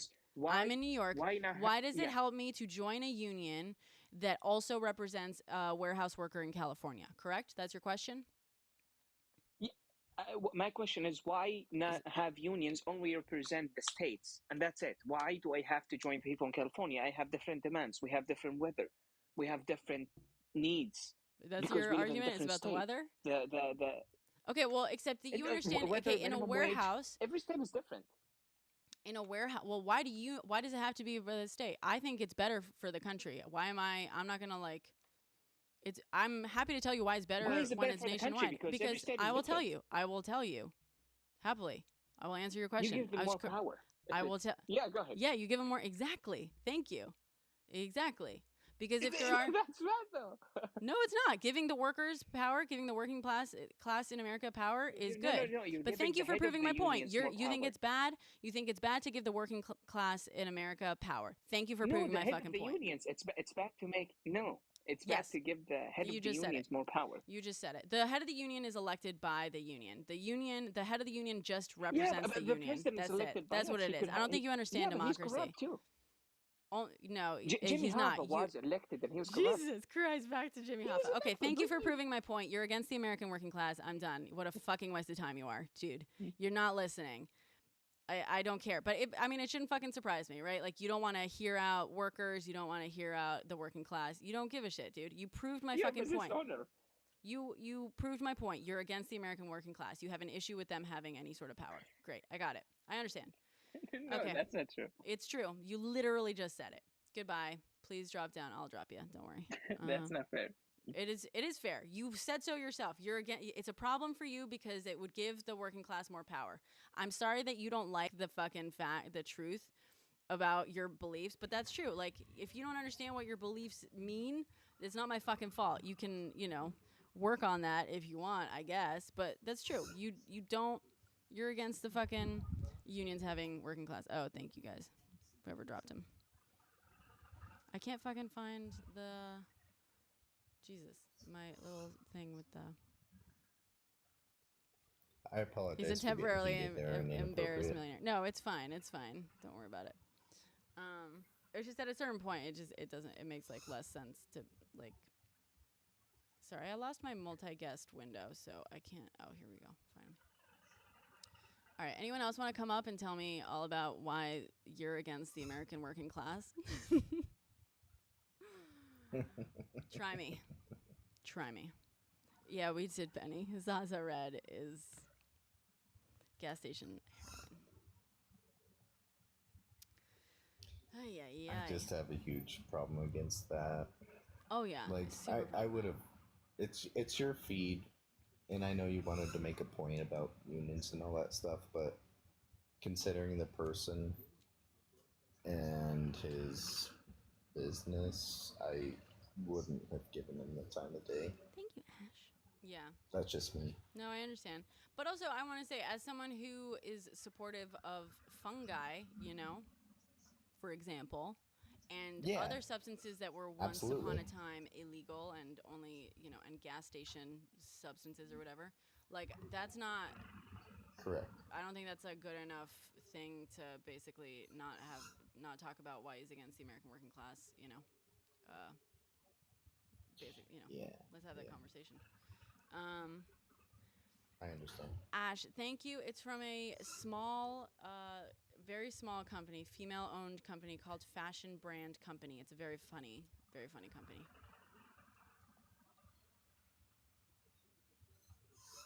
All right. Anyone else want to come up and try me? High tolerance. I do.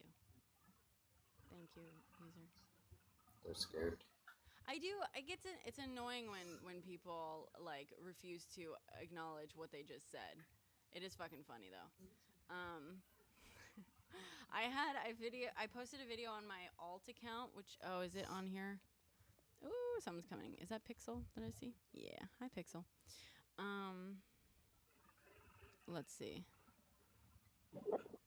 I have my alt. Let me just add my alt account on here. If you guys want to follow my alt account, I can't go live on there, but yet because I don't have enough followers. But it's in case, Oh shit, my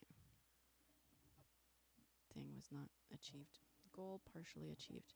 Thank you everyone who contributed to my goal, which was only partially achieved. Let's see, guests. Let me request. I'm adding my alt to the guest box, guys, if you want to follow it. Brenna, I gotta ask, how does it feel to be such an influential researcher? Jesus Christ. Oh, that's right. You're the one who's telling me all about the thing. It's like, honestly, it's kind of, I'm starting to get a little nervous about it. I'm not going to lie. I'm like, I think the entire reason everyone kind of jumped on Be Better's downfall is because he specifically did downfall content.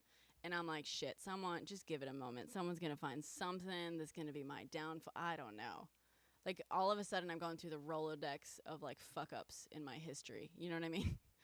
And I'm like, what's it going to be? What's it going to be? But hopefully not. Elite from your building is going to start a TikTok just to make a downfall video. Yeah, right? Jesus. Ay. But that's so cool.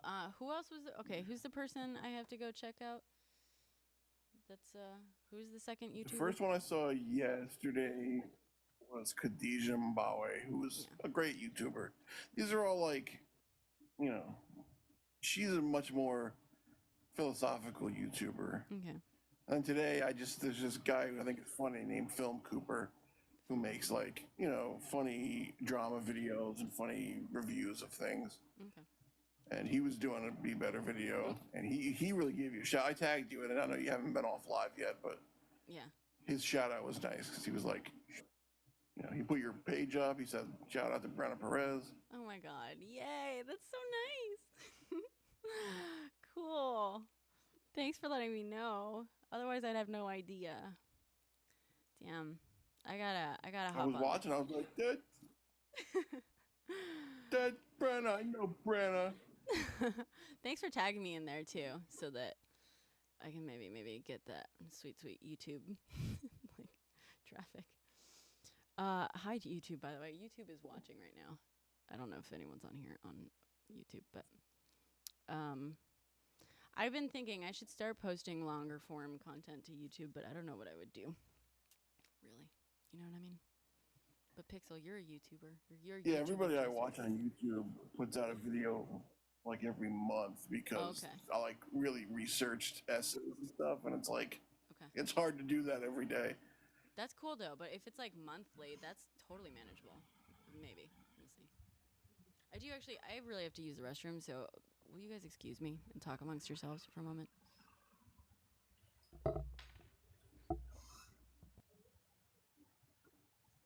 Do not talk about Brenner going to the restroom. Talk about anything else. What's up, Pixel? What's your name, man? My name is Aslan. ASLAN. I'm Shane. Nice to meet you electronically. How's Colorado right now? My Colorado is pretty chill. Weather's kind of simmered down. We've been in 100-degree weather. It's simmered down to like low 90s. Up in the mountains, starting to get into fall weather and stuff like that. Honestly, my it's problem just, is Colorado has Sure. always been that you don't have enough air. You got to get more air. Yeah, the air's thin up here for sure. Every time I've been to Colorado, I'm like, God damn it, this place would be great if they had the right amount of air. You know, I got you, but you get used to it if you're here long enough. True. Sorry. What are we talking about? At least we don't have heavy humidity and wet Yeah, heat. sure. YouTube fell off, you feel. Well, just so hits You got different. plenty of air. part of the reason I'm trying to just build, I have like 300 followers on YouTube, so obviously don't really have a full YouTube thing, but part of the reason is because I'm worried about the potential TikTok ban coming. So I'm trying to just build myself some life rafts. So, anyone who's on here, if you like my content, please, and if you have a YouTube, please feel free to find me on there. Just in case. I genuinely just post my TikToks on there right now, but I don't know, start doing some things. Thoughts on Twitch? I'm on Twitch as well. Yeah, every platform. I don't really, I follow like 2 people on Twitch, someone that I know personally, and then Hassan Piker, because he's like the only Twitch streamer I knew of. So that's who I follow on Twitch. I am currently on Twitch. I'm like live streaming this on Twitch.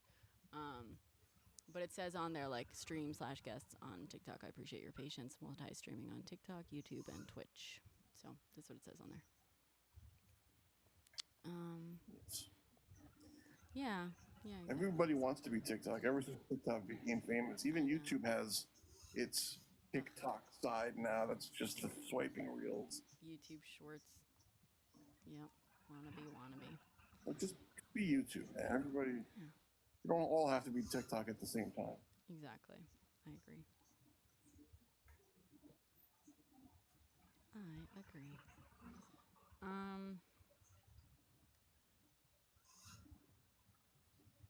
Anyway, everyone copied. Yeah, it is more mobile friendly. I agree. Anyway, I got to go to sleep because I got an emergency dental appointment in the morning. Oh no! So I hope everything's okay. the teeth hurt. Oh. My teeth hurt, and I gotta get fixed. Yeah. Okay. Well, I'm glad I was able to be the bearer of good news. Yeah. Thank you. Thank you for letting me know. Good luck. That's the worst, man. I wish you well. Thank you. Brian is asking, what are we doing? Not much. We're kind of hanging out. We're existing right now. Exactly. I let people come up here and tell me what they want to talk about, and then I pick apart their arguments. Mainly, that's what I do. That's my shtick. If you want to come up and talk about something and have me What y'all want to talk about? examine your arguments. Yeah, we're vibing.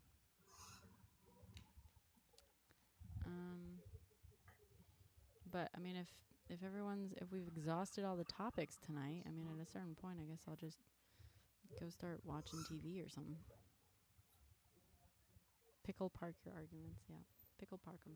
Pickle park them.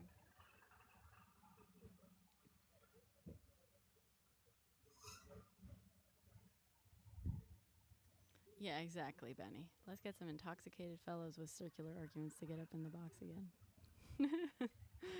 Need a good chuckle. You feel I would win on any debate topic? I feel that too, because I am exhausting. Oh, you are, God? Yay, you want to hop on? You're well educated too. You're not exhausting. You're intellectual. Thank you. That's very kind of you.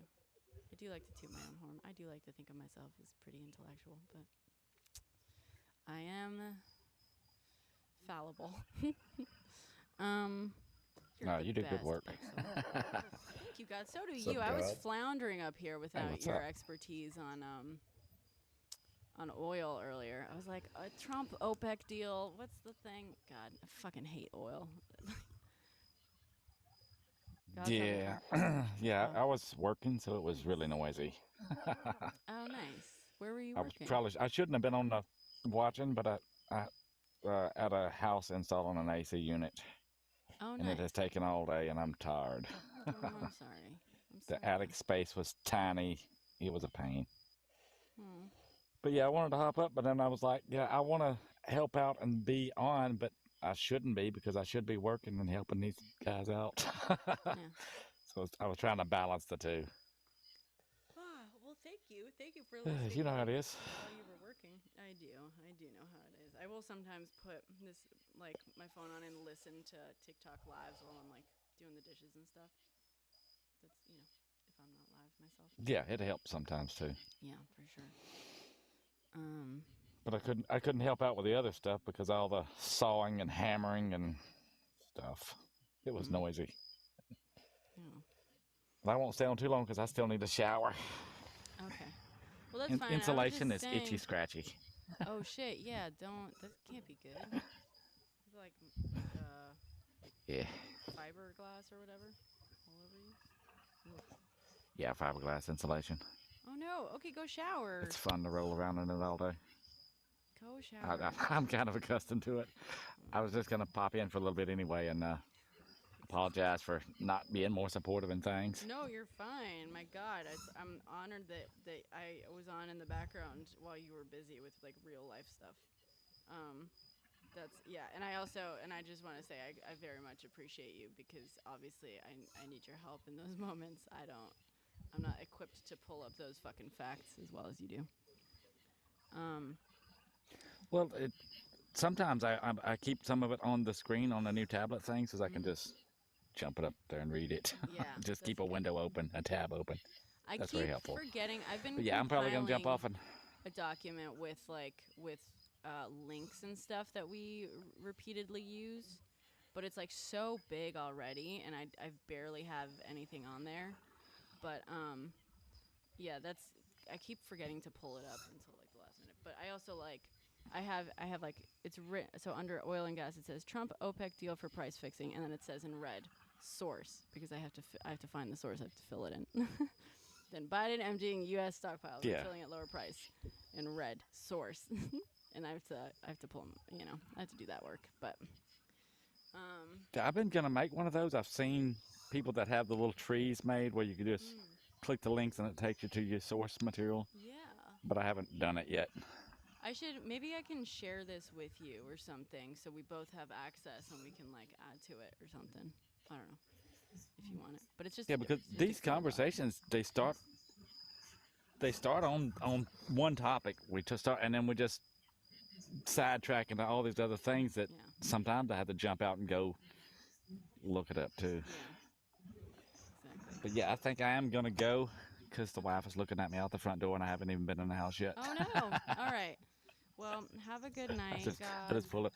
But yeah, have a good night, everybody. I'll see you maybe tomorrow on here, maybe. Yes, ma'am. All right. Good night. He sounds like a nice guy. Oh, he's the best. He's one of my mods. He's almost always like on here constantly. He's like usually he's kind of like the most permanent member of the whatchamacallit thing here. You know what I mean? You know what I'm saying? He sits and he doesn't always weigh in, but he's a great mod. He's very present and stuff. All my mods are great.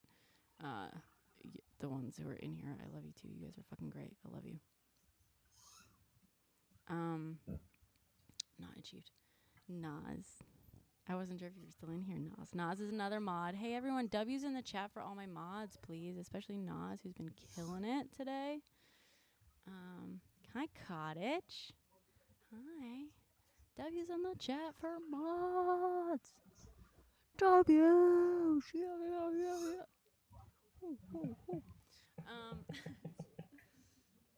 Fact-checking squad. Yeah, we love our fact-checking squad. I think I'm going to watch some TV soon. I think I'm going to hop off and watch some TV. I feel like we've gotten to this point. God, I'm so used to like when MAGA comes in here and starts spewing off MAGA stuff. It always feels like the chat is full of MAGA, but it seems like I've finally found myself on the right side of the algorithm again. But now it's like a little bit less fun. Not that I don't love all of you guys, but yeah, it's 3 a.m. here as well. But I'm wide awake. She is, Cottage. Thank you. I mean, she's hopped up on girls. Let me just say that. She's going to be taking pain meds for like a week or so. She's eating soft food for like 2 weeks, but she we can pretend to MAGA. I mean, I'll pretend to be a flat earther if someone wants to debate me on that. Absolutely not. Absolutely not. Got it. No, you're always great, Brenna. I'll see you later. I gotta drop off too. Okay. Thank you, Colorado Shane, once again, for being a great I'll be back. debate partner.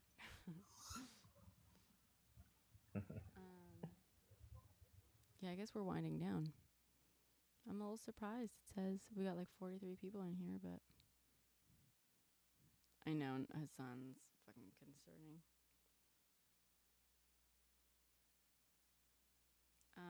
But I love it. I love that I'm like back on the right side of the algo. Maybe I should like play video games on here next time. It's been a while since I did that. UK just fully waking up and getting to work. Damn. Oh, that makes sense.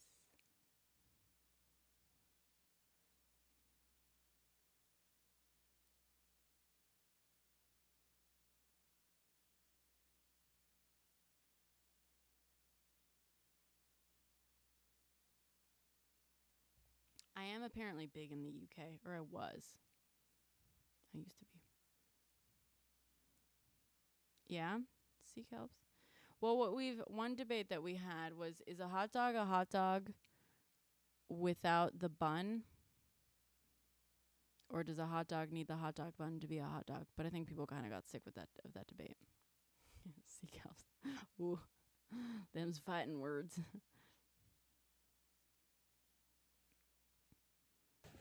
Oh, you have? Let's Yeah, go. it's kind of fun. It is fun to like observe, to kind of study it, for sure. What's up? How are you tonight? I'm good. Although it's been winding down. I mean, okay, so you want to debate something? You want a devil's advocate something? What should we debate? I thought it might be fun. Yeah. What should we debate, chat? We gotta find something we disagree on. I don't want you to like. I feel like you and I agree on most things. So let's So find we're something. one of us is gonna have to put the horns on. Wait, Community Fest was fascinating to see different ideas. What does that mean, Cottage? The science of hot dogs? Well, what do you think? Is a hot dog without the bun? Yeah. I agree. Damn, you even agree with me on that. I agree. I had a lot of people up here really upset about that. Yeah. Really? It's in the package. Sorry. And you can put hot dogs and like macaroni and cheese, and Yeah. it's still hot dog, macaroni and cheese. So that's what started the debate, because I was like, I'm going to make hot dogs and rice, because it's something I grew up. I was talking about hot dogs and rice, which is, it's a very Hispanic thing, apparently. And yeah, I grew up on it. And people were like, wait, hot dogs like with the bun? And I was like, no, like hot dogs, just hot dogs in the rice. And then that started the debate. And so I went to the store with the thing. Wait, sorry, one second. I want to hear this in 1 second. Cottage. So I do remember Community Fest. I remember it as an event. Oh, it was fun to see what would push. Oh, interesting. Really? That's interesting. So what was the topic of, or what's the topic of the other live? Like how many sort of different things, like what was the range of stuff you were testing out? Why is it crucial? I don't know. There was disagreement on it. How small gifts of a certain type gave more points pushed than big? Really? Interesting. Thank you, Great Wolf. Like fideo y pollo. Slow Living Sunrise Watch live 6 days a week. Oh, that's cool. That sounds like really relaxing. I would love to do more just of the old kind of the regular stuff I was doing, of just body doubling and stuff. You know what I mean? I still do it sometimes, but now it's like because politics is on the brain all the time. It's like it's more up for discussion. Please do, Cottage. Yeah, I'd love to know more. I love to learn about this app. Okay, sorry. What should I call you? C Calps? CC Alps? Casey is my Casey. name. Oh, KCL. Okay. No, but that's not. It's gonna be easier for me to just like read your name, cause I'm always Calps is easy. Alps. Okay. I think Calps is easy. Calps. Okay, cool. Calps. Great. Thank you. Costco hot dogs go hard. Yeah, I recently filmed a protest where people dressed up as Costco hot dogs too. Funny enough. Anyway, so what do you have in mind? What do you want to debate? Okay, I think one where I can play devil's advocate, and again, I'm playing devil's advocate, so I need people to know I don't believe this, but moon landing. Moon landing. Oh. All right. Let's fucking hear it. I mean, I believe in the moon landing. Just FYI. Well, have you seen though, like the videos of the moon landing where they're like way too far apart, and then like the gravity parts don't make sense, and the steps, no parts of it work. I mean, I have the one. Here's the problem with this debate being the debate, because the one argument that shuts it down is, at the time in 1969, we didn't have the technology needed to fake the moon landing, but we had the technology to actually land on the moon. We didn't have the technology to fake it at the time, unfortunately. So that is a pretty quick way to shut it down. Yeah, I agree, sorry. but. I know, but there are some like really fun conspiracy theories. I like love involving, conspiracy theories. Well, what's your favorite conspiracy theory? Maybe it doesn't have to be a debate. Let's hear your favorite conspiracy theory. My favorite conspiracy theory, and this is one I kind of vaguely believe in. Yes. Avril Lavigne was replaced by a double. What? I've never heard this. Okay, what's all the evidence? You have not heard this I've never heard conspiracy this. theory? And So Avril Lavigne put I out. loved her when I was younger. Oh my god. Okay, so Avril Lavigne put out that really, really sad album right after her grandmother passed away. Which like, album I'm with you, like all those songs. Basically, what number album was this? Out of curiosity. Was this her first one or? No. No, it actually might be her first. Oh, really? Because her first one was like a little punky emo-ish. A little punky, I guess. No, so that's the thing. So she put out that album with like I'm With You, Skater Boy, like all that kind of stuff. Yeah, okay, that's her first one. And she put that album out. Her grandmother passed away. She was very, very like openly depressed about it. And then she kind of disappeared, like, and this is like around the time where like you could disappear from social media. Yeah. You know what I mean? Well, social media wasn't a thing. But then she came back. Yeah, but then she came back with like that girlfriend song with like Nicki Minaj and stuff like that. Okay. So the theory is was Nicki Minaj around at the time? Okay. It was early Nicki. Oh wait, someone in the comments. It was her grandfather. I think that person might be right. I think it was her grandfather. Okay. But regardless, she was very openly depressed about this. So the theory is that she took her own life, and she had signed a multi-record deal. So they found a chick that looks identical to her, and that's when like shit like Girlfriend came out, and that stupid the song that like all this like weird happy music and stuff, and started touring a lot more. But if you listen to interviews and stuff, it's like listening to two different human beings. Interesting. Chat. Do you agree that it's listening to two different human beings?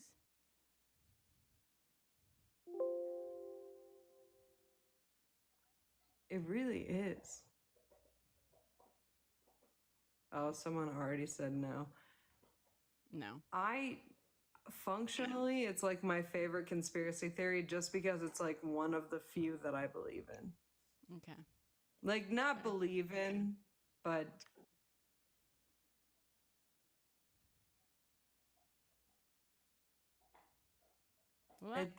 it does have roots in patriarchal standards. Sorry, I was trying to like set my thing up, which I've been forgetting to do. That is fair though. Like it is rooted in patriarchal standards in the way where she started dressing a lot more feminine and dyed her hair blonde and all that stuff. I fully agree with that. Again, like I'm not like committed to this Avril Lavigne conspiracy. It's just one of the ones that like I enjoy. I can appreciate that. I enjoy conspiracy theories. It's very different from like believing in them. Let me see. Okay. What's your favorite? So one of the first TikToks I ever made was actually about, I was once asked this question, and my response was I couldn't pick one, but I have like a whole fucking rant on why I hate the term conspiracy theory or what it's become. And that's because you can because firstly, conspiracy conspiracy just means like two or more people coming together to do something together, right? Planning and doing something together. That's what, like, you can conspire with someone to do just about anything. You can conspire with someone to throw a fucking birthday party, right? A surprise birthday party. So a conspiracy theory would be about a theory that people have conspired to do something, right? So like maybe my friends are conspiring to throw me a birthday party, a surprise birthday party, and I have a theory that they are in fact doing that. That is a conspiracy theory. However, in modern times, the term conspiracy theory is used as a catch-all term to basically refer to any crazy fucking theory, including when there's no conspiracy involved in it, which I hate. Furthermore, the fucking example that everyone uses. Did my live just freeze, or is that just on my end? Yeah, okay. You bumped for a second, but you're good now. Okay, cool. Thank you. Oops. Trying to reconnect now. Sorry, my live is being weird. So furthermore, the prime example given for a conspiracy theory or wacky conspiracy theory is the JFK assassination, right? And the funny fucking thing is that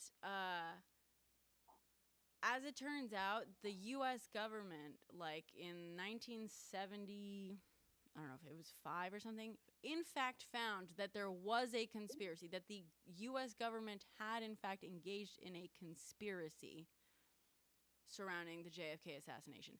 So the prime example that we give for wacky conspiracy theories is something where it wasn't actually a wild theory. There, in fact, had been a conspiracy. And so basically, and it's not just, I know some people say like, oh, the problem is with the JFK conspiracy theories, like, oh, there's also a theory, I don't know if you've heard this, that the CIA came up with the term conspiracy theory in order to... I have heard that. It's not actually, true. It's weirdly. not true. I can tell you it's not true. Because there's instances of the term being used like way earlier than that. But it did become popularized in many ways. Like basically after the JFK assassination, but the JFK assassination is like the prime sort of like the conspiracy theory of all conspiracy theories. Event, I should say, because there's many conspiracy theories. And so I'm not saying there's like, the fact that we know that there's a conspiracy around it is not, it's not like the second shooter, it's not this, it's not that. However, we do know for a fact now that the Warren Commission was basically like a victim of the government's own conspiracy and like conspiracy between organizations within the U.S. government, including like the FBI and stuff, to keep evidence from the public. But also, basically, immediately following the JFK assassination, like they thought, they were convinced it was actually Russia who did it, especially because what's his face, Lee Harvey Oswald, spent 10 years living in Russia, and so they're like, oh my God, it's Russia, and they're like, we don't want to go into war with Russia, so we want to hide this, because like most diplomacy is pretending, is like knowing stuff you can't prove or pretending you don't know something that you do. That was a thought I had today when I was like, that's what diplomacy is. I'm very proud. Well, then wasn't it like too, like when Lee Harvey Oswald was killed in prison, like they thought that added to the conspiracy somehow? Yes. Yeah. There's so many wild theories. Right? He wasn't. Sorry. Yeah, it was Jack. It was I can't remember the guy's name. Jack something. That pew-pewed him when he came out. Yeah. When he came out with his handcuffs on. Yeah, he wasn't like actually in jail. Yeah, he was being transported. Well, it was like in the building. Okay. It was like in the jail building. There's footage of it because cameras were there. There was a bunch of people there. Is it Jack Rupert or something? Jack? I'm sorry, I can't remember his name. No, you're right. Jack Ruby. Jack something. Jack Ruby sounds right. Jack Ruby, that sounds right. I said Rupert. Who's a nightclub owner. Yeah. Which is part of where the theory comes that like the mafia was involved, all this stuff. But regardless, and I'm not even saying, I'm not giving credence to any of that, and I'm not even saying like all of it is wrong. However, the government, the US government engaged in a cover-up basically immediately because they were afraid that Russia was responsible and they didn't want to be dragged into a war. So they were like, we got to cover this up. And like both for like for the public, but also like they were like, we don't want Russia to know that we know Russia did this sort of thing. So they engaged plausible deniability. Exactly. So basically there was a cover up and whatnot. And the Warren Commission was also like the FBI withheld information from the Warren Commission and someone else too, like another, 3-letter org or something. I don't know. So other people. Yeah. So, and then it wasn't until, and I forget what it was called, like the investigation. There was another fucking follow-up on the Warren Commission because everyone was like, that was shady as fuck, as shit. Yeah. And it, as it turns out, yes, there in fact was a conspiracy and there was a cover-up within the U.S. government surrounding the JFK assassination. That's not to say that necessarily there was a second shooter, there was this, there was that. There's not to say anything of that. But it drives me fucking nuts that firstly we use the term conspiracy theory to describe any kooky theory, even if there isn't a conspiracy involved.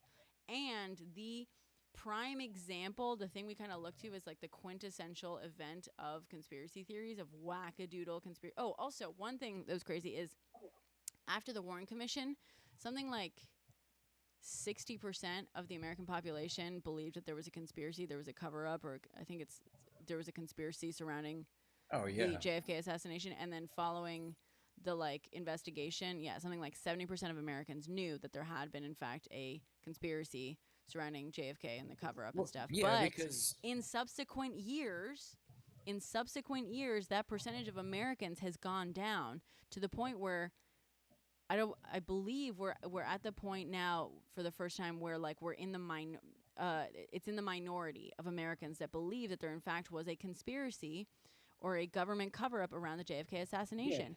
Yeah. Even though we know there is. So because we collectively as a society have decided to ridicule this concept of a conspiracy theory, and we collectively as a society use that event as the quintessential crazy conspiracy theory example, we as a society now have actually unlearned history. Does that make sense? And we also have out of sight, out of mind too. That too. It's history. A lot of people don't get taught this stuff anymore. A lot of people don't learn about it anymore. So it gets lost very easily. Yeah. But it's not just that. And I there's think also, to me, like a lot of it. Sorry, go ahead. Oh, I'm just saying, like, a lot of it is like the Occam's razor thing, right? Like, the easiest, like, the most simple solution is usually. Has to be the right one. Sure. Yeah, like, almost all of the time, like, the simplest thing that makes sense. With two things being equal, the most simplest explanation tends to be the right one. Yeah. Yes. But people, I think, but it is fun to kind of explore these things. Like, Absolutely. I don't know, the Princess Diana one is one that Which one? that is a big one for me too. I remember that night. It was wild. Yeah. What's the Princess Everybody was Diana, freaking out about it. Conspiracy. Her the conspiracy theory. So basically, like, she got in a car accident that was odd to begin with. Like, I don't know. But the idea is, like, she was liked by the public, but she wasn't, like, necessarily rocking with the family in regards to their politics. So the idea is that they intentionally had her killed. Right. Well, when she married that guy who was, I can't remember his name, but he was like a wealthy not married. Muslim. They were dating. They were Dodi Fayed. They were dating. I'm sorry, dating. Sorry. Yeah, they hated. They were real pissed about that. Yeah. But yeah, I don't think that was. Yeah. I don't really believe that. But yeah, I wanted to say something about the JFK thing. I don't know if you heard anything recently, but they were talking about the sewer grates because of the angle of where it would have came from, the grassy knoll theory, all that. There was a guy doing like a recreation in that I can never remember Dolly Plot, whatever it's called, Dolly Plaza, the area where he was at. Yeah. I can never remember the names of stuff, but anyway, they were doing this angle recreation from the sewer grate, and it lined up perfectly. So somebody could have taken a shot from the sewer grate at that angle. Daily Plaza, there, I couldn't think of the name, and it lined up perfectly, and it was only on once, and I've never seen it again. And they were like shocked at how good they were shocked themselves how well it lined up. They were like, somebody absolutely 100%. It was like a TV show. They were just trying to recreate it, but somebody found the sewer grate and were like, they did a lineup, and it was a perfect shot. But I haven't seen that show since. Will release JFK files. Why didn't he release he was already president. Why didn't he release them? Why didn't he declassify them? Did you guys see that interview where he was asked, would you declassify, JFK files? And he was like, yep. Would you declassify September 11th files? And he was like, yep. Which, again, he was president for 4 years and did nothing of the sort. And then he was asked, would you declassify the Epstein files? Yeah. And he was like, well, I'd have to look into that, see, because, it's Why would I complicated. do something like it's that? complicated. And, That's crazy. there's a lot of people involved, and you'd really have to go through it. I'd have to really look into that. He couldn't even lie I and don't know say. really but I'm similar pro-gay to me sex. that Yeah, was he's on the dubbing it. plane a lot, and I don't want to get mistaken for that guy. Yeah. Are y'all with gay sex? What's that? What? I mean, who doesn't like gay sex? Are you trying to Well, get I'm me not banned? gay, Is so- that what's happening? Not me. Who is that? Diamond? That's wild. Okay, I'll disconnect. Yes. All right. I mean, we support everyone loving whoever they want to love, but Right. thanks for trying to get me banned. Yeah. Yeah. Right. Just trying to get me banned. Oh, you're gonna try to rejoin? Yeah, I did think the Epstein. No, dude. But it is wild who is on the, like, who went on the Epstein planes. A lot of people. Yeah. But like people you wouldn't fucking expect, kind of. I mean, I feel Yeah. like it's also there's the world in which, I mean, I feel like where the plane was traveling is important too, right? Because private planes get chartered and rented all the fucking time. That's one thing. But then if you're flying to Do his they chart island the? and if you're hanging out with him, that's another. But like people rent those fucking planes all the fucking time. That in of itself, like, that makes sense. But Well, and I think he offered his plane up as a favor, like a lot Yeah. of Oh times, yeah. for people to Absolutely. get from place to place. So, yeah, I mean, I think like the plane files are kind of like a nothing burger in a lot of Right. ways. But Big Money, He was like he a didn't say he would. favor He said he guru. would look into it, maybe. But the point is, he's clearly in those files because he said yes to releasing the JFK files and the September 11th files. And then when he was asked about the Epstein ones, he said, "Well, I'd have to, really look through it, I have see to think about about it. Think about it." He said he's looked into the. He said he's seen the JFK files. I don't know if I believe him, but he said he did. what would even be in the JFK files that's like I don't really not cover up. sealed anymore? Like, isn't most of it Yeah. open? At this point, it would be like if we found out the truth, we'd be like, "Oh yeah, that's what I figured." It seems like that would be what the answer would be. Yeah, that's like a big, like, I don't care at all type of thing. But I That's guess why. Yeah, that's why it's fallen out of the public eye. People are just over it at this point. I mean, I still love it because I learned about it. They're not exactly teaching that anymore either. Teaching what? yeah, I mean, I think it's important, obviously. I mean, the thing that I'm more interested in is what happened recently with Trump. Yeah, that was wild. I'm in Pennsylvania. It wasn't too far from where I live. Yeah, and a lot of people said it was like staged and all this stuff, and like, There's no Well, they honestly, said like, I don't think so. But there are so many oddities. No. Yeah, there's a lot of information floating around. There's just a lot of information floating around, and it's like 50-50. It's true or it's not. You know what I mean? It's hard to I don't decipher think it. it's 50-50. I think it is what it was. Like. Oh no! I'm not saying. I'm saying like in general, like going on the internet, like on social media. Oh yeah. That's what I meant. The information on here is like you're either talking to someone real or it's just a total bot, and they're spewing out some kind of agenda.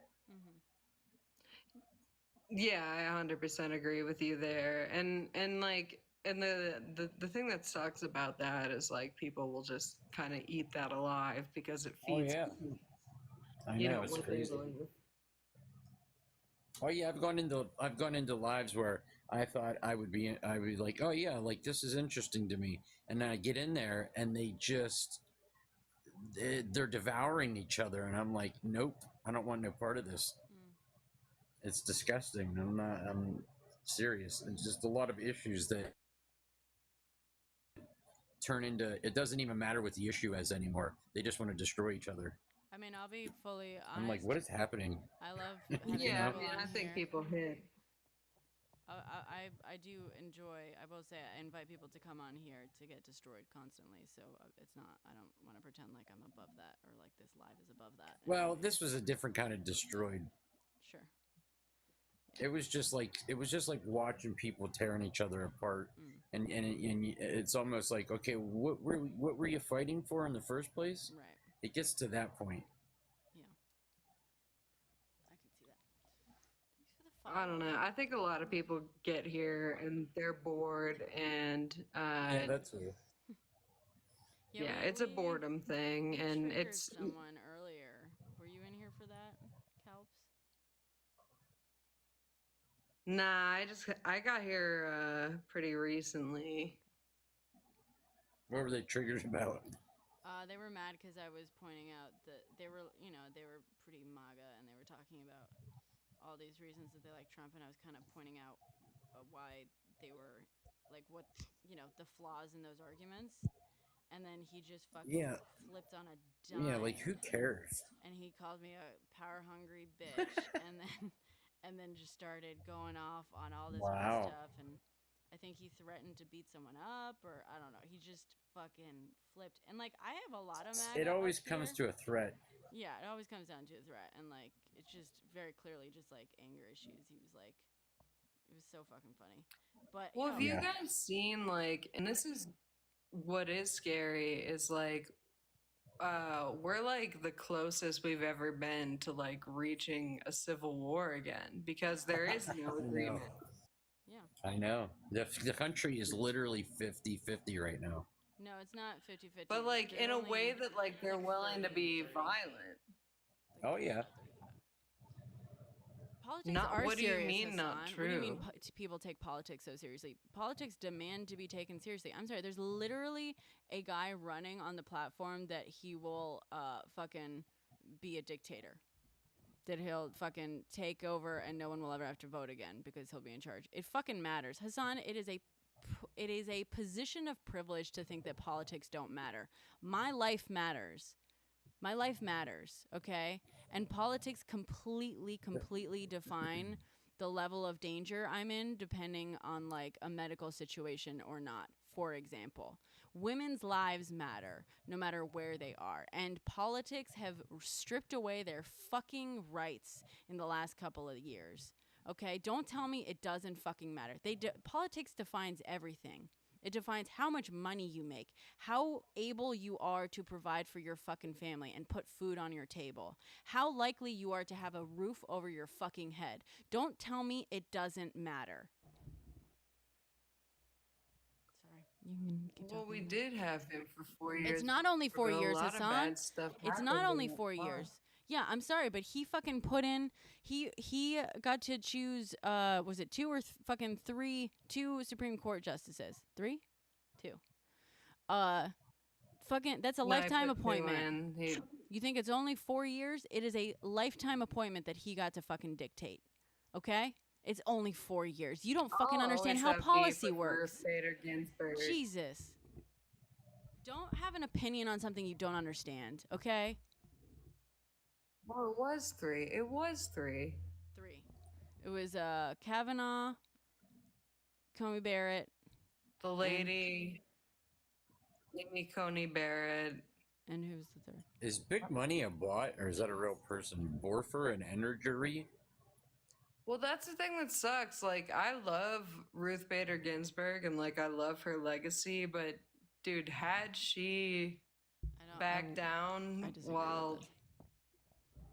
I disagree. I think, I mean, yes. Sorry, you can finish what you're saying for the people who don't know what you're about to say, but. No, I really do think it injured the country that she chose to stay on the Supreme Court until she, couldn't anymore. Like I think she should have.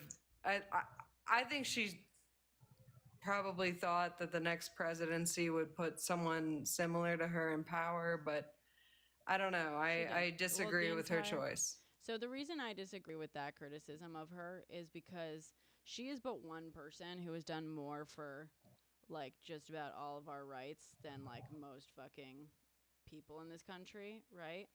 And it drives me nuts that Democrats want to act as though it's all based on her not stepping down early enough. When number one, she wasn't the oldest justice on the court by like a long shot. She was one of like the middle, she just wasn't. She wasn't even the second oldest. She wasn't the oldest. She had cancer like well over a decade ago. I mean, a decade ago. Now, even longer, obviously. 20 years ago, right? So she hadn't been sick recently. She had been in remission. I believe there were at least one other justice had also had cancer at some point and was also in remission for many years. And while she was, we want to say she was we wanted her to step down under Obama, right? So Obama could have replaced her. Firstly, Obama tried to replace what's his face with Merrick Garland in the last year of his first term, and Republicans blocked that because remember when they made up that bullshit where they were like, oh no, you can't replace a Supreme Court justice in the last year of the fucking presidency, which is fucking bullshit because they obviously did it themselves. So after that, they basically Democrats had a majority for yeah, so that was after the first term. So basically under Obama, under his second term, it would have been them, right? Like you're saying she could have stopped this. Okay, well, like the entire fucking Democratic Party, and by the way, I do not count myself in this. They all thought, they were so convinced that Hillary was going to win. They were so fucking convinced Hillary was going to win. And everybody, they were popping corks. Yeah, they were. It was ridiculous. I knew she wasn't. I'm a Bernie girl. I was like, she's gonna fucking lose. She lost. The entire Democratic Party, which is hundreds, thousands of politicians, of people working in government, were so sure Hillary was gonna win. But they're gonna fucking blame Ruth Bader Ginsburg for somehow not knowing that she wasn't gonna win. Like you gotta fucking be so fucking for real right now. I don't blame her. How was that? And again, she has a legacy that is like undisputably funny. She is so legendary and so intelligent. Yeah. Like I think like a lot of women have, like even men too, like everyone should learn from her legacy. I just think even if she thought Hillary was going to win, which again, the American public did. Well, and she didn't know that the alternative. She didn't. But also, she didn't know that Trump was the other possibility until the last year, right, of Obama's second term. And so, if she had stepped down then, she also knew they would block the fucking. So, like at that point, once we knew that Trump was going to be the president, it didn't make sense for her to step down under Obama because she knew that her replacement would be blocked by Republicans in the first place. So the risk was, hopefully, Hillary would win and then she could step down under Hillary. But then if Trump did in fact win, she didn't want to step down then because then he would absolutely be able to replace her because, again, they would block the fucking replacement. So the goal was, once they knew that he was the fucking candidate, she couldn't step down and had to basically outlive his presidency or hope that Hillary would win and then she could step down. And like she could have stepped down the day Hillary was inaugurated if Hillary had won, but she couldn't fucking step down in that last year because of Republicans. And she couldn't step down in the last year. I mean, and no one was asking for her to step down in during Obama's first term. And like during his second term, Democrats had a majority for I think 6 months. Did they even have a majority at any point under his second term? I don't think they did. So like, hindsight 2020. Everyone's a fucking everyone's a fucking Nostradamus, like. Or Nosferatu, not Nostradamus. Are you talking about the House of Representatives? Well, and I'm not trying to be that way at all. I'm saying, like, I respect so much about everything she did. And, I think you're right. It is a situation where hindsight is 2020. I just wish she stepped down. But I don't blame her as a human. I just, again, it's a hindsight thing. But, I couldn't respect someone more. Yeah, I didn't know much about her. I dressed up as her for one. I mean, I knew she was I knew she was like a legendary woman in the the political judicial scene. Mm-hmm. How old was she when she passed? How old was she? That's a good question. I don't actually know. I thought she was in her 70s. No, I didn't. Hassan, how did fucking Trump react to her death? I'm sure I don't want to. I thought she was older than that for some reason. Trump reacted to her death by he was getting off of the presidential plane It was like the one time you saw him be human, like for a second. Like he was just like, oh, that's terrible to hear. Like, I don't know. Really? He actually did have like a human response to it. Yeah. That's nice. I don't think I've seen that man be human once. To tell you the truth. It's rare. I think that's the one time I can think of.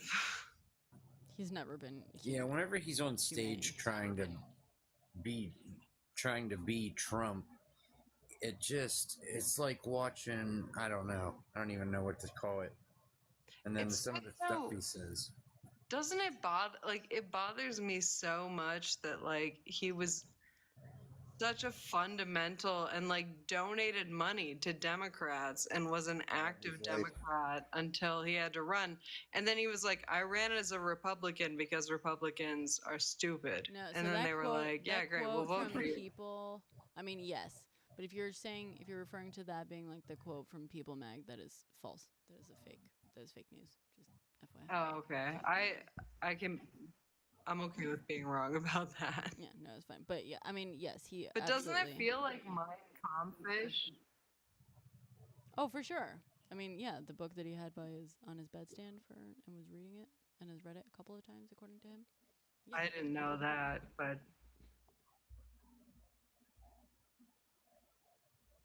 yeah, I mean, he was pretty like openly a Democrat until he ran for president, and yeah, I mean, so that quote's wrong. That's totally fine. It's still it's such a crazy switch up. Yeah, he was a huge donor of the Democrats. Yeah, enormously. Like he was, back in the day, you always seen him at, galas or dinners or whatever, with all these people that now hate his guts. It was just wild to see.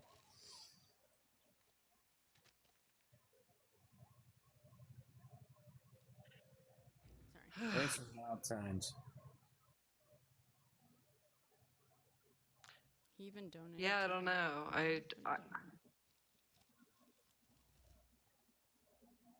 He donated 2,000 to Kamala. What are you talking about? Is 87? Well. Yeah, she was 87. Okay. I don't think he's ever done $2,000 to anything. He's a big. Well, he donated to the Clinton. He's a big like 100,000 penny pincher. He did donate to the Clinton, I believe. Oh yeah, he did. Yes, he did. Yes, he did. Yep, I remember that. Oh man, I don't know. What did you guys think about the debate? It was horrible. I mean, I thought fucking so. nailed it. Kamala did I didn't think great. anything was. I don't think anything was really resolved. I mean, How do you mean resolved? I think Kamala nailed it, what but exactly I do you think think a debate Kamala is gonna resolve? Sorry. Well, I'm saying, well, like, as far as anything addressed, not resolved, addressed. I used the wrong word. She answered the The question. right things weren't addressed. Well, she talked all about policy and shit. He kept just insulting her, and talking about fucking her. I'm not backing either one of them. I'm saying, like, they could have talked about more important things, is what I'm saying. Like, well, she talked about important things. What do you mean? What didn't she talk about that you wish she had talked about? Yeah, I mean, she talked about policy that's basically what it's been. I'm not saying that anything's wrong with that, but there's real problems. Like there's what? real problems and I'm in the asking you, world what real problems in the world?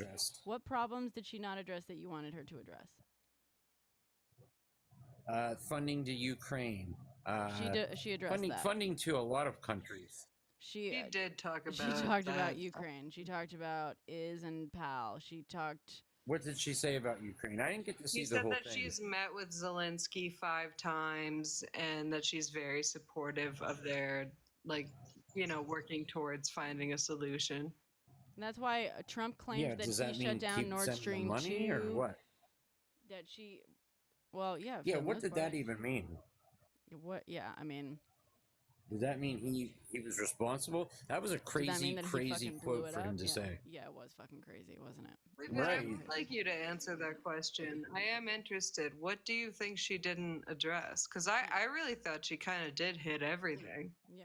She addressed, okay, she addressed things that are important, but I'm saying there's other things out there. And we're asking, I what don't are know. the other To me things? personally, Because it's hard to have this conversation about what she did and didn't talk about if you can't tell us right. what she No, didn't talk about. I understand. Because I can say I saying totally I think understand what you're saying. there's like nothing that I can think of off the top of my head that I think should have been addressed. Which, by the way, also in a debate like that, the moderators ask the questions and they kind of dictate what gets talked about to a certain extent. Yeah, the moderators were kind of biased. But I disagree. I mean, I disagree with you. Biased how they kept raising. I'm not a Trump supporter.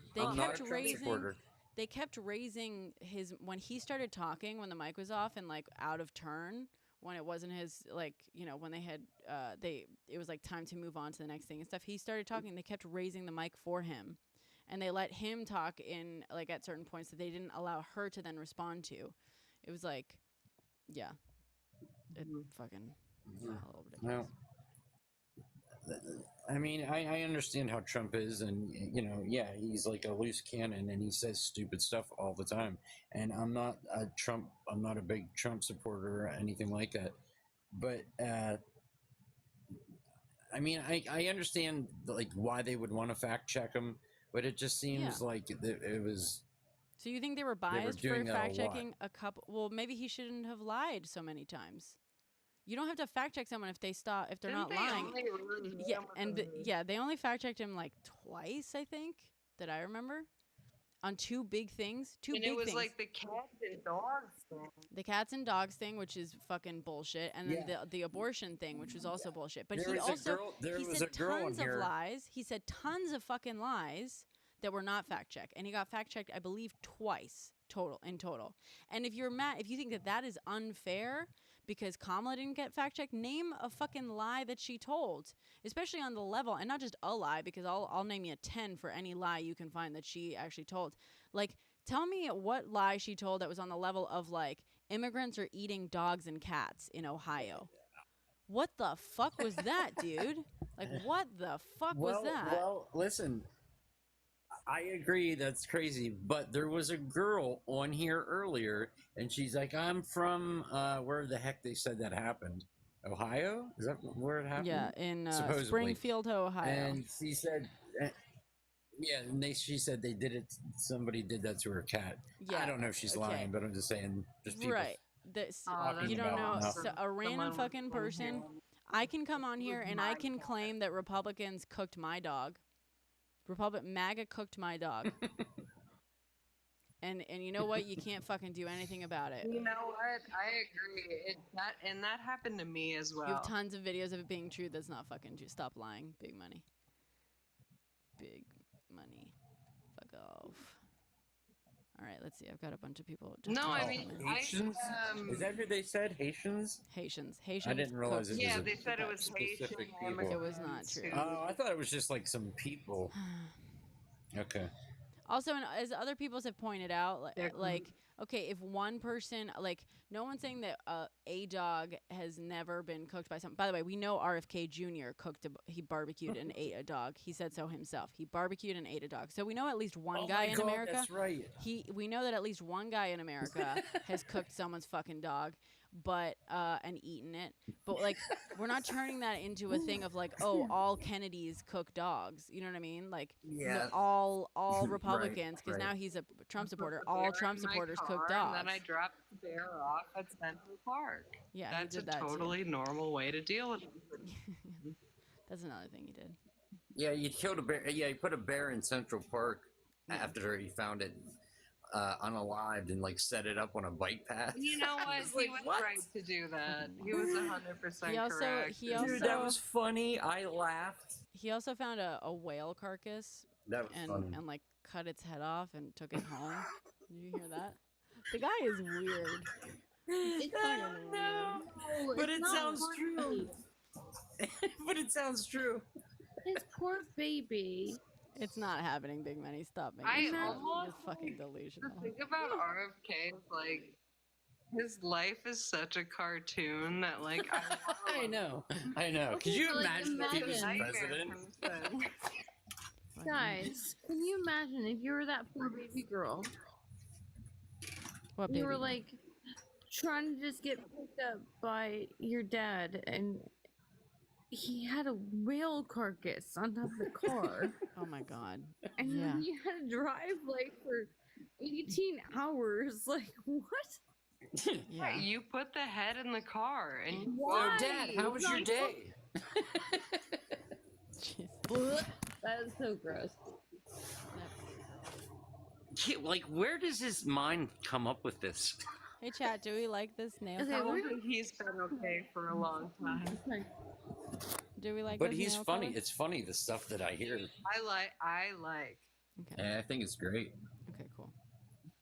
Thank you. Sorry, I always feel like red is a little bit much, but Especially if you're gonna keep rocking the blue, like blue shirts, blue pants. I don't Looks wear. good. Oh, thank you. I don't wear that much blue because my skin tone is more like an autumn. But let's see some red. That's great. Sorry, keep going. Like an Irish skin tone. I'm so sorry. Host.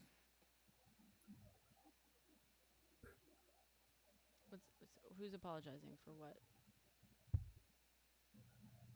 Kelsey? Kelsey? Kelsey, are you here? Yes. Oh, Kelsey is apologizing. I thought you were apologizing. Okay, who are you apologizing to? Wait, how old are you, Kelsey? 33. Oh, okay. When's your birthday? I like your picture. When's your It birthday? looks- Hey, stop. looks Kraken, like, Kraken. When's your birthday, Kelsey? What year were you born? February 5th, 91. 91? And you're 33? Oh, February. Yes. Okay, yeah. All right. Yes. All right, sorry. Yeah. Sorry, Kraken, go ahead. No, you're all right. You're all right. I didn't mean to interrupt.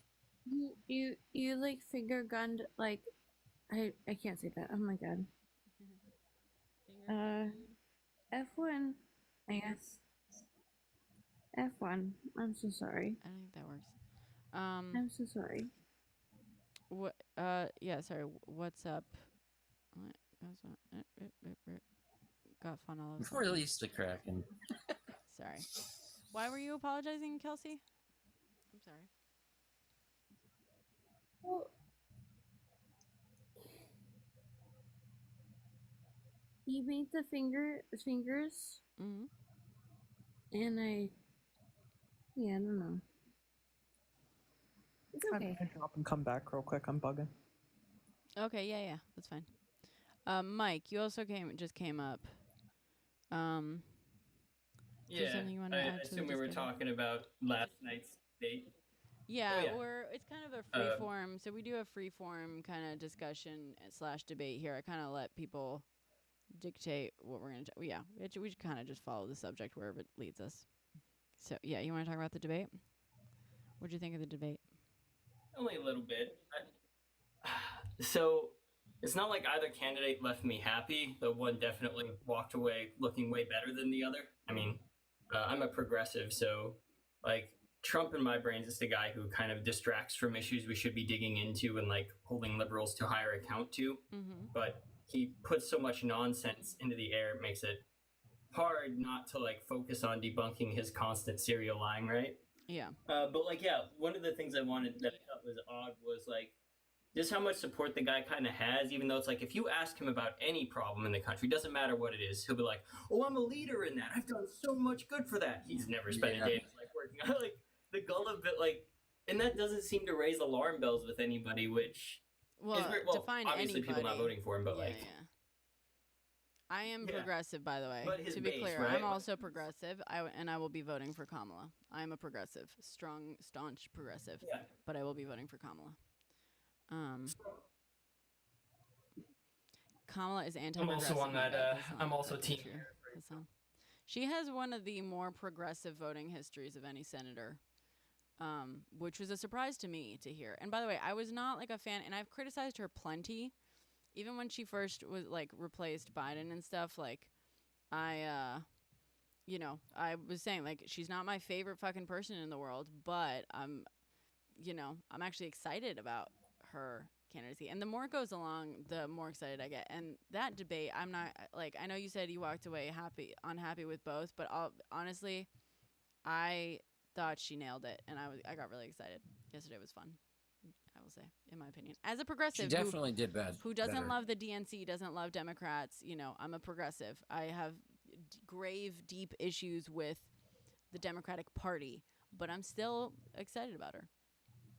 So I agree. I will say, like, the only thing that really left a bad taste in my mouth was like the Israel-Palestine thing. You But, gotta say you is know, and pal, please, just because the algo doesn't like. oh, when we I'm talk sorry about about that. Yeah, you can say but, IMP or is and pal, whatever.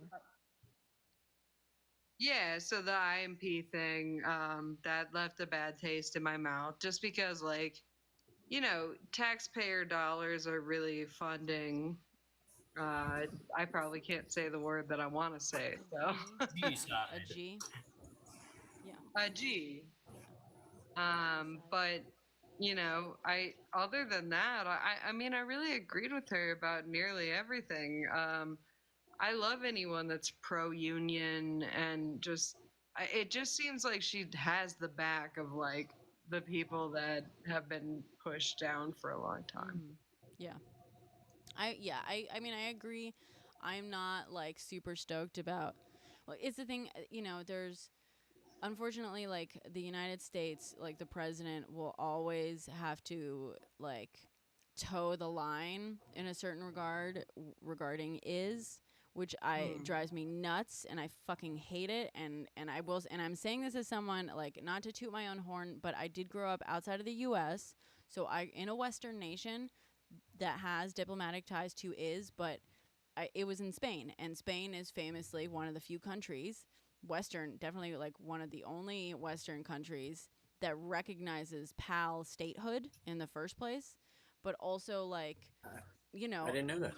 Yes, they came out recently because of what's going on now, but they have had, like, I went to school with the son of the PAL consulate, who's a very good friend of mine. You know what I mean? Like, I've grown up with a much more, like, pro-PAL understanding of the situation, or just, like, in general, than Americans have. So I'm saying this not as someone who is new to this subject, as someone who, grew up with a much more kind of nuanced understanding of it.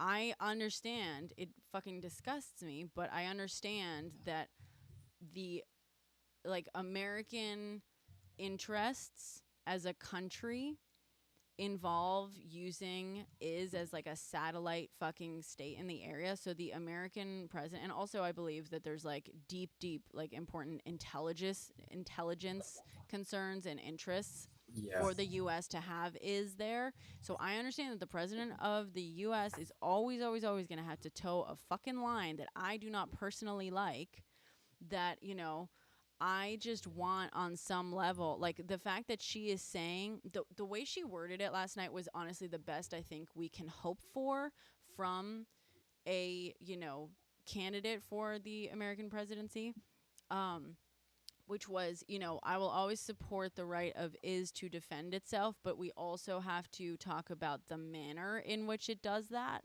And, like, or we still have to, like, I don't know what she said, but where she basically was like, yeah, you can defend yourself, but we got to talk about, like, what that means, basically, which I think is, yeah, it's not fucking perfect. It's not, like, the most amazing thing you can say, but it is significant for a U.S. candidate, especially when you compare to Trump. When she said that, like, I think it's telling, right? Trump has repeatedly said he would tell Bibi to finish the job. He would allow Bibi to finish the job.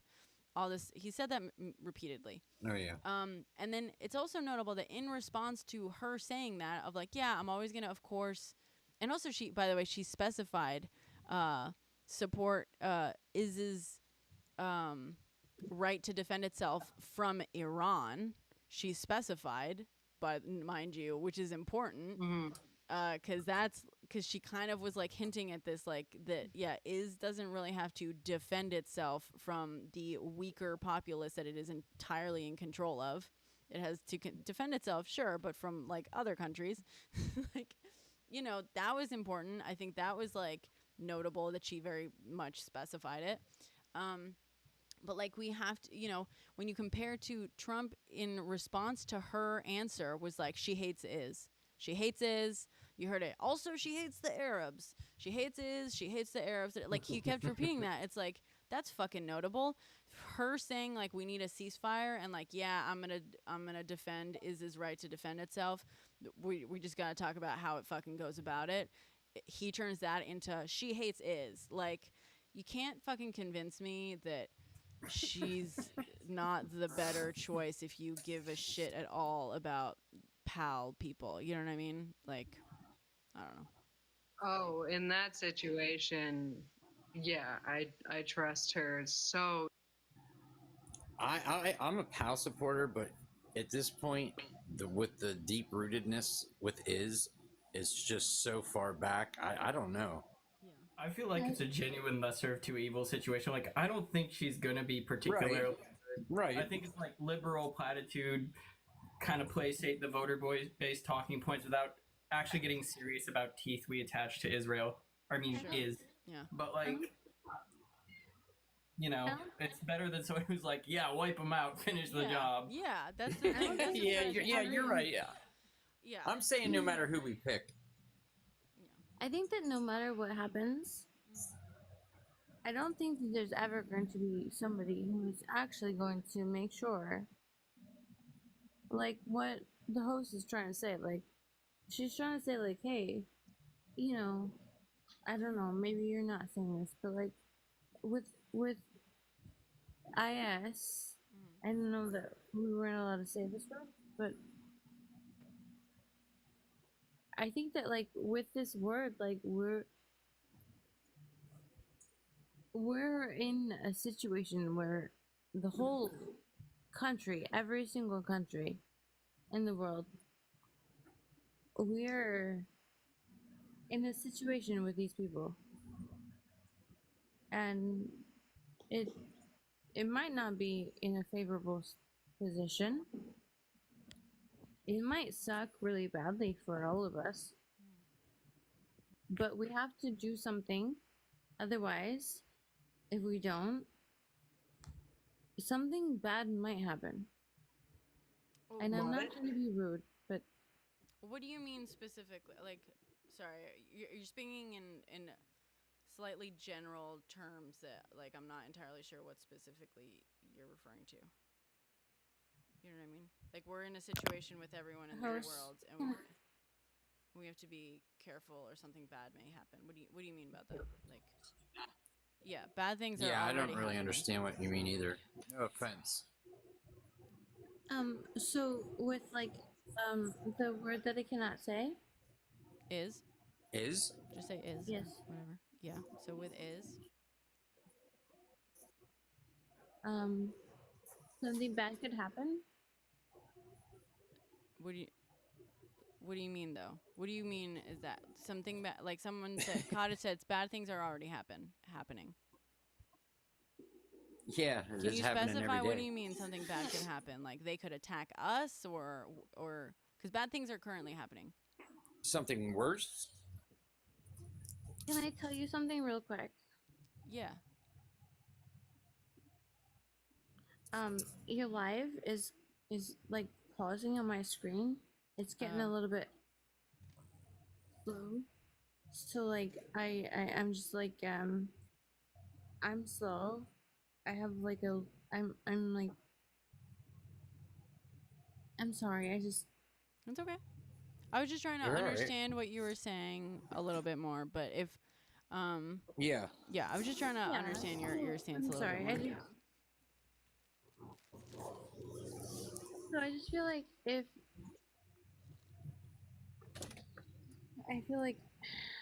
so sorry.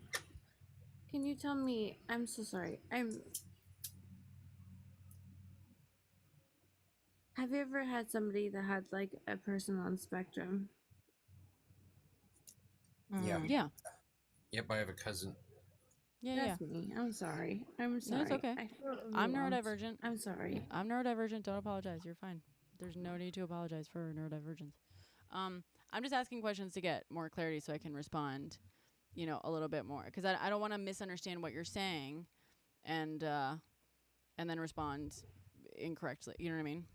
Yeah, this is a very neurodivergent Do you live. think that maybe Sorry, go ahead. Do you think maybe I could pop down and pop back up? Yeah, absolutely. Is that acceptable? Yeah, of course. I'm overwhelmed. I'm sorry.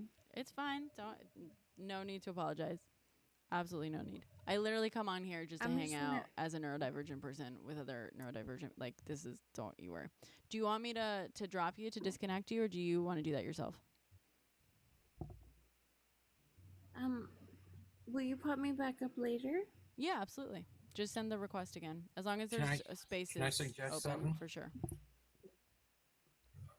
I can pop. Kelsey, if you want to write it down, I know I've had trouble speaking as well, and I would think about what I wanted to say, write it down, and then be able to read it when I'm saying it out loud. That way, you know what I mean. You get it the way you want it. So It's just an idea. No, that's a great idea. My problem is I felt like it's stupid. So I felt like people were talking to me too much, and then I just I forgot what I was thinking about because I felt like too much interaction. Yeah. And I felt overwhelmed. I get that. It's okay. I just get overwhelmed. Over-perceived. It's okay. Okay. Do you still want me to pop you it's down? okay. Or do you want to... Yeah, pop me down, and hopefully I would like to be pop back up someday. Yeah, sounds good. Anytime. Thank you. Yeah, of course. Hey, thank you for letting me speak. Of course. Anytime. Bye, girl. Yeah, I just wanted to say I completely agree with you, host, that it's a very fine line you have to tip with not making the very progressive people angry, and then also not just completely trash talking Israel, because we do have to remember it is a lot of old people that vote, and old people are, I'm so sorry, my bad. Older people are generally supportive of and so if you want to win the elections, it's definitely a big thing on people's mind, and old people vote, so it's definitely a fine line. That's true. I mean, and and it sucks because I totally feel, as someone who has been young and not that long ago was a young voter, quote unquote. I hated being told that candidates aren't going to care about me because I don't vote, because I am young, right? And I totally get that fucking frustration, because it's also well, I'm a new young person. You know what I mean? How do you know that I, as a young person, don't vote just because you, as a young person, didn't vote? And it sucks that young people are automatically, not taken seriously as people who are going to show up to the polls because of the previous generations who they themselves are the ones basically telling young people yeah, you vote, and then it'll be then we'll listen to you. But unfortunately, because I want to say young people got to show up and show that they're gonna vote for them to be taken seriously. But of course, by the time they do that and show up and vote, then they're gonna the next round, they're not gonna be considered as young. You know what I mean? But also, young people are showing up to vote more and at higher and higher rates. Young people gave won Biden the election, and I don't think you can discount them Absolutely. that much. That said, yes, obviously, compared to older people, especially old people, they do vote at lower rates, unfortunately. And unfortunately, attitudes on the situation are very much divided along age lines. And the truth is also, the U.S., whether we like it or not, the president and our representatives are hired to represent the constituency as a whole, right? So even though I want to vote in someone who is a lot more harsher on I know that the vast majority of Americans don't actually feel that way either. You know what I mean? And so unfortunately, even if we do get a president that's more aligned with my beliefs, like deep down inside. And by the way, I have a theory, and I've said this before. I think a lot of Democrats, especially, are more have to toe that line. Like I feel like, you know, Kamala's stepdaughter obviously walks around very pro-pal clothing, very openly, whatever. I think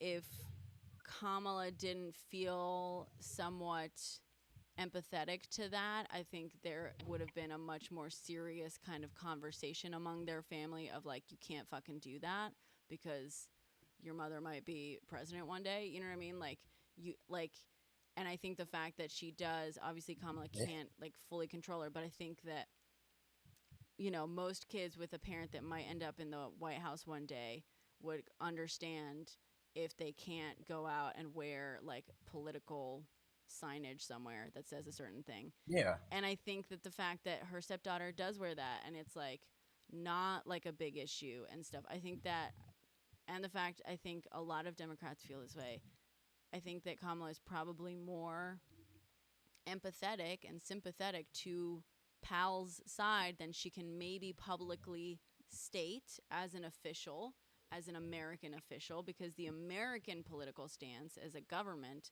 is a, you know, is one thing very specifically. And I don't know. I think, yeah, that's kind of my thing. I think that our representatives may feel slightly differently, but they have to like represent, you know, the United States official stance and also like the it's like you're under a microscope. Yeah. For is. Yeah. They're always under a microscope for is. It seems like. Well, and I also think Kamala is very politically intelligent.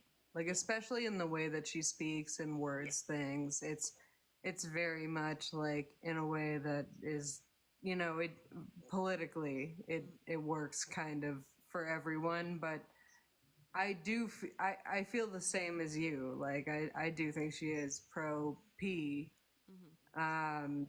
just based on her husband and her stepdaughter. I do agree with you in that way. Right. I mean, that's another thing.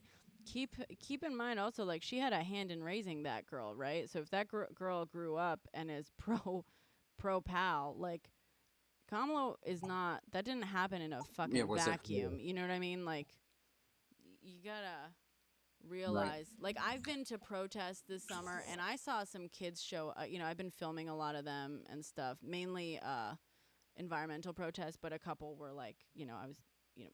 They kind of partnered up. They did themed weeks, and one week it was like a PAL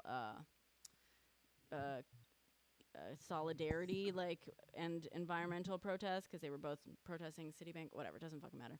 But so I went there, and there were kids counter protesting, spewing the most vile fucking shit because they were raised to be that hateful.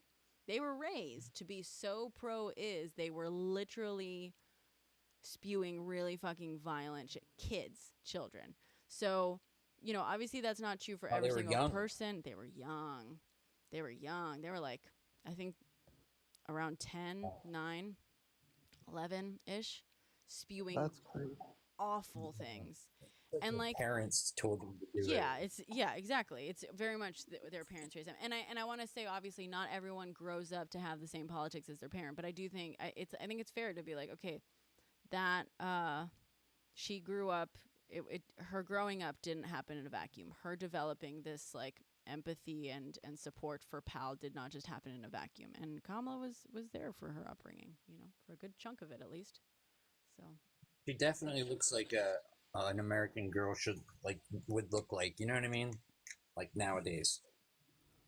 Yeah, I'll say I have no issue with like Kamala's stance really on the situation. If you Hassan says sorry, just I'll 1 second. No, Hassan, if you guys think she's gonna have a different stance than Biden, you're coping hard. If you don't understand that the U.S. as a country Hassan, I don't fucking know what you expect. You expect a U.S. president to suddenly reverse 70 years worth of U.S. policy and go against the entirety of fucking Congress and, unfortunately, the majority of the U.S. population like, unfortunately, you really think that is that what you fucking expect? Because if that's what you expect, then like, I'm sorry, but you're fucking delusional. I don't know what exact, like, you got to understand, like, I would absolutely love, yes, I agree, user. In California, there was video of the pro is starting violence at the college camp protest. Absolutely. They were the ones insane. The majority of the U.S. population supports a ceasefire, but the majority of the U.S. population is not, like, as anti is as a lot of people in this live are right now. The majority of the U.S. population, I'm sorry to say, is not nearly as supportive of PAL in general as progressives are. Sorry to fucking break it to you. There's a lot of people I know that are Jewish that absolutely stand with PAL. Oh, absolutely. Yeah, same. 100%. Most of them. Yes. Most of the ones that I know, yes. But I live in New York City. You know what I mean? And also, and that's like in this regard. Like, I have friends who have visited right?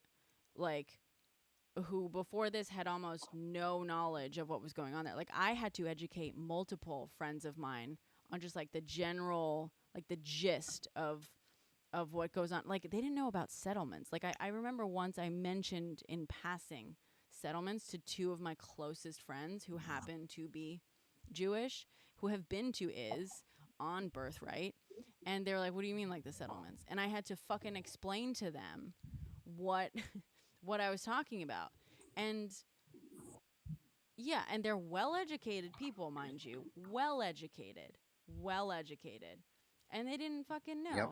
But like, you know, now this war, the majority of Americans support a ceasefire, but if you are fucking nuts if you think that the majority of Americans, especially before this, support, like, are as anti as many younger Americans are right now. Right. Yeah, and I don't hear enough like pro-Palestinian people talking about, I don't know if I can say it, like the Western banking area, I guess. Yeah, is a way to get around it, where it's a lot of settlements over there where they focus on the area where like the war is happening right now. But yeah, the settlements over there are nuts. Can I just say that the thing they're doing with the settlements and a lot of the way they act in general now, it's a lot like 1930s Germany, the way they're acting. So actually, the majority of U.S. say has valid reasons for fighting. So the majority of U.S. actually does still even believe in that. So yeah. Yeah. Unfortunately. And it is changing. It is changing, but... Yes, slowly. But yeah, so don't come at me and act as though it is a majority opinion. If the U.S. is in majority opinion, like, more supportive of PAL, it's fucking not, unfortunately. I wish it was, but it's just fucking not. So we can't act like it's like silly of us to act as though, you know, it's not a, you know, yeah, but they support a ceasefire. I don't actually know if they do. I was under the impression that the majority of Americans supported a ceasefire. But by the way, that's what Biden and Kamala have been pushing for. So, yeah, so they literally represent, the majority of Americans. Let me ask you a question. You think that even if we had a president that told Bibi to, okay, let's end this now, that he would even listen? Oh, no, absolutely not. Well, he's been told. Biden also said, like, met with him and said, fucking end this now. Yeah, and he said, rejected no. a ceasefire already. Yeah, he's been told repeatedly by the American president. They can literally make it happen with him. No you way think so, for us to Hassan? really You're fucking it. nuts if you think that. They've literally told him. They have literally told him to stop it now, and he hasn't. So stop lying, Hassan. Stop lying. No, stop lying. You're making shit up. It has not worked. It has clearly worked. Not worked. So stop lying. We know for a fucking fact you're wrong. You don't know But how. when he rejected a ceasefire, I mean, essentially, what steps can we take, right? Like that's been like my thought on the whole thing is like, there's nothing really we can do, which I think is the way that he sees it. It's like, well, do you want to start some real trouble, or can we continue this G? Yeah, exactly. Yeah, like what are we gonna do? Stop funding? By the way, that will never happen. So when asked if people approve or disapprove of the way Biden is handling the conflict, that is PAL conflict, he has disapproval. There's his disapproval margin by 21 points, but the disapproval of his handling of it is driven primarily by Republicans, who have a 79% disapproval of it. While a majority of Democrats approve of his handling of the conflict, by a majority of 31%, so 61% of Democrats approve. So just understand that the majority of people in America who disapprove of his handling of the conflict want him to tell to wipe them off the map. Okay? The majority of people who disapprove of how he's handling it want PAL wiped off the fucking map. Okay? Yep. Like, Jesus, like, yeah. How are you doing, Kelsey? What's up? The mic won't let me click it. We can hear you. The mic will not let me turn it off. You want to mute? I can mute you. I can. Yeah, we can hear you. Okay. Do you want me to? Sorry. Do you want me to mute you, or do you want the mic on? I want to learn how to make it stop, and I keep clicking it, and it's a good question. I actually don't know. Yeah, there should be a little microphone I'm clicking symbol. it. It's green. It keeps going green. So if you click right it next to the comments, I have. Also, Am I if you doing something wrong? your face there. So I'm gonna tap. This is my alt. By the way, guys, feel free to follow my alt account. In case this one sometimes gets banned. Okay. So if you tap on your face, it'll bring up this thing, and then on the corner is the mic. You can mute and unmute there. So mute button. It won't let me do that either. It won't. So when you touch it, it won't work. No, it won't work. It won't let me click the button at the bottom. Add star. Add. The star subscribe. Yeah, there's so you're star. saying here, And then the like one where down you here doesn't let you. Okay, so and then I click my face. I click my face. I click the microphone. Yeah. It don't. Why doesn't it let me do it? I don't know. That's weird. Let me try. Just you might have to. You might have to restart the app or your phone or something. I know sometimes people have to restart it because there's like. It might be your screen. What's that? Are you gonna let me come back? Yes. Yes. Absolutely. Yeah, But Kelsey, it try might be your restarting. screen sensitivity. I've had that happen. It's a new phone. I just got it today. Oh, I'm nice. sorry. I just That don't might want be you. bad. You're all right. You're totally okay, Kelsey. Are you sure? Yeah. Yeah, good. We're fine. I love how supportive everyone's on the thing. You're good people. Yeah, we people need to be more supportive, of one another. I agree. Oh, what are you doing, babe? What's that? Pardon? The host, she looks like she's making a comfort zone. A comfort zone? No, I'm actually. You mean like in my live or just around me? No, happy place. You're making a happy place. Right now? Well, I'm actually just looking for my my top coat, my thing, because I'm painting my nails. Here we go. This is what I wanted. I'm not. You mean the whole thing, Kelsey? Like the whole situation? Like the live and just talking to people? No, she just looked like she was looking for a hobby. Yeah, like arranging. Oh, okay. Was Yeah, when I came in, I was like, "This is totally chill." Like I where like she it. was, where she was looking. I thought like the little pond. I thought it was like a happy place. It's okay. I mean, It does look like a nice environment. Thank you. I appreciate it. I do enjoy the background. I like the way you have your shelf set up. I've been looking at your dancers. I think they're dancers for like the little figure the whole time. Yeah.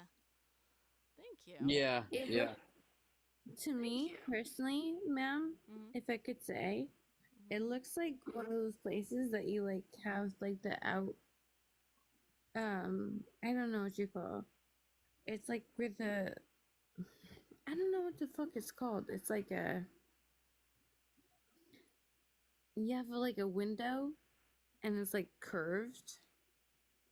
And then you like have like a little one of the spot bay window that you sit. The bay window.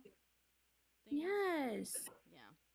Yeah. I have I a wish window, I had yeah. a bay window. I don't have one, but That's what we thought you had. oh, nice. It is. It's not. I have one window, Okay, and I it's will- like elsewhere in the apartment, unfortunately. But I like. Thank you. I was. Is that like a really old suitcase? Yeah, those are some vintage suitcases up. Wait, up there. Yeah. That's loud. You promise that I can come back up. Yes. Yeah. If I restart my phone. Yeah. You can take my spot if it's full, I promise. Okay. Because I do want to talk to her about something. I just. Yeah, I'll be here. You just take your Okay, I will restart my phone. Okay. You guys talk. Bye. I love you. Thank you. Yeah. So I Yeah, I gotta go, Brenna. But hey, All right. I'm sorry, I gotta go. But I loved hanging out. I'm gonna follow you. I'll definitely be back. Thank you. And please feel free to follow my alt account as well. There's not much on it, but I'm just trying to have it as a backup. Also, everyone who's in here, if you like my stuff, All I'm right. also on IG You and guys. on YouTube if you want to find me on there in case this app gets canceled. Thank you, Kraken. Thank you for coming on and having great conversation. All right, sorry. Kalps and asinine frog. She has a concept of a plan. Is that me? I have a concept of a plan? Tiny nail beds? I know, I do. Oh, they're so gross, dude. My tiny nail beds are so gross. I wish they were longer. Ugh. Itty bitty. So gross. I get you. I have to keep my nails painted because when I don't have them painted, I literally have trolls like making fun of my nails in comments. It's awful. So, yeah. This is the first time anyone's called them cute. So, thank you.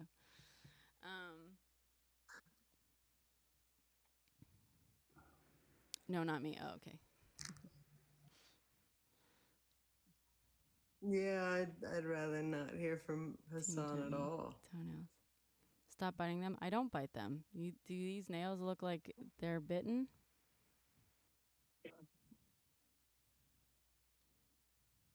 These are not nails that get bitten. But yeah. How do you guys think the Senate race is going to go? The what? Sorry? The Senate race? Oh, Senate race? Ooh. I don't know. Who's even up? How many senators are up for election right now? God. I know I think it's more than a third of them. Jesus Christ, really? How A did I little more. miss that? Yeah, it's every 6 years. Oh my God. This one's a little bit more than a third of them. Oh boy. I'm hoping, honestly, I'm hoping. I think it might be like 18 of them. 18, Jesus. I think it would be great if I'm actually really excited now, like I'm excited that Kamala is inspiring excitement. That is part of what makes me excited, you know? I mean, I'm also definitely just a lot more excited about her compared to Joe Biden. But I'm excited that people are excited, and I'm hoping that people will be excited enough to go out and like vote, you know, down ballot and just fucking, you know, again protect us from the literal authoritarian nightmare that is being promised by Trump right now.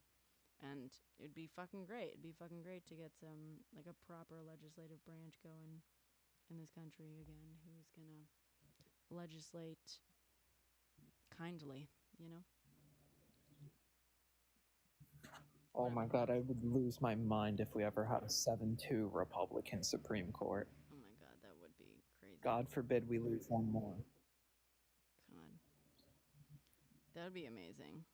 Yeah, but in Maryland, in our Senate race, we have our former governor, who was a Republican, in our very deep blue state, and that one's pretty close. So we might What actually state? flip a seat and go red. What state is that? Maryland. Maryland.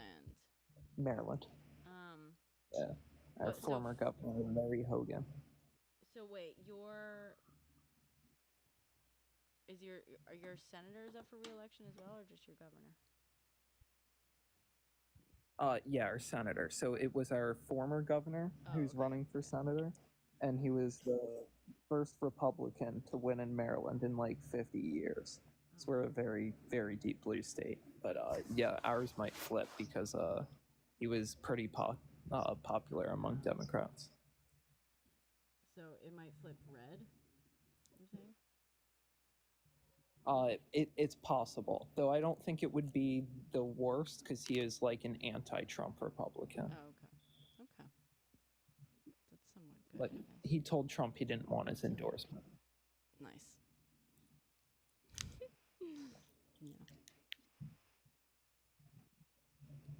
You wish international citizens had better representation? Yeah, in what sense? Better than what? Because I'm an international citizen. Or you mean citizens who live overseas? Because my mother lived overseas. She's a citizen, and she lived overseas for 30 years. So she would, I mean, she didn't always vote. Let me be clear. Just by being very political, she didn't fucking bother voting. Absentee. But now my sister's a citizen. She lives overseas. She lives in London, as you know. Cottage, and she votes absentee. But you have to basically be registered. I'm a dual citizen, but I used to be. That's why I'm asking. Do you mean citizens who live overseas? Yeah. So I was an international citizen, as in I'm a citizen, but I lived internationally. But I'm also a dual citizen. So my sister now is. Yeah, my mother voted absentee she didn't vote because she didn't bother, but now my sister votes absentee. And the way, for anyone who's curious, absentee people are still registered to vote within their state, like their home state or whatever. So you technically are voting within a specific state. Well, I guess the theory is that by casting your vote within your state, you're being represented within that, I don't know. Does that make sense? In theory? Tax without representation. But you have just as much representation as someone who lives in a state, technically. You know what I mean?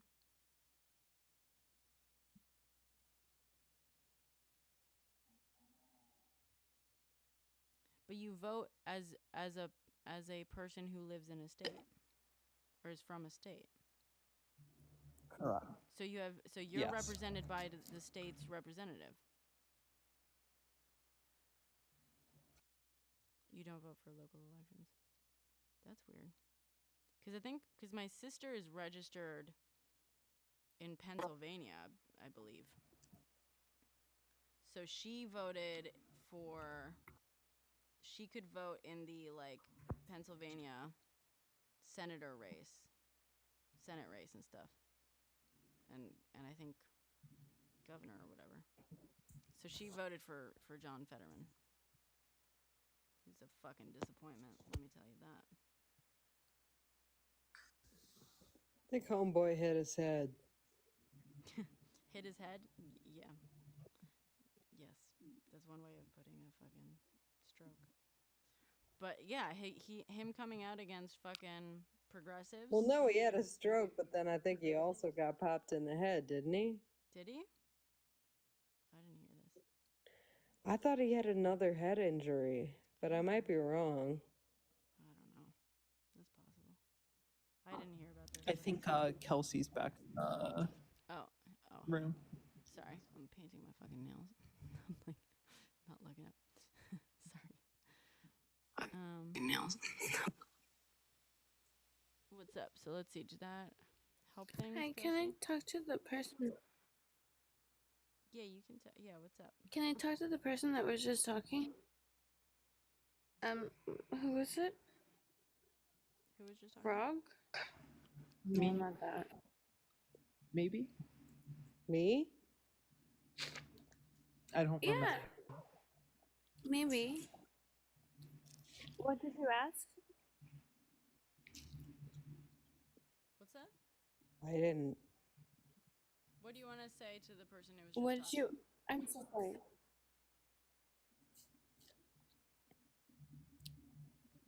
I'm so sorry. I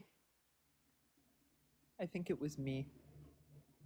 It was either me or host. I asked to bring you up, and I think she was talking before. No, it was not you. It was the person before you. It was like a lady. Yeah, it was host. It sounds like it might be me. Oh, yeah. Kelps? Maybe? Oh, what were you saying? I said John Fetterman got hit in the head, I think. Yeah. Well, he might have. He might have. Do you guys remember when? I know this is like off topic. It's very off topic. Why did you Go want for to talk to me? Go for it. Take it off topic. It's okay. Yeah. What's up?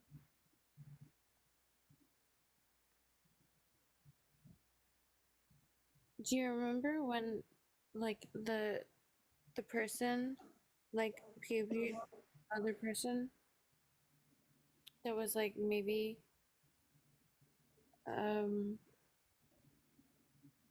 Jamie? I don't know. I don't remember. Maybe what? Jamie? Or Amy? Jamie? Oh, Cheney? Shamey? I'm not sure. Who was it? Dick Cheney. Is that what you're talking about? Do you guys remember when there was somebody and they went to like a public situation where they like went to like go pee poo the bird things and Yeah, they were like he hunting. like got Yeah, the hunting accident? yeah and then he yeah. Yes. Wasn't that Dick Cheney? I think Yes. so. Yeah. Nail me down. Accident. He was the one. He was the one that recently like was like, "Hey, I support Kamala. Yeah. Harris." Mm-hmm. Yeah, he did. He Yeah. did just come out and endorse her, which is great. We love this. His wife as well. His I wife. said Harris because I don't like saying host. I said Harris because I don't like it if I don't like to say her first name because nobody else does. That's okay. all. Nobody else. I mean, love she, her. A lot of people use her first name. So I've heard someone pointed out to me, and I started pushing this as well. Of like use her last name because we use men's last names. But then I started saying that, and then someone pointed out to me like, well, but someone pointed out to me like, well, her campaign, she goes by Kamala HQ, like that's her campaign, so she's using Kamala first, so which is actually correct. So I'm using Kamala because she and her campaign are using Kamala on all the campaign stuff. So Okay, but can I throw out real quick? if you or How is that? I You don't. You were to use Hassan. like Sorry, I just want to answer a comment. You genuinely don't understand why it's good that Republicans are jumping ship and endorsing the Democratic candidate. You got some wild takes, Hassan. You definitely don't understand how shit works, huh? All right. Sorry. Go ahead, Kelsey. Oh, I'm just saying like that. I think that you and me, I think both of us and Kamala, I think that both all of us, we would understand like that, you know, things are a little bit different for us. Mm-hmm. And I think that like maybe we'd understand that like our first name, maybe people, maybe they might be okay with it. And I don't know. I don't know. I just feel like it's really messed up that I mean, I don't like my last name. But I don't think she does. I don't think you do. And I think that like it's really messed up that like we can't just have our name. You know? Like I think it'd be totally okay for us to be like, hey, my name is Kelsey. My name is Brianna. Hmm. Right? Brenna, but yeah, doesn't matter. We can have our name. I'm so sorry. This way. We can have our name. Mm-hmm. And that's it. We can just have our name. And what you don't. Yes, I agree. We can just have our name. Yeah, I'm just using. Think that I think it's good to just use whatever name someone uses for themselves. And Kamala's been using Kamala HQ, Kamala, like the signs that they printed up for her were Kamala and stuff. So I'm just using Kamala for now. So, but when she becomes, she becomes president, like I think, I think if she goes, she'll probably prefer going by President Harris. And I think, we'll see how people, if people, like in the same way that Bernie goes by Bernie, right? He doesn't go by Sanders. So, Bernie. Yeah, I think that's the part that I think that is so silly, though, is because it's okay in my head and everyone else's head. Yeah. To be like, Bernie. Because he's a dude. Do you get what I'm saying? Like, when they say in their head, I don't know what men think. I will never know what men think because I'm not a man. Mm-hmm. But in my head, when I think like Harris, I don't know that like people would be okay with it. Does that make sense? Sure. But I think, that's just because we identify her as Kamala.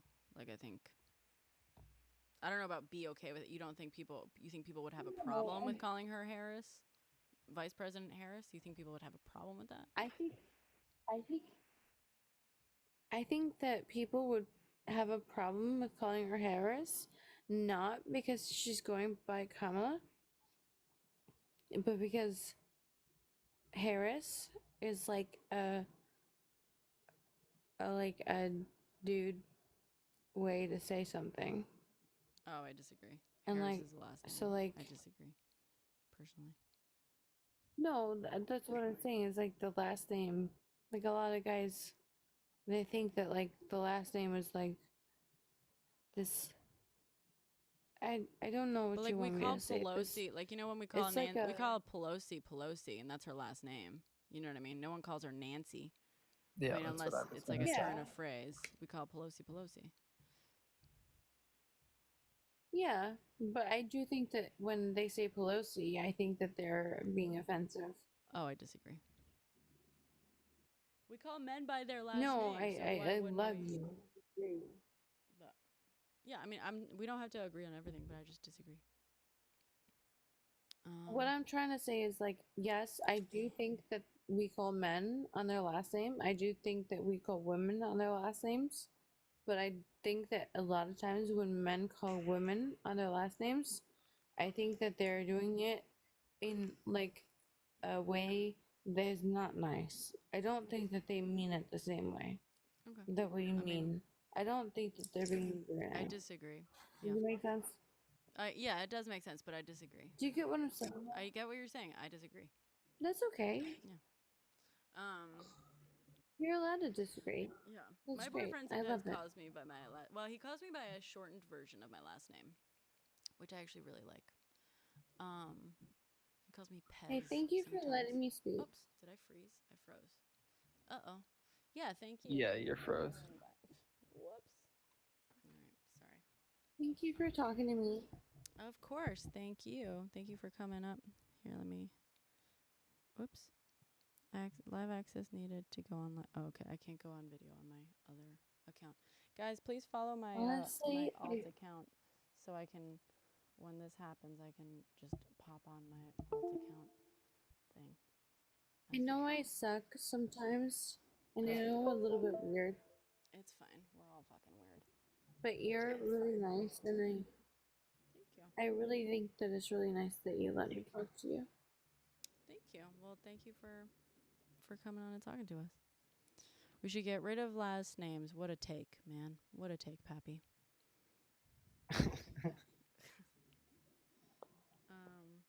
Thank you for coming on, Kelsey. All right. So If I'm not mistaken, I believe we used to not use last names, like way back in the past. And we started using them because it was convenient. It's definitely a lot. Well, that's not right, actually. To know what. Well, I mean, how far back, and also where, because that's different depending on where in the world you're at, right? I'm sure it could be different in other places, but yeah, when you're just like in a small village of like 100 people, the last names aren't like that important. That's true. A lot of times, when you were in like a small village, the name that you had for your last name, it actually used to be like the last name was the name that you were given, like as in not your last name, but like your tribe or whatever, but not your tribe because you weren't, actually in a tribe, but like, like if you were like a Scottish person, for example, Yeah, your clan. you might be like O'Neill or something. Yeah, your clan. Yeah. So that's kind of where it came from. Yeah. I think that's. I'm sorry, I didn't. I do actually. stay on. It's interesting. Like, and now I'm curious what the first last name was. What the first last name in the world was. You know what I mean?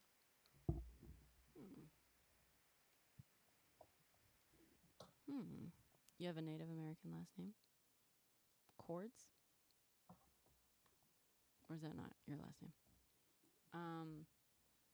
What was the first last ever? The oldest surname known to have been recorded anywhere in Europe was County Galway, Ireland, and funny that you brought up Ireland. In the year 916, it was the name O'Clery, spelled more difficultly. In England, the Normans introduced surnames after 1066. Ooh.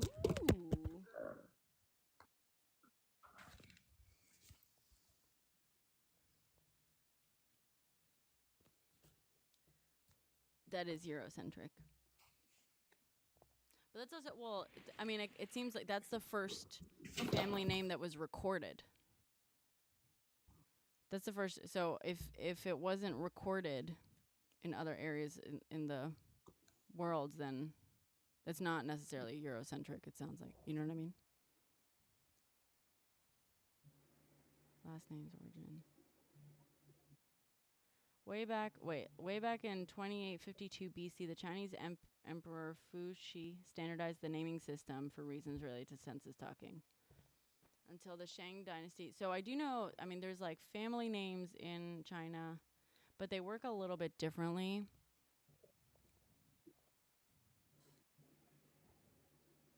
family distinctions. Yeah. For Egyptian, Central and South, I know.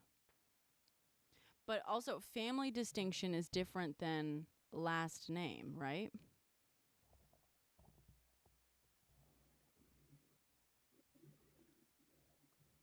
According to Google. Oh, you don't understand how search indexes work, Polka?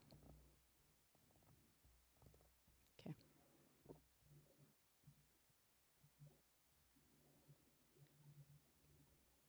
Okay, yeah.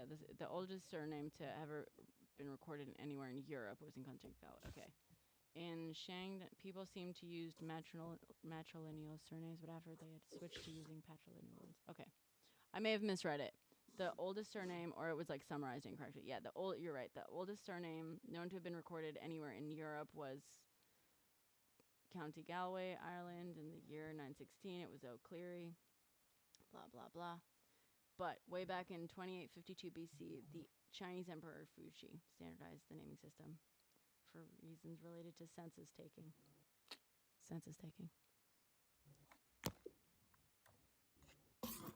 Okay. Names were frequently spelled differently. Many of our ancestors do not read or write. I guess we know that. In Wales, they used a patronymic system of passing down the father's first name to be used as the child's surname.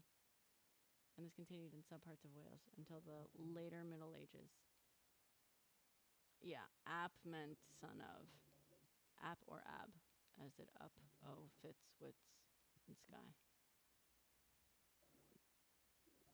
So the son of Reese was Ap Reese, which evolved into Priest or Price. Cool. The surname Powell came from Ap Howell, Pritchard from Ap Richard, and Bowen from Ab Bowen. Cool. It's kind of like Offred. Off Glen. Isn't a lot of it like super old school stuff is like people whose last names are like Johnson or John's son? Yeah. Perez is son of Peter, supposedly. And there's also like, like the names that are based on like the jobs, right? Like Baker, Smith, farmer. Yeah, I don't know. You feel like last names were just they were Hassan. They were designated to classify people, which is a type of division. Names are entirely designed to classify a person, to identify them, and to classify them. Good job. I know you're trying to turn it into some weird sort of, divisive thing, but no, they're a type of classification. Yes. They classify the family that you are from in, modern times. They classify the family, your patrilineage, as it were. From St. John. Oh, is it St. John? Naomi? It's St. John, isn't it? I knew someone named St. John.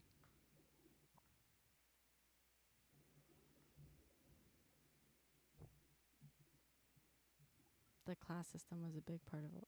Sure. Further than St. John. Interesting.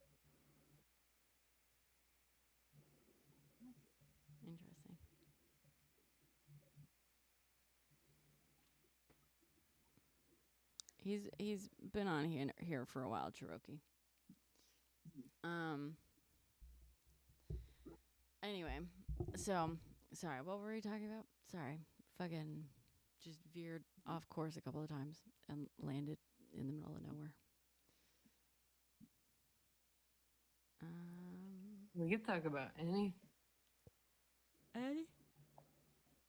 Ay. Oh, I'm yawning. You think I'm Republican, Jack? No. Do you see this thing I have in the background? It says Trump is the symptom, capitalism is the cause. We're all Republicans. Or capitalism is the disease. Republican tattooed on our forehead. Socialism is the cure. Chin Chin. Oh, that's cool. I can see how that came out of Sinjin. Chin Chin. Yes, ADHD at its finest. I am interested to think about something like leftists disagree about in general. Like, I can't think of something off the top. No, I mean, leftists, people on the left, I think, criticize themselves a lot. That's the one strength and weakness of the left. Not one, but I think the biggest. I absolutely agree with that. I think we're so critical of ourselves where like someone can be a leftist but like they don't support one thing, like let's say they say they're like somewhat supportive of Israel, like everyone's gonna start bashing them and be like, you're terrible. Where like yes and no, because we've got yes but no, right? Because there's a hell of a lot of Democrats and leftists who support but progressives maybe I would think not. when I'm saying leftist, oh, you're saying further left than yeah, I'm using leftist and progressive like interchangeably, not like separate than like liberals. I would consider myself more liberal than leftist. Okay. But I have difficulty anyone that supports or putting our tax dollars, especially towards I have a really difficult time considering them a leftist, which I guess makes me a part of the problem, right? Right. I mean, I say that with all respect, right? All due respect. And I say that because also I think, yes. No, and I'm saying that knowing that I'm part of the problem. Right. I think, there's like the no true Scotsman thing in the same way that there's like the no true socialism thing. It's the no true Scotsman fallacy, right? Where people act like there's only one form of socialism that exists, and if it doesn't adhere to the original, like, OG description of Mao, which, by the way, like, Leninism, Maoism, and Stalinism all have different ideas of what socialism and communism are in the first place. But, like, there's, like, different... Some people think that socialism is this, like, has this very rigid definition that only encompasses like a certain type, very specific subset of whatever.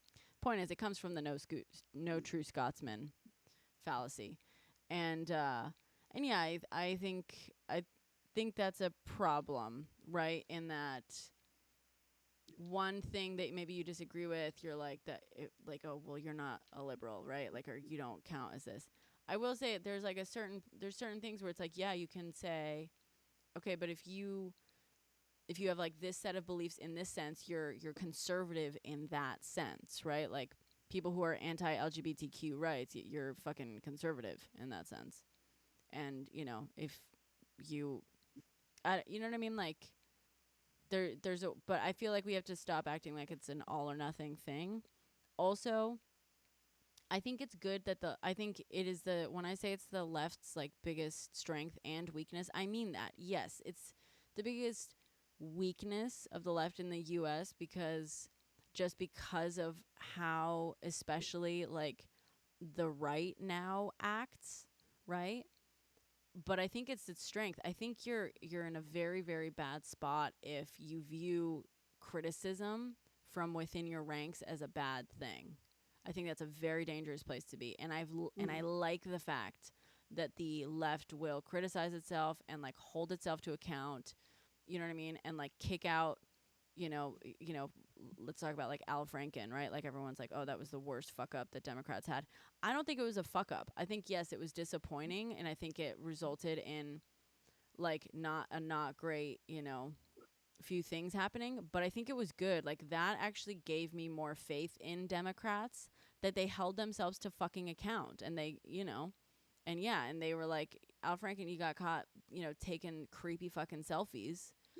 Like maybe you should step the fuck down, and he did, and I think that's awesome because when you compare that to the right in this country, they have a literal fucking rapist. Not just that they're trying to re-elect, but they got one in the Supreme Court too.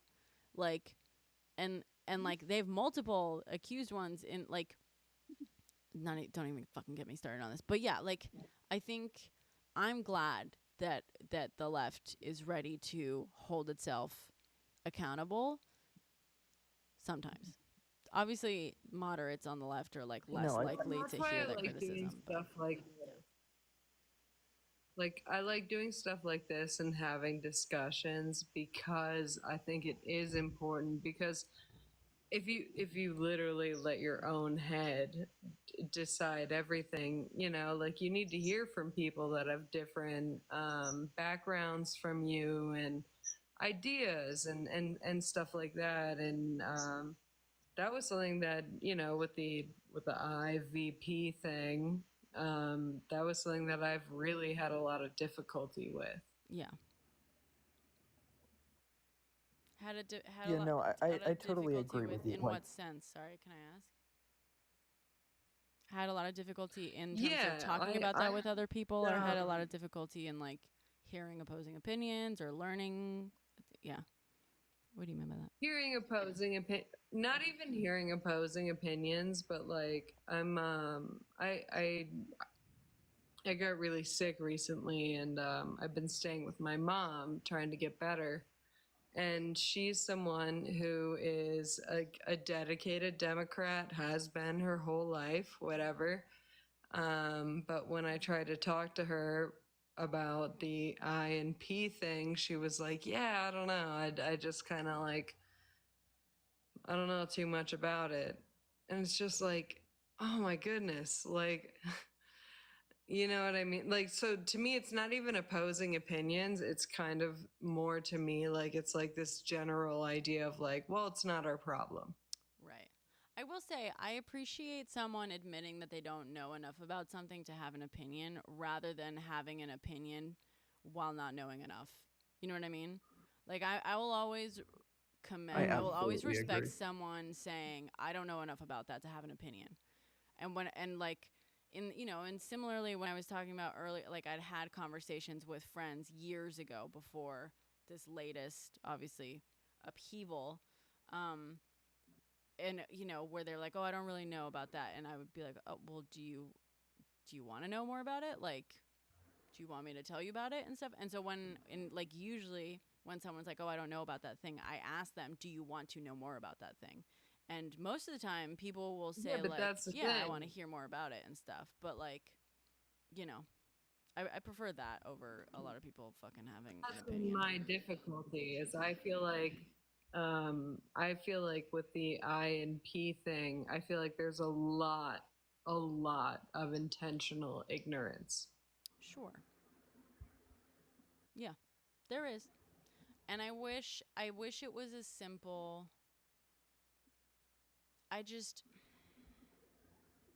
I want everyone to know about it, and I want everyone to want to know about it. I agree with you on that. But I want to give everyone grace, on not knowing everything about everything. I also want to give people grace on like people's lives are fucking full and exhausted. Like, I'll say I had a rough week this week. My dog had surgery, and there were just some like personal things that I was dealing with that all kind of came to a head all at once, and I was like super fucking overwhelmed. And then I went viral, which is good. It was great. You know what I mean? That like I had some stuff go viral, but then I was also getting all these like fucking messages in from that a lot of which were not great and stuff. And like, and also just the fears around that. Whenever, yes, I want my post to do well, and when I go viral, obviously like I make money from the Creator Fund, and it's great. We love it. But there's also like always this kind of fear that gets triggered from that and stuff. I'm not trying to turn this into a whole thing about me. I'm just trying to say like I can understand when people's lives are full and they've got too much shit going on, they don't want to think about something else. And like there was a lot of stuff going on in news stuff that I was like, I can't think about this. I don't want to know about it right now. I don't have the energy or the wherewithal to really be focusing on this other stuff, because right now that's like more than what I can handle. And for me, yes, it was a few days. it was a week, right, at this point. But I'm also very lucky. It's been 9 months. Yes. No, but I'm just saying, like, in general, this isn't specific to, like, Isn't Pal stuff. Because also, by the way, like, there's a lot of people who think that they're very well educated on the thing that I've had conversations with, who turns out there was, like, a lot that they didn't know about it. You know what I mean? Like, we can sit here and act as though, like, we know fucking everything about this, but then, like, who the fuck knows if we actually do? But I'm just saying, like, in general, I want to give people grace on, like, not everyone can know everything all the time. And yes, I know to you and me, this is a very big fucking deal. And there's immense levels of suffering. And how can you not know, right? How can you not be watching?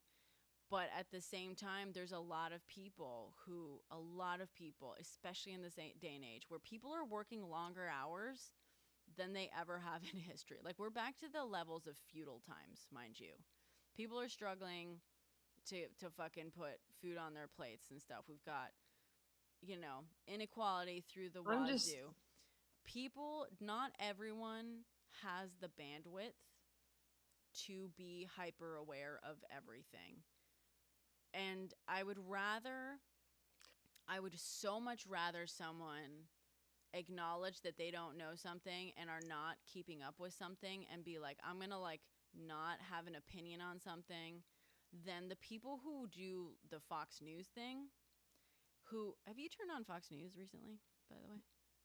I put it on last week. Yeah, I have. I intentionally watch Fox News. Yeah. So I put it on the other day, like last week or the week before that. Fucking nightmare. I had a certain I knew it was bad, but it's so much worse than I realized. I had this concept of it being like bad, like, but like within a certain level, but it is brutal. But so, there's a lot of people who don't fucking know anything of what's going on in the world, but they put on something like Fox News and they listen to it and they develop opinions on stuff that's going on in the world, right? Very strong opinions, very vocal. They care very much about XYZ. But my point is more, those people don't know anything about what's going on in Isn't Pal, but I'm sure they have a fucking opinion on it. And I would much rather the person who knows pretty much as much as that person does, the person who listens to Fox News and just, like, takes all their cues from Fox News, I would much rather the person who basically knows exactly that much, but is very aware of exactly how little they know, and is like, I don't have the time to research something enough to develop an opinion on it. Because most people don't. And I just want to acknowledge that and give people grace. I want them to care. There's so much that I want them to care about. So much. All I do is post shit on TikTok to try to get people to care about stuff. Literally. That's like, I've made that my part-time job now. I get it. But I also, we got to give people grace. They're not going to care about everything. They're not going to know about everything. Unfortunately. Yeah, it's fucking frustrating. Sorry. Now I'm getting lost in that frustration. Yeah, and I just want to say for, like, IVP especially, it's like it's a very complex issue that it takes someone, like, months to get into and actually have, like, a just fair understanding of what's going on over there. Like, it's something that, like, not many people are gonna have the time to take, like, months going into it. Yeah. You don't need months. Okay, I'm just gonna say my part and then whatever. But, like, my family is from Northern Ireland. I'm first generation American. There's been a lot of violence in my life. You know what I mean? Mm-hmm. And to me, it's not that the news isn't covering it. It's not that you're too busy to not witness it, because it's happening. And, like, like, when you think about it, if it was happening to your culture or your people, you would want people to give a shit and care.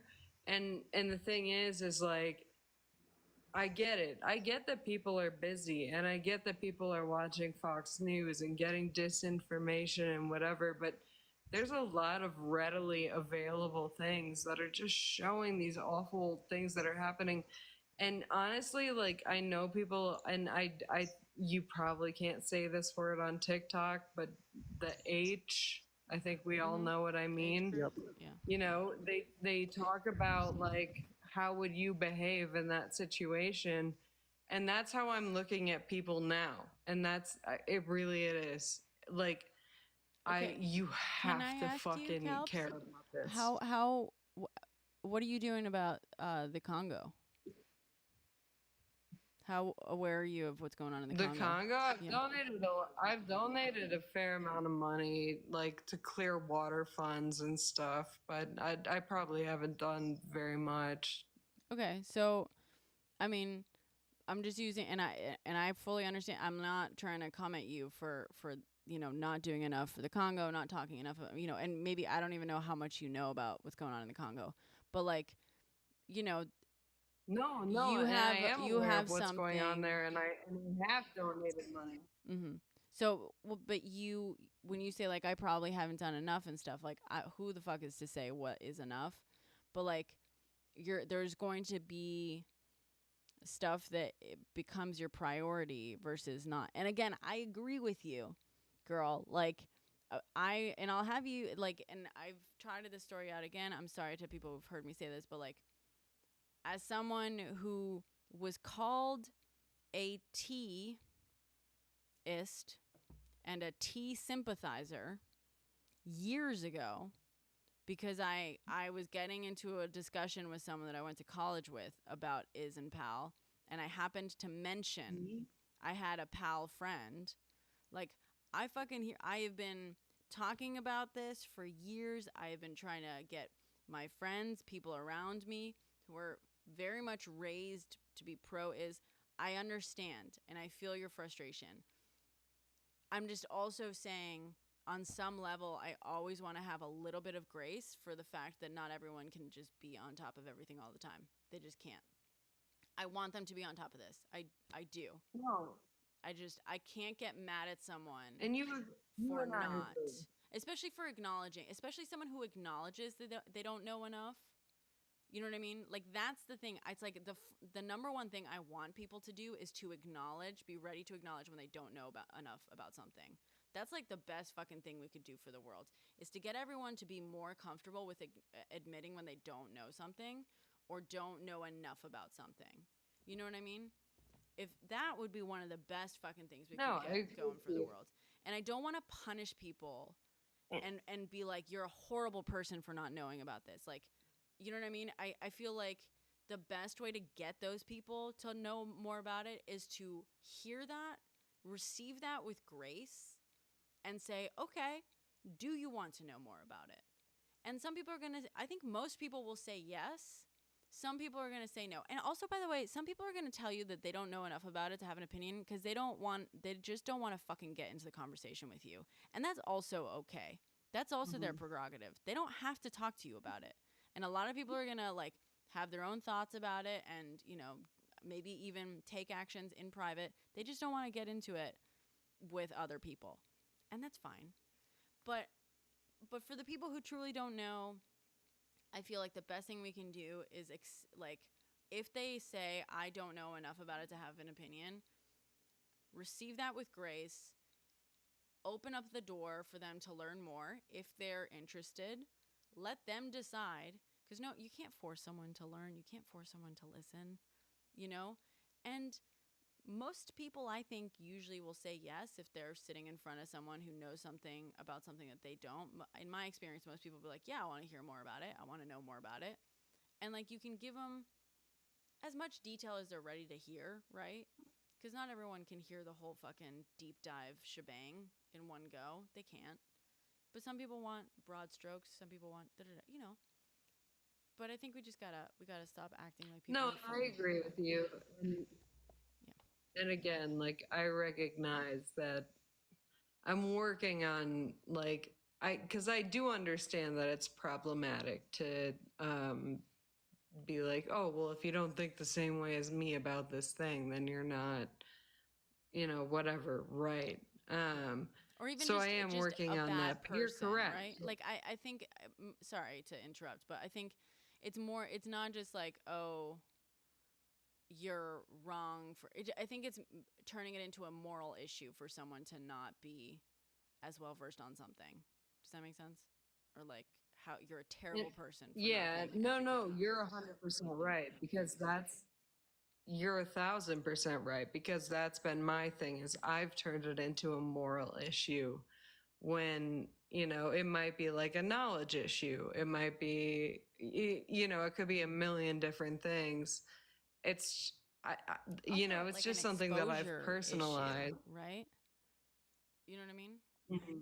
Like not just Yeah. knowledge, but like Yeah, an no, I fully exposure agree with to it. you. Yeah. Because also, I will say, like, Yeah, I was we'd be horrified. really Well, debating. yeah, well, because I have that. I have had that reaction again when I like explained to my friends what settlements were and what was going on, like the broad strokes several years ago. I mentioned the settlements. They didn't. They were like, "What do you mean settlements?" And I was like, "You don't know about the fucking settlements? What?" And I like, I reacted like in horror, where I was like, "How the fuck do you not know about?" And how the fuck do you not know about this? And like, how do you not know about? And they were just like, I mean, I don't know. And it's like they had never really heard about the settlements and stuff. And they were again highly educated, middle class Americans. One grew up in New Jersey, one grew up in California. Both Jewish, both had visited and are from relatively liberal families and stuff. And by the way, fully support PAL now. But they had never been exposed to that. And at the time there was some crazy shit going down as well, which is why I was talking about it. Like, oh my God, can you believe what's going down in the news right now? And they were like, what the fuck are you talking about?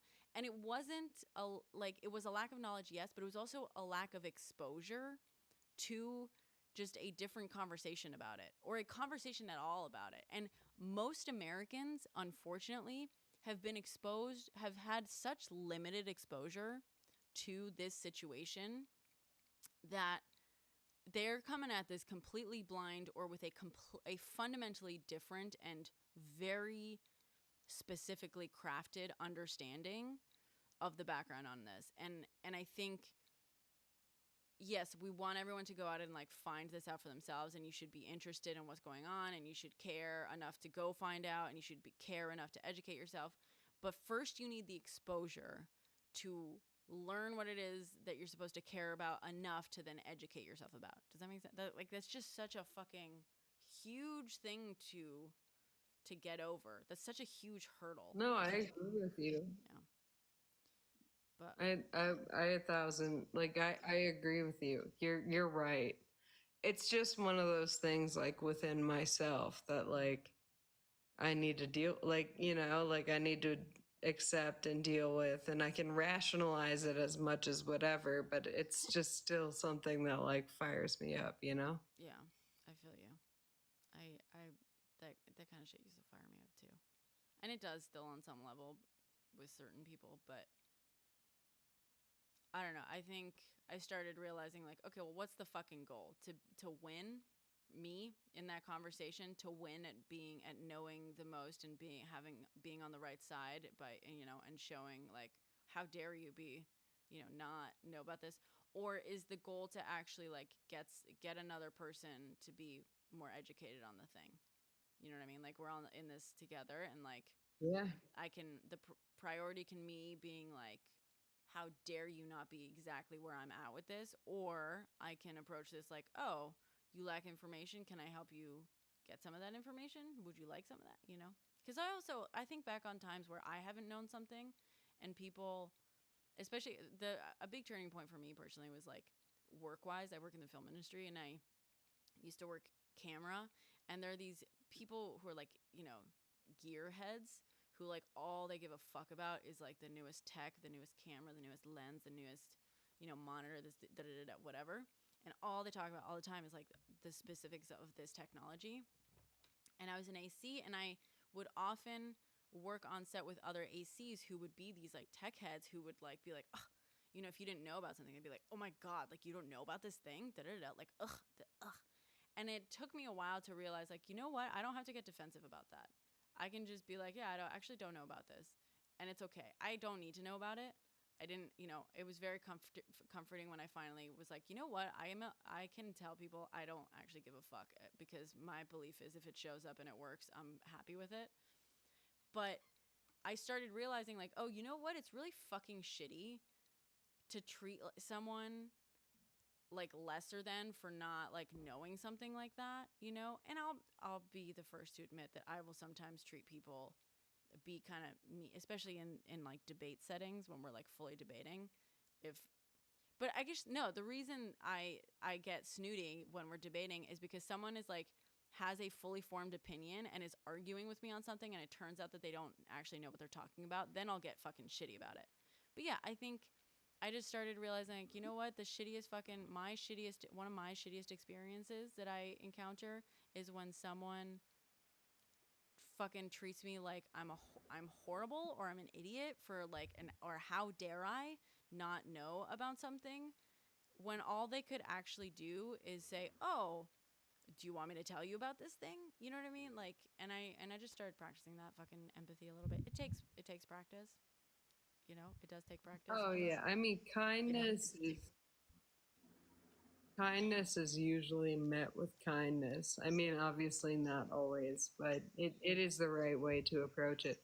I would be interested. I wish we could find something that you and I like genuinely disagree on. Yeah. Well, I hope you can at least be in here someday when we have like a genuine sort of debate. They usually, the way my boyfriend describes me, this is the most flattering fucking description I've ever heard of myself in my life. He was listening to one. He's like, you're basically like a fucking lioness. And I was like, what do you mean? And he's like, well, you just wait. You're very calm and you're quiet and you're methodical. And you ask the questions and you're very patient and you just wait until, and I forget, he was like, and then you like circle them slowly and then you slowly back them into the corner and then you wait for them to fuck up.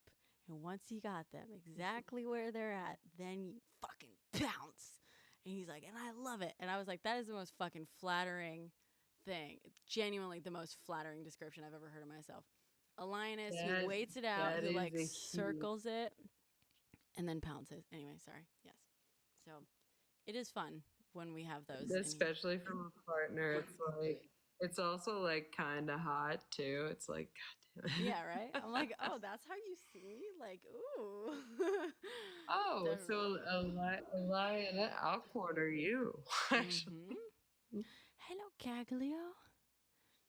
Oh, what's the topic right now? Right now, it's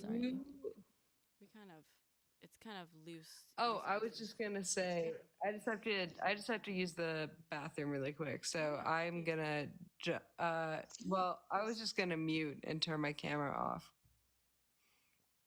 Go for it. But I'll be back in like a minute or so. Sounds good. In the meantime, I'm gonna take the opportunity, guys. Please, this is my Jesus, how do I do this? Where are you? This little one here is my alt account. Oh my God. Here we go. This thing here, this is my alt account. Please follow it. Sometimes I get banned, and I'm trying to get enough people on this account to be able to go live on here if possible. We will see if that happens, but thank you, Hassan. Yay, thank you guys. Thank you, I appreciate it. I'm also on IG and YouTube if you'd like to find me on there. You can, there's a link tree in my bio, which you can use to find all the things on there. You've been overworked. I've been wondering where you've been, Caglio. Been wondering what you've been up to. It's an even number of 50. 50 does mean nothing. 50 does mean nothing. Let's get it up to 500. Yeah, I just wanted to say to what you were saying before, like, I totally agree that, like, I care a lot about, like, people matching, like, their convictions to, like, how much knowledge they have. When someone is, like, so confidently coming into a topic and, like, presents a strong opinion and then knows nothing about it, doesn't know the basic facts. Like, I argue a lot with Trump supporters. So for me, it's a lot about like the criminal charges, and they'll be talking about, oh yeah, Trump's obviously not guilty, rigged court. And then I'll be like, well, what was he charged with? And I've only had 2 people ever who have been able to name one single charge. So it's like, you guys don't even know what the guy's charged with, but you're certain he's not guilty. Like, that's what frustrates me. Yeah, yeah. I mean, that's usually, and that's also kind of what we do here, you know, when I debate people. It's less of like a debate like in the presidential election thing. It's more like I ask, and this is why I invite people to come up and tell me, I ask, you know, what do you want to talk about? You know what I mean? Because I want to meet people where they're at. I want to hear what they're thinking about, what's important to them and stuff, and then I want to ask them questions about it.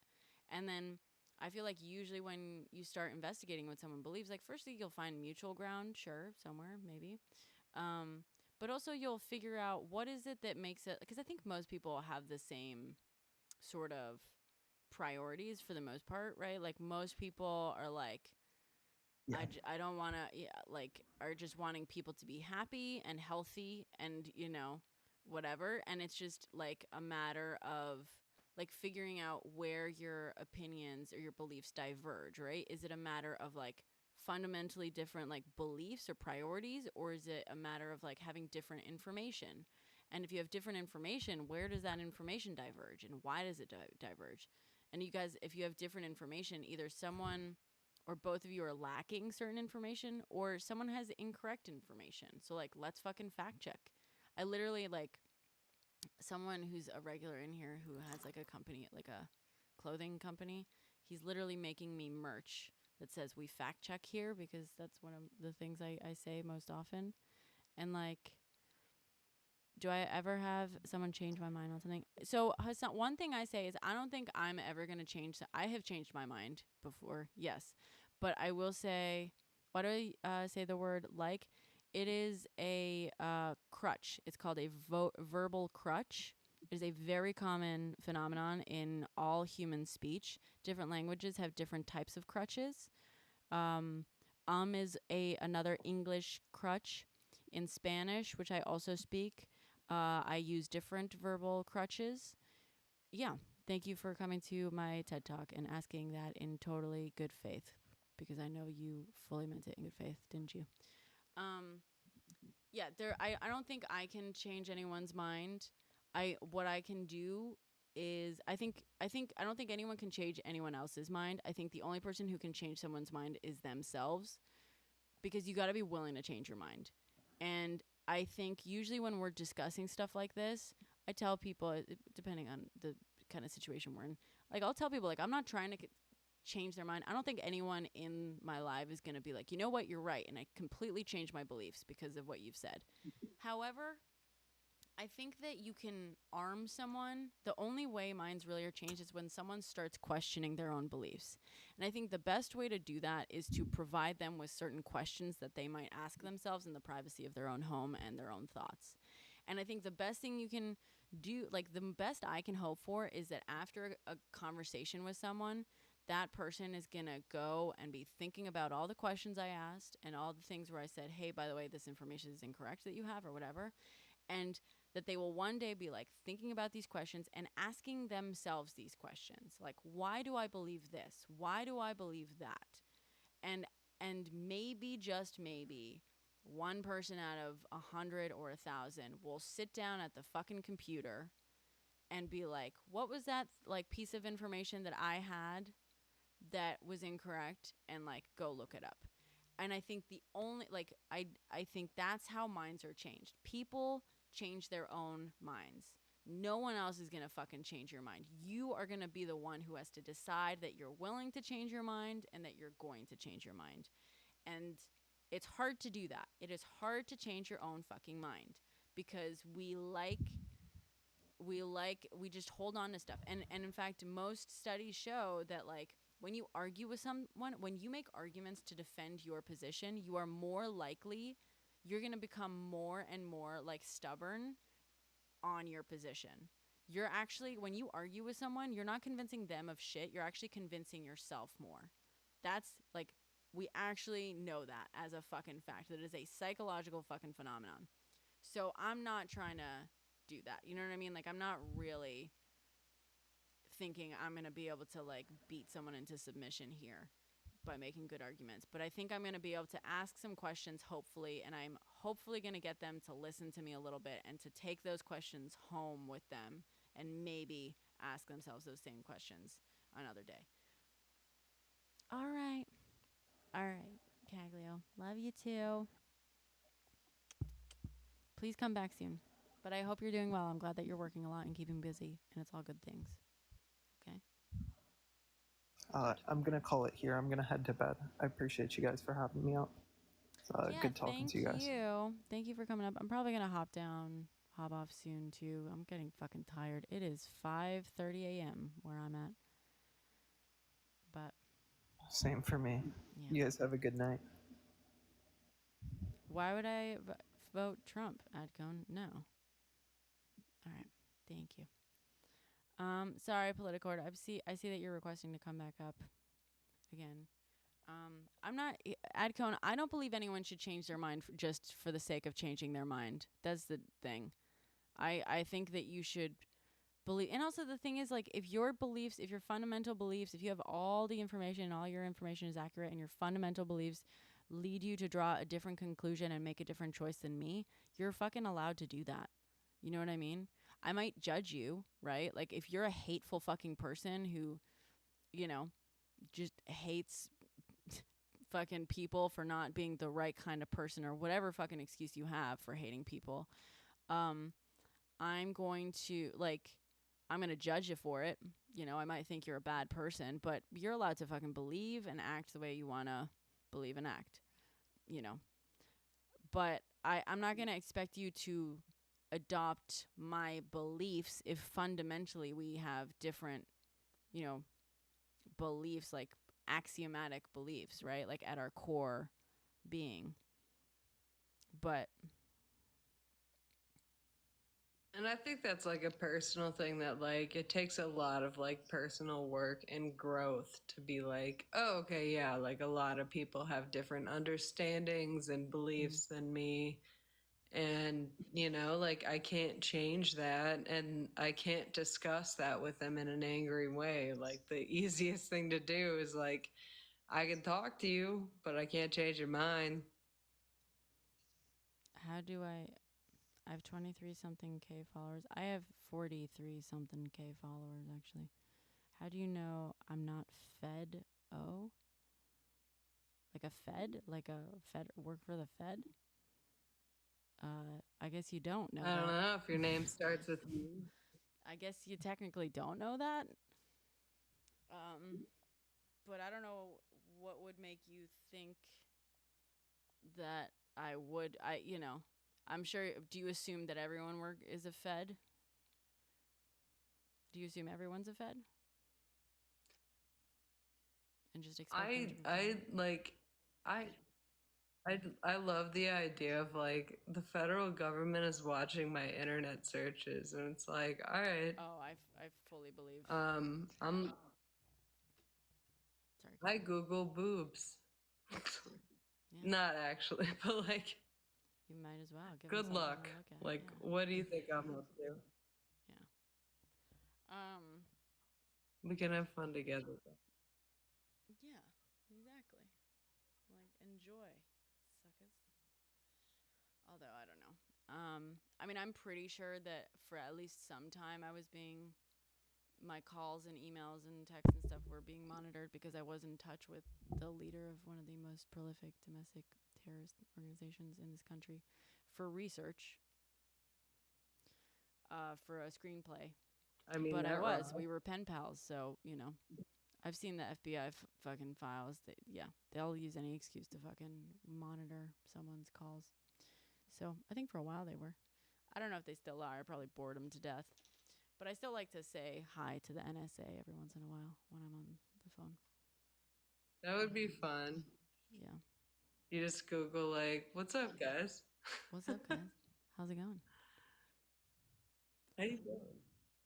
Trigger people believe in wrong things. So, yeah, exactly. Well, yeah, Hassan. But I also feel like, I think people who are vastly good are also imperfect.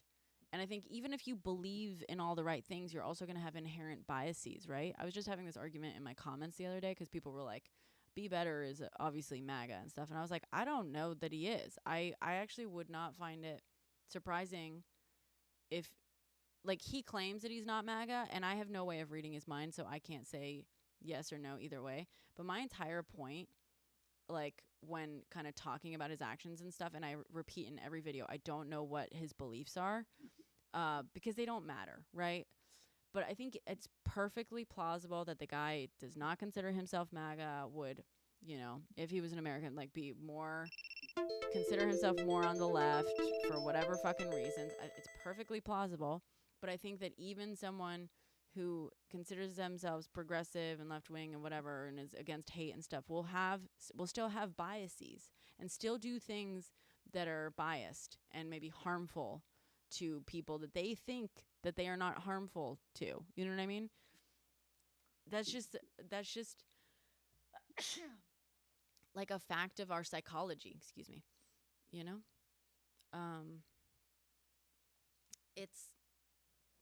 Even if we think we're not racist, we're still going to have biases that are harmful. They just are. Even if we don't think we're sexist, we're still going to have biases that are harmful. Even if we're like full-blown fucking feminists, even feminists have inherent biases towards women sometimes, unfortunately. But, you know, that's why we got to talk about actions. It's less about, you know, I mean, yes, let's talk about beliefs and stuff, but when we're talking about things like the Be Better thing, let's talk about actions. Let's talk about the impact our actions have. And, you know, whatever. Anyway. I'm getting fucking tired. And my poor dog, who's, you know, just a day and a half out of surgery, she's been missing me in bed. Now she's crawling under her favorite chair.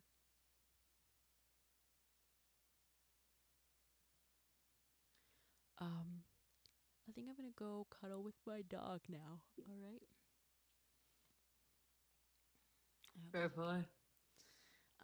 Thank you everyone who came up tonight, who sent me gifts and sent our guests gifts. Thank you to all the commenters with the great questions and the comments, and just fucking awesome. Everyone, this is a great one. Thank you, Calps. Again, one last one. This is my alt. If you want to give that a follow just to be safe. I do sometimes get banned on here, so following my alt will help me to go live again, although I don't have enough followers on my alt to go live on it, but it will help me. I'm also on YouTube and IG for in case TikTok gets the axe, as you guys know. So if you want to find me through the link in my bio, we love that. I appreciate it.